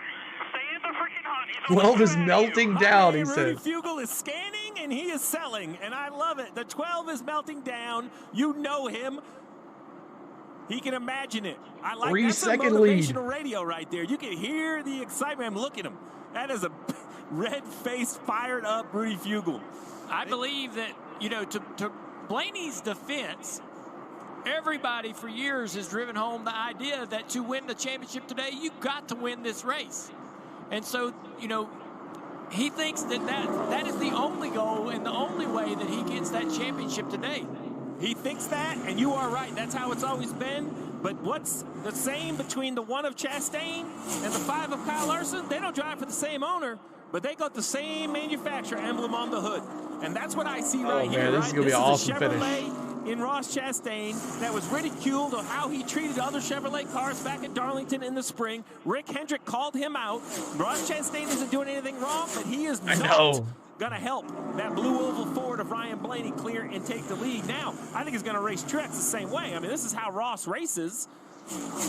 He's been pretty consistent when he is this Ross. Now, some other weeks we kind of lost him and he disappeared on us, but now he's back to being the Ross that is here for Ross and Ross only. Yeah, and if you're Truex, think about the year you just had. You won the regular season Oh, and hit that like button. We're trying to get to 100 likes, y'all. As the favorite and did not make this round to win a chance, to have a chance to win a championship. So now there's a win out there in front of you. You're going to go get it. You don't feel like you're messing up Ryan Blaney. You passed him. You're driving away from him. Truex now underneath Ross. Under 2 seconds back to Kyle Larson now. 2.5. The lead continues, and that championship battle tightening up. And Man, this is going to be an awesome finish. Larson's been in clean air, and that's going to allow him to continue to close as now Blaney and the leaders are running up on the back end of some pretty, decent race cars. These won't be easy, slow cars to go by. One of the most popular driver in NASCAR in Chase Elliott. We saw the 16 of A.J. Allmendinger drop out of the fight here as he knows what's happening in front of him. The 12 of Blaney has closed the gap back now to the 19 of Martin Truex Jr., and he's going to fight for second. Truex is blocking. What a battle. It is a heavyweight, good for Truex, finishing second so far. Slugfest between Blaney and Truex Jr. and Ross Chastain. Right now, Chastain leading as far as the rounds led. We'll see if he can stay out front, though. 42 to go from Phoenix. All right, commercial break, y'all. 42 to go to crown a champion. Let me see who's going to win this thing. Let me see in the chat. Who you got? Blaney, Larson, or is it going to be Byron? Who's going to finish? Is there going to be a caution? Is it going to gather them all together to make this a crazy finish? Blaney is putting a run on. He is. Who's going to win this thing? Byron, Larson. So Daytona 500, February 18th. We're going to be back very soon, y'all. A couple more months, we'll have racing back, and it should be interesting to see what happens next year. But we're worried about right now, Larson. Larson is, Ron Beasley says Larson. Troy says Larson. Let's go. Blaney is putting a run on. Jake says Byron. James Moore says 12 and the 24 had bad pit stops. They did. They did. Once again, Penske in that 12 car. Byron in that 24. This should be interesting. Larson closing it. Under 2 seconds now. Under Ryan Blaney. In third is Truex Jr. He's blocking. He's showing what he wants to finish in the top 3. Chastain trying to win one since Nashville. Hadn't won one since Nashville Super Speedway. I was there for that. We're looking for 8 more likes, y'all, to 100 likes. Help us get to 100 likes. We're so close to 100 likes. But this is our last race of the season finale here on the Go at CeeLo. And here we go. I got it here. They're doing side by side as Blaney has caught Chastain. Blaney is now on his bumper again into the turn. But there comes Truex again. For the lead, Blaney now almost contact with Chastain. Chastain. Caution has come out right in front of these drivers that they go into turn 3. Rowdy it's at the start finish line. And Rowdy. The 8th of Kyle Busch has spun around. That brings the caution out. And now once again, this these pit crews are going to have should to be go to work interesting. to try to keep this track position and potentially help their driver get out in front. This is so eerily similar to 2021. Kyle Larson was running 3rd of the championship 4. He came down pit road, leapfrogged to the front, and it was the championship day for Kyle Larson. Will it match the same for somebody else? I say that because William Byron is now 3rd of the championship 4. He's in pit stall 1. There are just so many rowdy friends. similarities, adjustments, drivers. Everybody has to do their job, but the 5 over-the-wall crew, this is what it all comes down to. What happened to the 8 here, guys? Yeah, we've heard drivers talk all day about how loose they are, and here it is. 8-car Busch just trying to be in the middle. Yeah. Back end just comes around. It came around quick. He was in the throttle, and it started around before he even lifted. It surprised him. He was back to that battle. Blaney gathered his composure, went and got Truex, right? And now that puts a car between he, Larson, and Byron coming on pit road. Concepts up and down pit road. You take 4 tires how here. they put their crews together. A lot of makeup. Of you take 4 tires. Crew members who take played 2. professional sports. You want to just players, get out we heard front? Dave mentioned it earlier. What do you do players. here? What do you do? Under a microscope now, as this could potentially be the final pit stop to determine how the restart will happen. And a championship on the line. Take 2, James Moore said. And pit crews have to be absolutely Here we perfect. go. So do the drivers. Ryan said he fired off tight. They're free at the end, just again tight through the center of 3 and 4. It will be a 4-tire stop for Ryan Blaney. Parker. At the top right of your screen, you'll see the leader, Ross Chastain, hit his pit stall, just getting too Blaney's tight coming. on the X of the corners there. So he'll get 4 Goodyear tires and fuel for there. Also, at the bottom right of your screen, William Byron will pit from the 5th position. Remember, he's had the fastest pit crew in all 2023. Can this be the stop right here? Nail it and get him back out front, Marty. Parker, on the last caution flag stop, Kyle Larson's team gained him 3 spots. We'll see if they can gain him a few spots here. He said he's too free on entry. There's a drag race off pit road. And we'll see if Larson was able to gain any spots over Hamlin, 11 spots. He goes with 2 tires. 2-tire pit stop for Hamlin and Eric Jones. They're going to shake things up at the front because with 2 fresh tires compared to the 4, that might stack things up as we get ready for the restart. Man, oh man, this should get good, y'all. Hit that like button if you haven't already. Macklin in first. There he is in first place, Mountain Billy. Woo, let's go, Mountain Billy. Hamlin in first place, y'all. My boy Denny in first place. Comes out first, takes a gamble with 2 tires. Him and Eric Jones both take 2 tires. So William Byron not in first. Denny's in first. Eric Jones second. And I think Chastain after that. So thank you guys so much for hitting that like button for us. We're trying to get to 100 likes.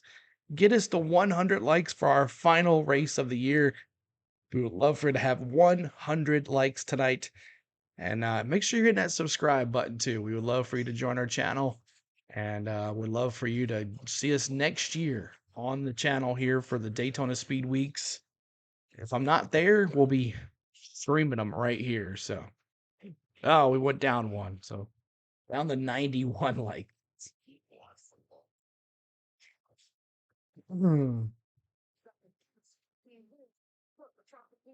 Danny in first. Hamlin, Jones, Larson there in third. you know Blaney is probably blowing his scanner up right now. Chastain in fourth, who's been dominating, William Byron, and then Blaney. This should be for all the marbles. Blaney, I think, is gonna be very aggressive here. Could cause a wreck. He nailed Chastain. I saw him nail the back of Chastain's car. So this should be crazy. Wow. Should be fun. Here we go. Come on, Larson. All right, y'all. Is it going to be the 12?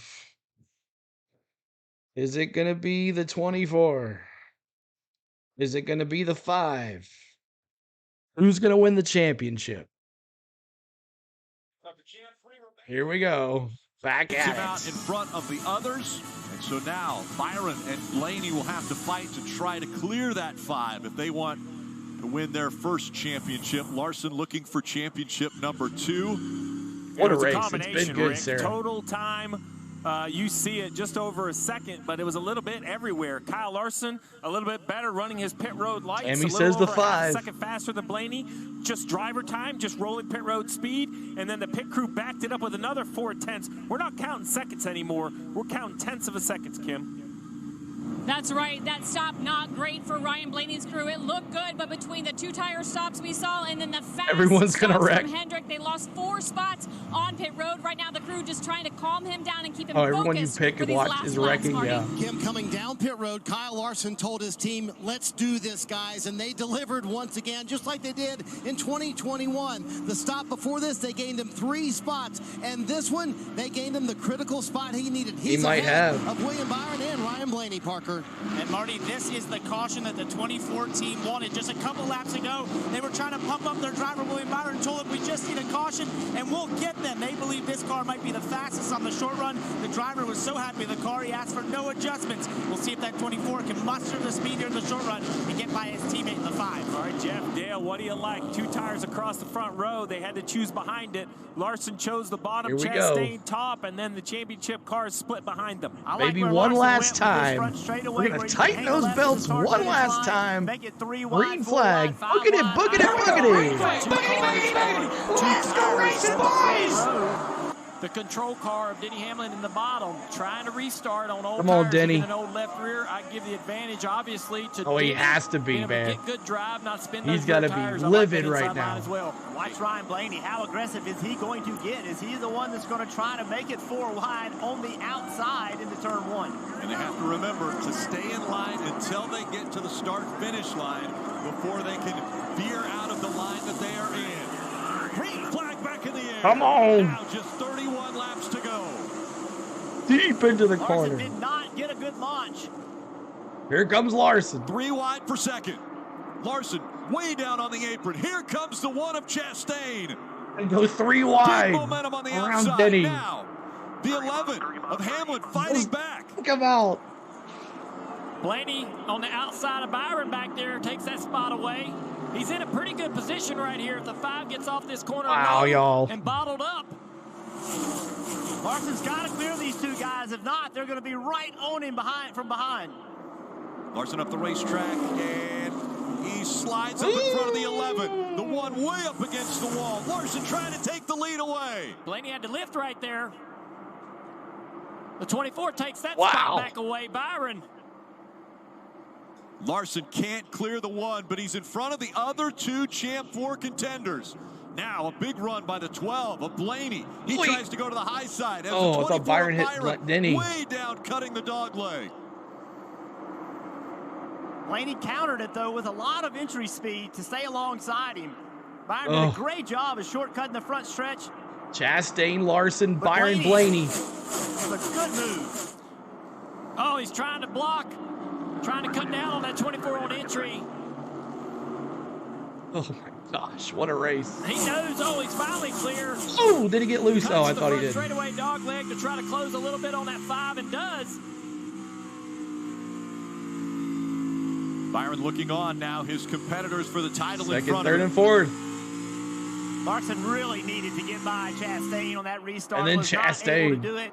Now he's got that dirty air from the 1 car. And here comes the 12. Blaney 28 to go, y'all. 28 to go. Thank you for the 100 likes. He goes all the way down onto the apron. Can he get to the side of the 5? Almost to the inside, Rick. Right to the back bumper. Come on, 12. Blaney looking very strong. Oh, he's got on the bumper. Under 27 laps to go. He got held up there by the 5 just a bit. That's allowing Byron to close the gap.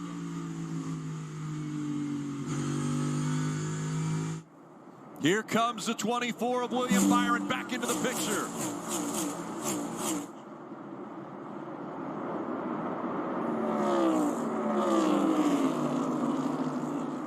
Blaney running higher in front of Byron. Here comes Busher back. After a slower stop, he's going to try to gain some spots back. He looks to the inside now. Here comes Busher. He's making it hard on the 24. Blaney using that middle groove in 3 and 4. It's really working for him to be able to close up on Larson.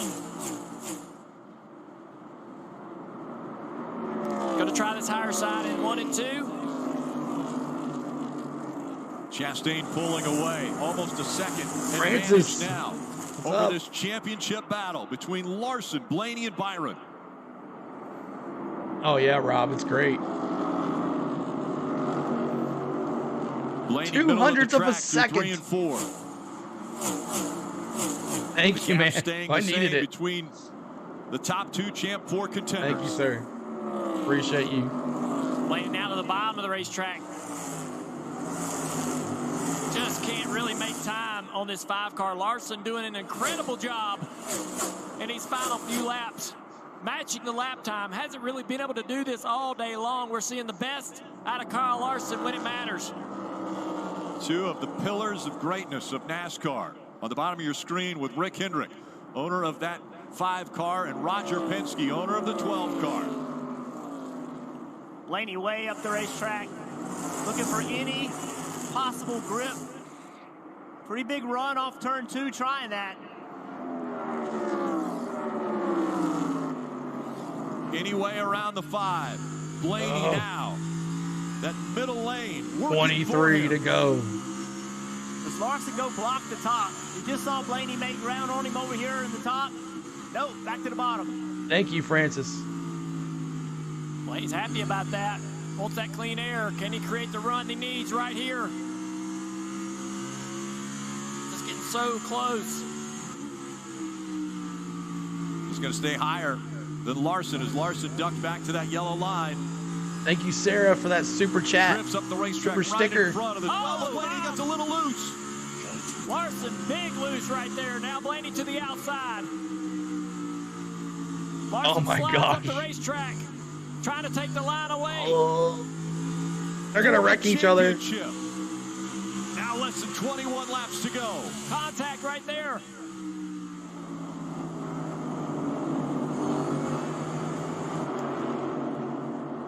Blaney, can he clear him? He does. Oh, he cleared him. Blaney in front of Larson.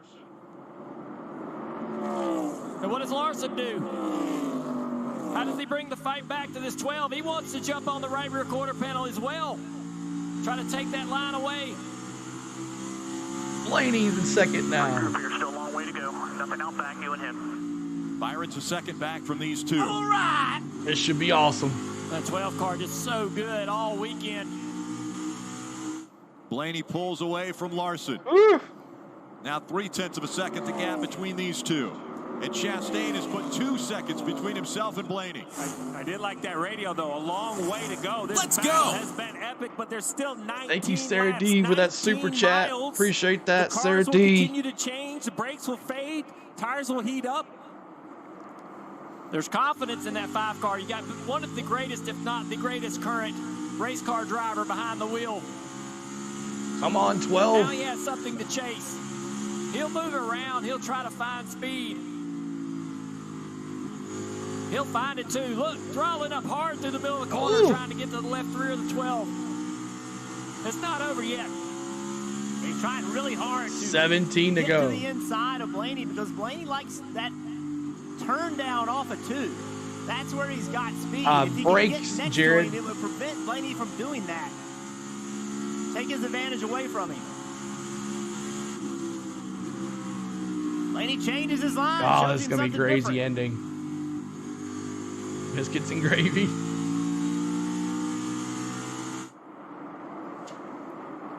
The gap still there, about 2 to 3 car lengths between Blaney and Larson. Awesome, Sarah. Larson learning, watching what that 12 of Blaney is doing. Trying to find a weakness if there is one. He's been able to hang right there. Blaney's not comes been Larson able to again. away from Larson.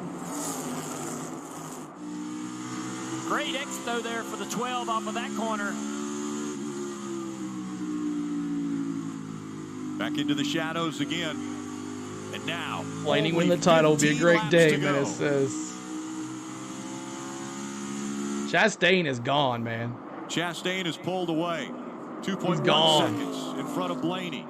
But right now, Blaney's got to be thinking big picture. The championship is keeping the 5 behind him.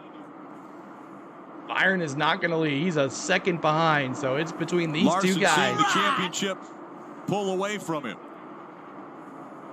Meanwhile, right behind these cars, you'll see it right there. William Byron right in front of the 17 of Buscher and Truex. Just not able to make the lap time that these other two, Blaney and Larson, are making to run them down. That's got to be so frustrating after really having a great car all day long.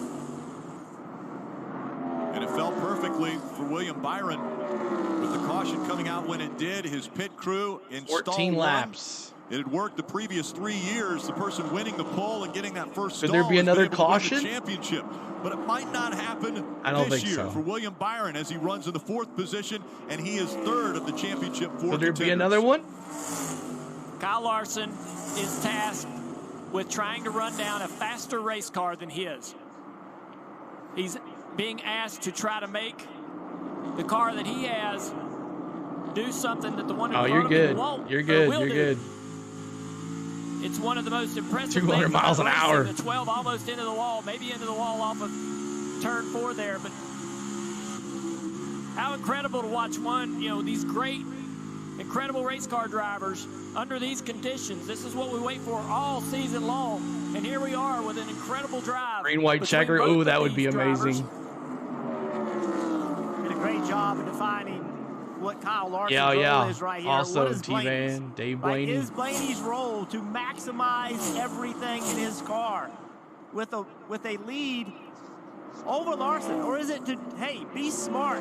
We can win this championship by just finishing a little bit ahead of Larson. We don't Go on, hit that like button, y'all. See if we get to 110.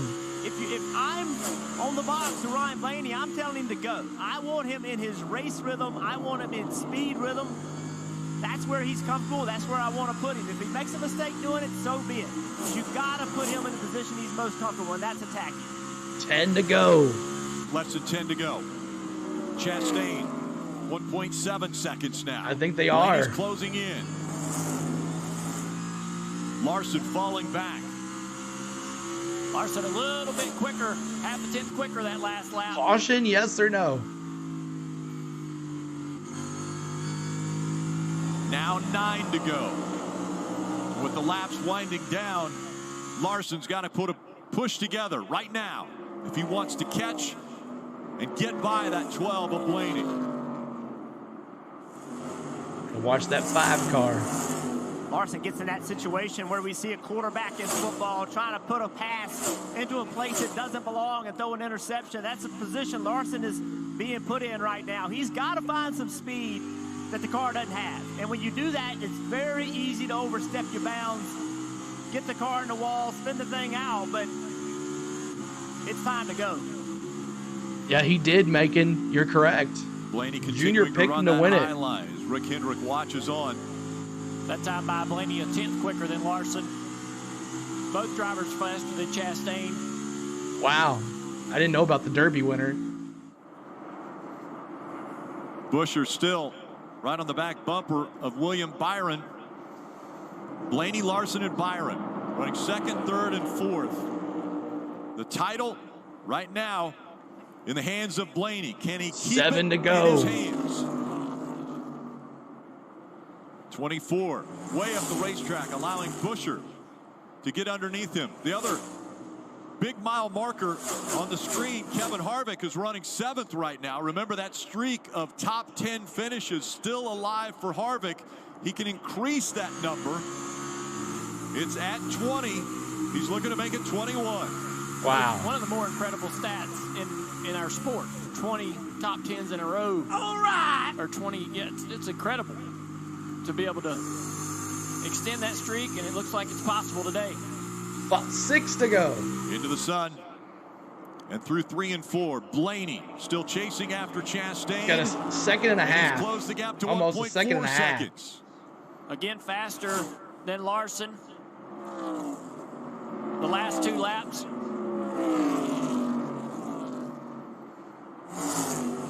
Come on, Blaney. Right, Blaney, I want 2 more laps with you pushing hard, and then I'm going to back him down a touch. Not a lot. Doesn't have a lot of room to give up.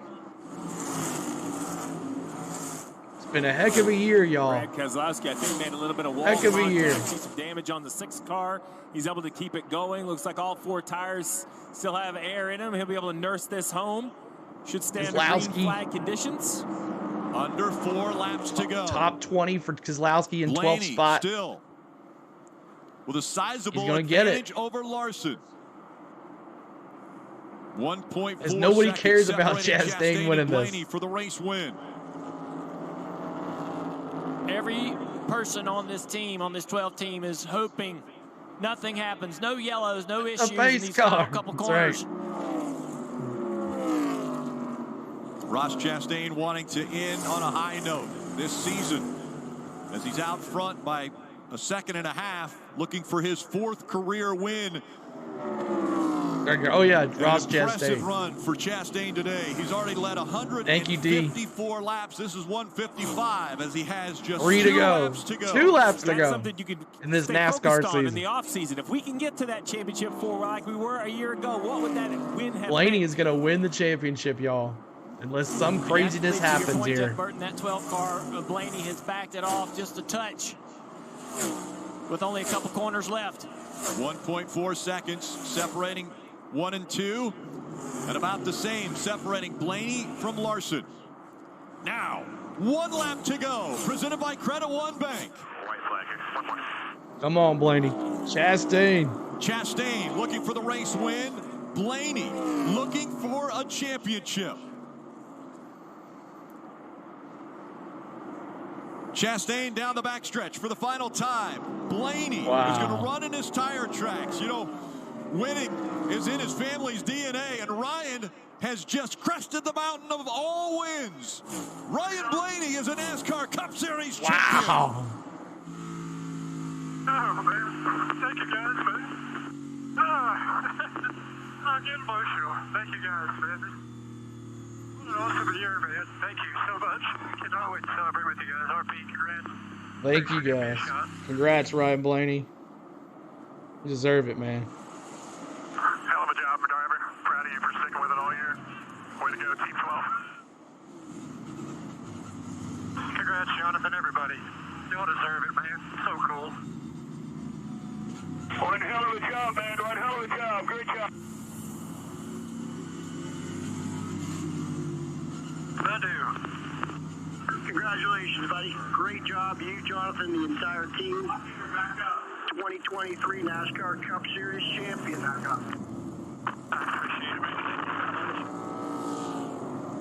Run over, get your flag.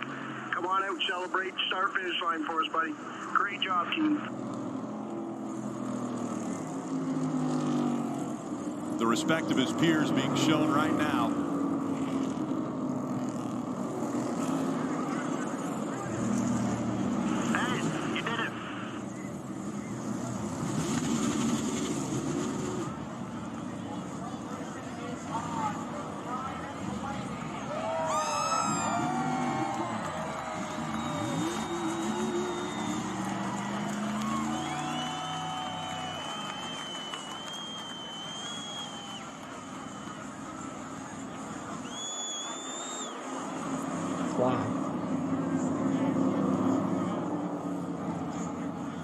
For the first time in a decade, See you, Wolfgang. See you next year, bud. Didn't end Stop up winning buying other the race. stuff, man. Ross Chastain is going to claim that win. But winning the bigger battle, Ryan Blaney now has his championship flag, and he will do a lap here to enjoy what the fans are so appreciative of today. The driving that he put on.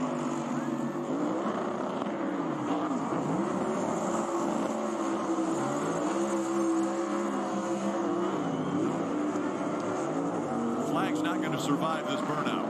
No, it's not. Dropped his flag. Yes, sir. See you before that, Hudson.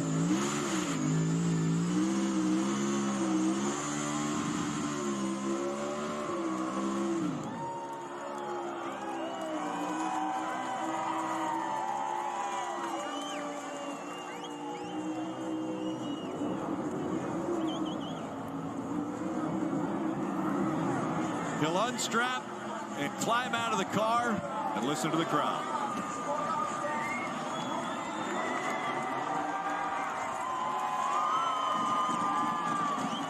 Good for him. Ryan Blaney.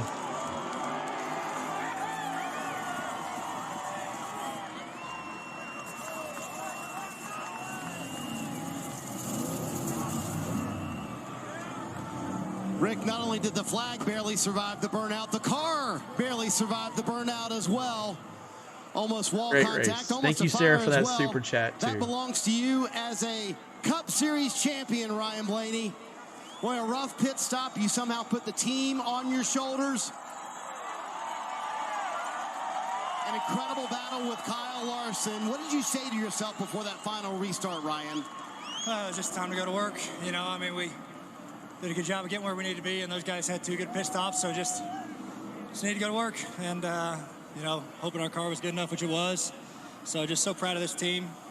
What an unbelievable year. What an unbelievable playoffs for us. To win back-to-back Cup titles for Mr. Penske, that's so special. And to have my family here winning my first Cup title, I got emotional in the car. I'm not a very emotional guy, but so cool. Thank you guys for coming. I hope it was an awesome show. So, yeah, I mean, obviously, appreciate Menards, Dutch Boy, Ford, you know, Worth, Advanced Auto Parts, Body Armor, Dex Imaging, Knauf, Cap Gemini, Wabash. Everybody makes this possible. John Menard's here, so that's so cool to get him a championship, and can't wait to celebrate with my guys. We could hear all the emotion on the radio, Ryan. What was going through your mind on those final few laps? No yellow. Didn't want to caution, and knew once I got to the white, you know, felt pretty good about it. It's just getting there and finishing it off. So, yeah, I just didn't want to yellow. Luckily, everyone kept it straight, and we were going good. But I want to shout out also Kyle and William. That was fun racing those guys all day, and the 20 Bell. Unfortunately, he broke, but racing those 2 guys at the end there, racing clean. That's what racing's all about. So that was a lot of fun. Mid-season, maybe even early in the playoffs. How improbable did this championship seem, Ryan?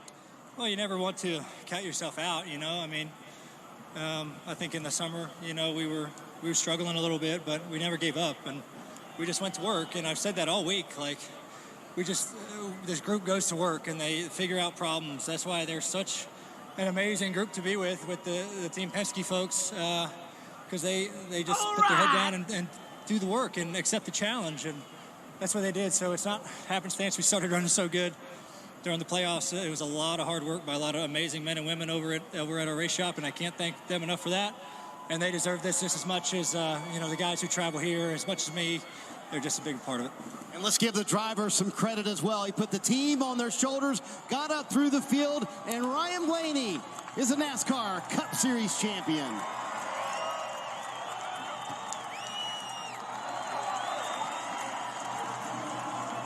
Flag goes in the air.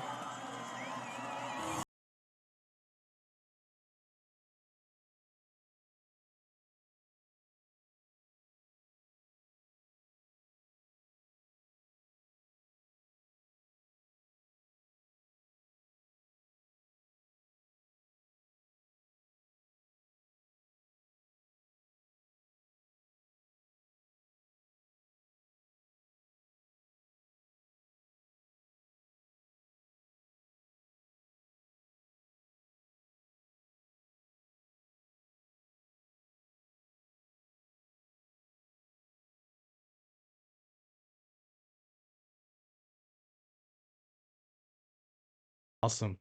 So you're welcome, Teresa. Thank you so much.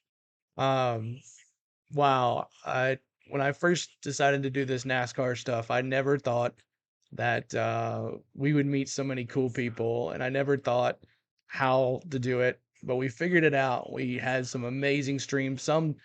We had over 1,000 plus in here at the end, which is crazy sometimes. So I want to thank you, the guys that are still here that didn't leave yet.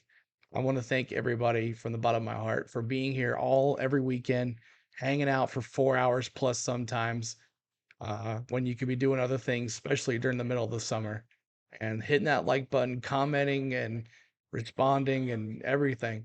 And it's been an amazing ride. So I can't wait to next season to do this all over again. So appreciate every single one of y'all. And even with me wearing my Denny stuff and how much hatred Denny has for everybody, or everybody has for Denny, y'all still came back and you still loved it. So, and I appreciate you for that. Thank you again for everything, y'all. And I appreciate it. I'm speechless on what else I can say than thank you. Let's go through the field here and go from it. But thank you, Coach. I appreciate that. Yep, we got a lot more fun hockey coming up, guys. We got some NFL stuff on Sundays now, and some good stuff coming up. Some basketball, college basketball, whole bunch of stuff. So we didn't get to hear Ross Chastain yet. He's actually won the race. Everybody kind of forgot that Chastain won the race. Made up the made up username gaming. Let's go. What's going on, man? Outs taking place right by the start-finish line. And we look at the finishing positions for the championship four. Blaney captures his first title at just 29 years old. Larson finished third in the race, fourth for Byron, and Bell 36th after the right front rotor explodes on the 20, and he was out at lap 109. And Kyle Larson coming home in third. He'll be second overall as far as the championship standings at the season end. And Kyle standing by with Kim. And Rick, they had an absolutely perfect pit stop there at the end, both driver and crew. Walk me through the restart and the final laps. What was missing there that Blaney had and you guys didn't? Yeah, his car was really fast, really the last few months. And yeah, especially here today. So our pit crew and pit road just really kept us in the game. You know, we weren't the greatest on the track, but I was just hoping for pit stops, you know, because I knew the way our team, you know, executed our lights and the way, you know, our pit crew can execute a fast pit stop. I knew that was going to be our only shot really to win, and they did everything, you know, in their power to give us the winning, you know, job done there. So, you know, huge thank you to them. Just, I needed to come out the leader on that restart. Ross got a really good start from the second row and was hoping I could get clear of Denny and get to lead, and then, you know, have Ross kind of protect for me behind me. And I'm not sure if it would have made a difference, really. I was just not as good as a few guys, and especially Blaney and Ross probably. So it would have been difficult, but you know, my team did a really good job all season, so I'm extremely proud of them. We had a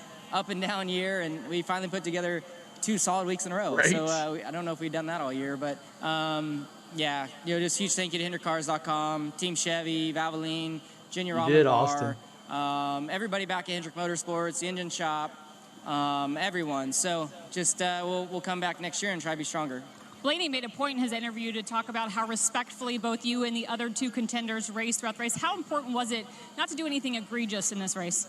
Yeah, I mean, I tried to take as much as I could in 1 and 2, just to see if I could do anything, just because he was a lot faster. But, you know, he was behind me a number of times throughout the race, never touched me. So, you know, I would say for me, in my respect level, it started with him. You know, he raced with a lot of respect early on in the race, and he always has, too. So it was fun watching, you know, Ryan and William and Bell kind of when he was still out there, us all racing hard. So, yeah, just a lot of fun there, and congrats to Ryan. He's a deserving champion.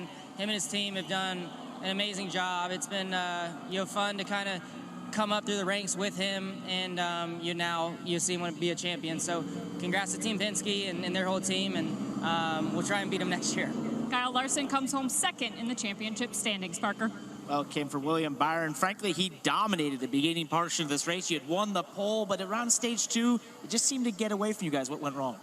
Yeah, once the track rubbered in, we got really tight. So, and especially when we lost the lead, on track, we just had a big balance shift and got tight back in, 2nd through 5th, and just couldn't gain a lot of speed through 1 and 2, and just kind of having to really overslow the car and get it to the bottom. So that's all we had there. Just really proud of our Exalta team. Just a great season.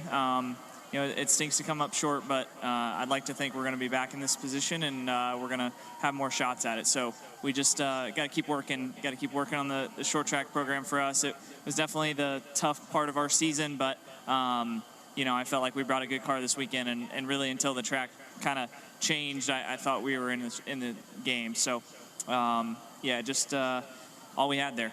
What was it like racing with Blaney and Larson there? You guys were so close at times. You're racing for obviously the win and the lead, but also for a championship. What was that experience like? I feel like we all raced really hard. So it was, I felt like in stage 1 and 2, I could kind of take Ryan's lane away a little bit and get him tight. And then once he got in front of us, it was really hard to get him or chase him back down. And then with Larson, I thought we were pretty even. It was really, who came off pit road, and he did a good job the last run, and they had more speed than us the last run. So the last run of the race, we just were pretty tight there. But like I said, just really proud of this team. We've had a great season and a lot to be proud of, and we're going to keep digging hard. So this was a great season for us. Strong season for William Byron, this 24 car, and a lot to build on for next year, guys. And they've kind of forgotten that they didn't even interview Chastain at all. He won the race. No one cares. Chastain won the race, which is crazy. But thanks, Chad, for that. Thanks for the commentary. Listening in from Indiana, 113 like. Thank you so much. Appreciate that.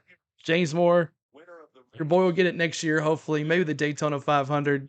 But I appreciate you hanging here all day too, man. Thank you so much, James. The top 6 were the best drivers all year. I'm out. See you, bud.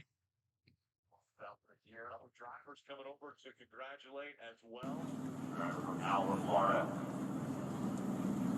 Bubba Wallace coming in to congratulate him as he pulls up in front of the championship stage.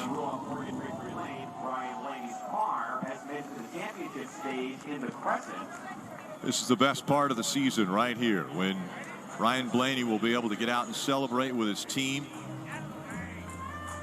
We saw how emotional and heard the emotions of Blaney. No, it doesn't stop for me, Sarah. How important it was that his family was here, family and friends.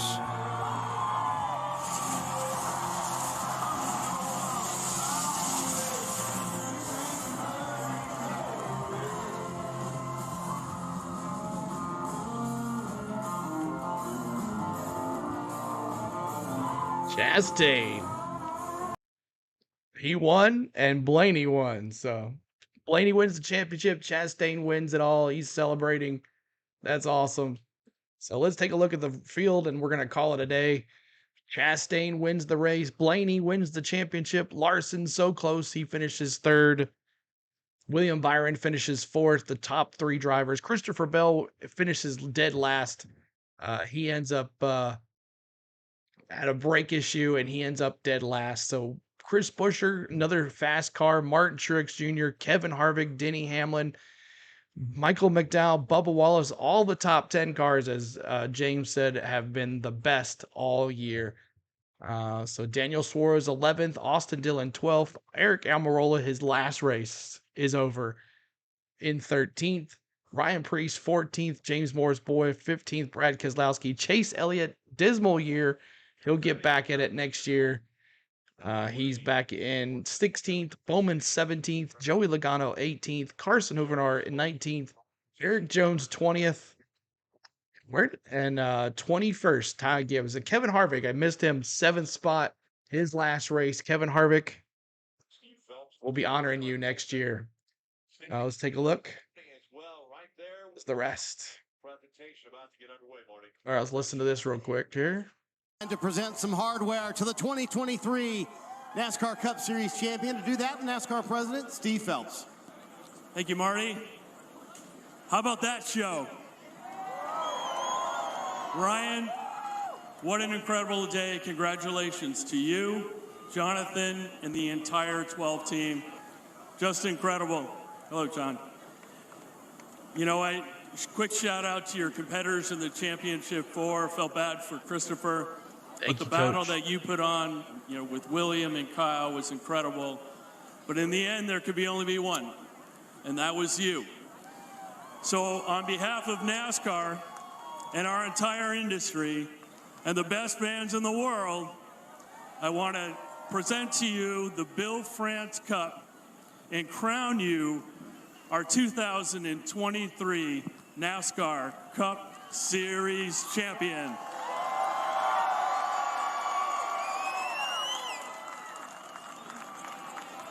Back-to-back for Penske.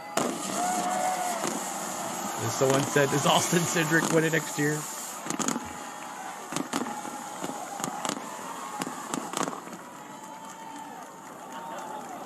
He gets to lift the trophy finally, and it's heavier than it looks, isn't it, Ryan?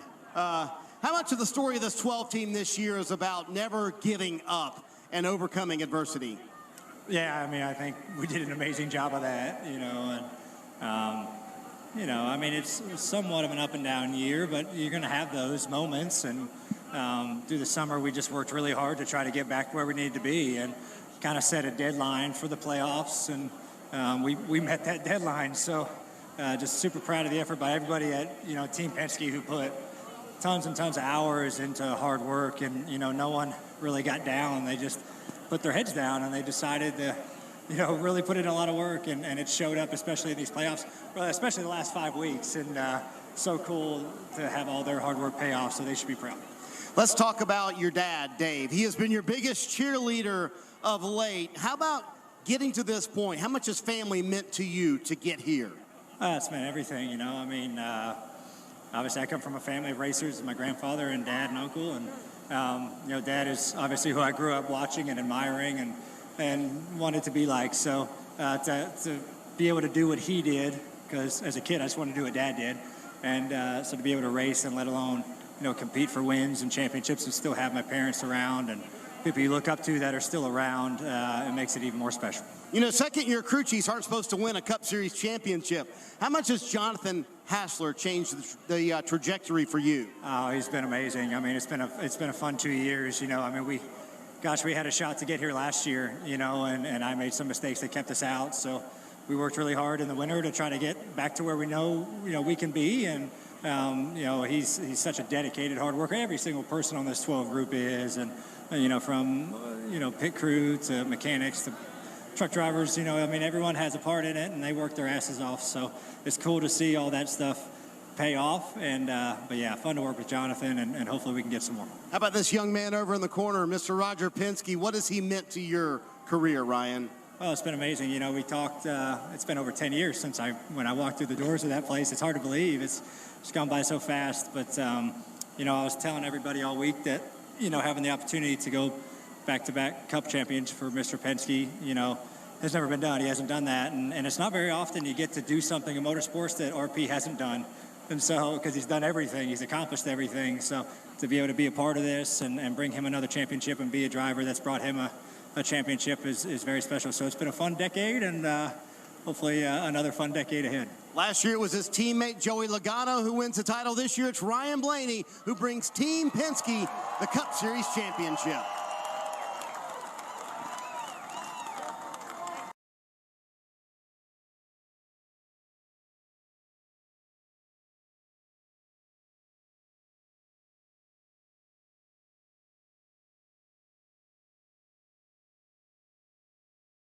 Oh, here we go. Back to not muted anymore. Sorry about that. But thank you so much, guys, for everything. And we are going to be.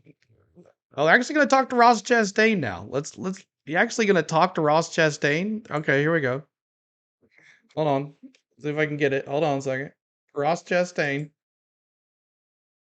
For, give him some for love. everybody on this Worldwide Express team, the Global Trans and Unishippers, this vision for Trackhouse and what this was goals like this, and they were lofty. And it started with Advent Health and the Moose Lodge believing in me, coming over to Trackhouse, and then Kubota Jockey coming on board, filling out our season. Now, obviously, next year with Busch Light, the AB brand, I couldn't think of anything I would want to do more is to try to Busch be is like going to Chastain Chastain next year. Was bucket list, little kid in me racing that 2005 GameCube game. I drove as the 29 GM Goodwrench car, and now I'm driving a Chevy for GM to Victory Lane, a Camaro. So, yeah, I am beside myself that we were able to do that. That last caution, we were really tight, and it saved us. And Phil Surgeon and this group at Trackhouse, all of our GM support staff, sim staff, and everybody at Trackhouse somehow came up with a way to make this thing turn, and we drove off into the sunset. Well done. Enjoy the offseason with a win in your pocket. Let's go to Kim. Oh, he's got it there. And Kevin Harvick down here, surrounded by family, surrounded by friends. Or in the chat, y'all, whoever's here. Family. We had Kevin Harvick down here congratulating you on an absolutely outstanding Cup Series and NASCAR Series career. There were tears shed. I heard some laughs. There was a toast. Sum up what this day and what your career has meant to you. It's been an emotional roller coaster for sure, and I think as you look at this last week, this really means a lot to me, just because I love driving the race car. I love being around the people more.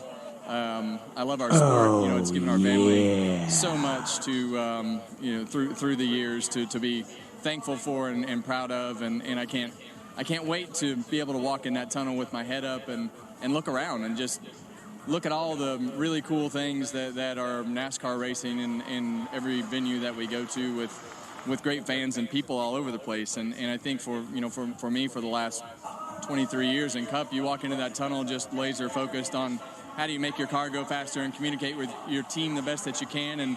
And sometimes you don't see everything that's around you. So I'm fortunate to be able to kind of close this. I opened this chapter unexpectedly in 2001 and closed it in 2023 how we wanted to, and that was to be competitive. And the thing that means the most is just having the respect of the drivers and the competitors and the crew chief and my team and organization and all the past people that I've worked for or worked with. There's been so many great stories and things that have happened over this year, but especially this week. As you talk about the competitors, and not only the competitor aspect, the fan aspect, you're not leaving the sport, you're moving to the TV booth, but what do you hope people remember you by as a racer?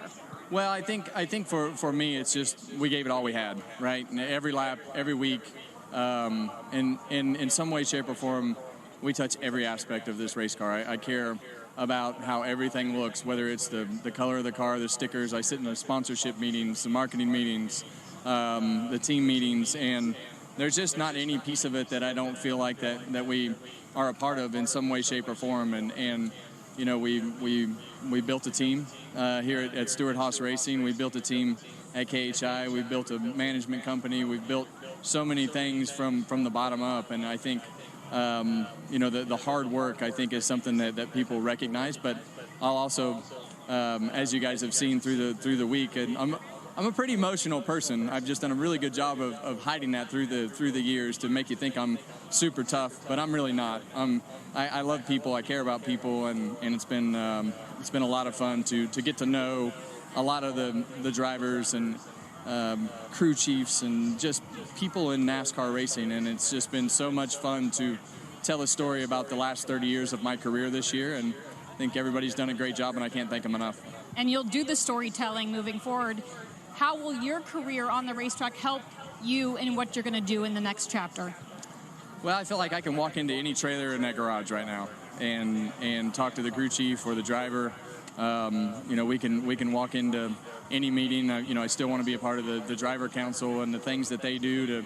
These guys are rock stars, and I want everybody to know how hard this is and how hard these guys work and how hard it is for them to come in here. And I think over the last several years, we've kind of got away from understanding how hard this is, and the guys and gals that drive these vehicles they're studs. They're badasses, and that's really what I want to portray. And this is a lot of hard work. And you hear about F1 and NASCAR. We have every bit of all the rock star technology, everything that we need. We just got to make sure we tell the story. But I love the drivers, and I love to compete, and they're the rock stars in this whole thing, and I can't wait to talk about this car and everything about them. And you, Kevin, are a rock star. Congratulations on an absolutely outstanding career. Thank you. He'll continue on with Fox Sports next year as he will cover the races from the broadcast booth. All right, so that is it. I wanted to let y'all listen to Kevin Harvick there, but this will wrap it up for the 2023 NASCAR season. And I want to thank each and every one of y'all that we've gained a subscriber, a like, a comment, everything. I know there's not that many left in here now, but for the replayers, thank you for watching as well. But this wraps it up to next February as we head to Daytona for the off season. We'll keep track of what's going on in the off season, but we'll see you soon from the Daytona International Speedway for Speed Weeks. I hope everybody had a great season this year. I hope everybody had fun, and I learned a lot this year. So until then, my name is CeeLo. We'll see you guys very soon on our next thing that we head on to. But for you NASCAR fans, we'll see you in February. Good night.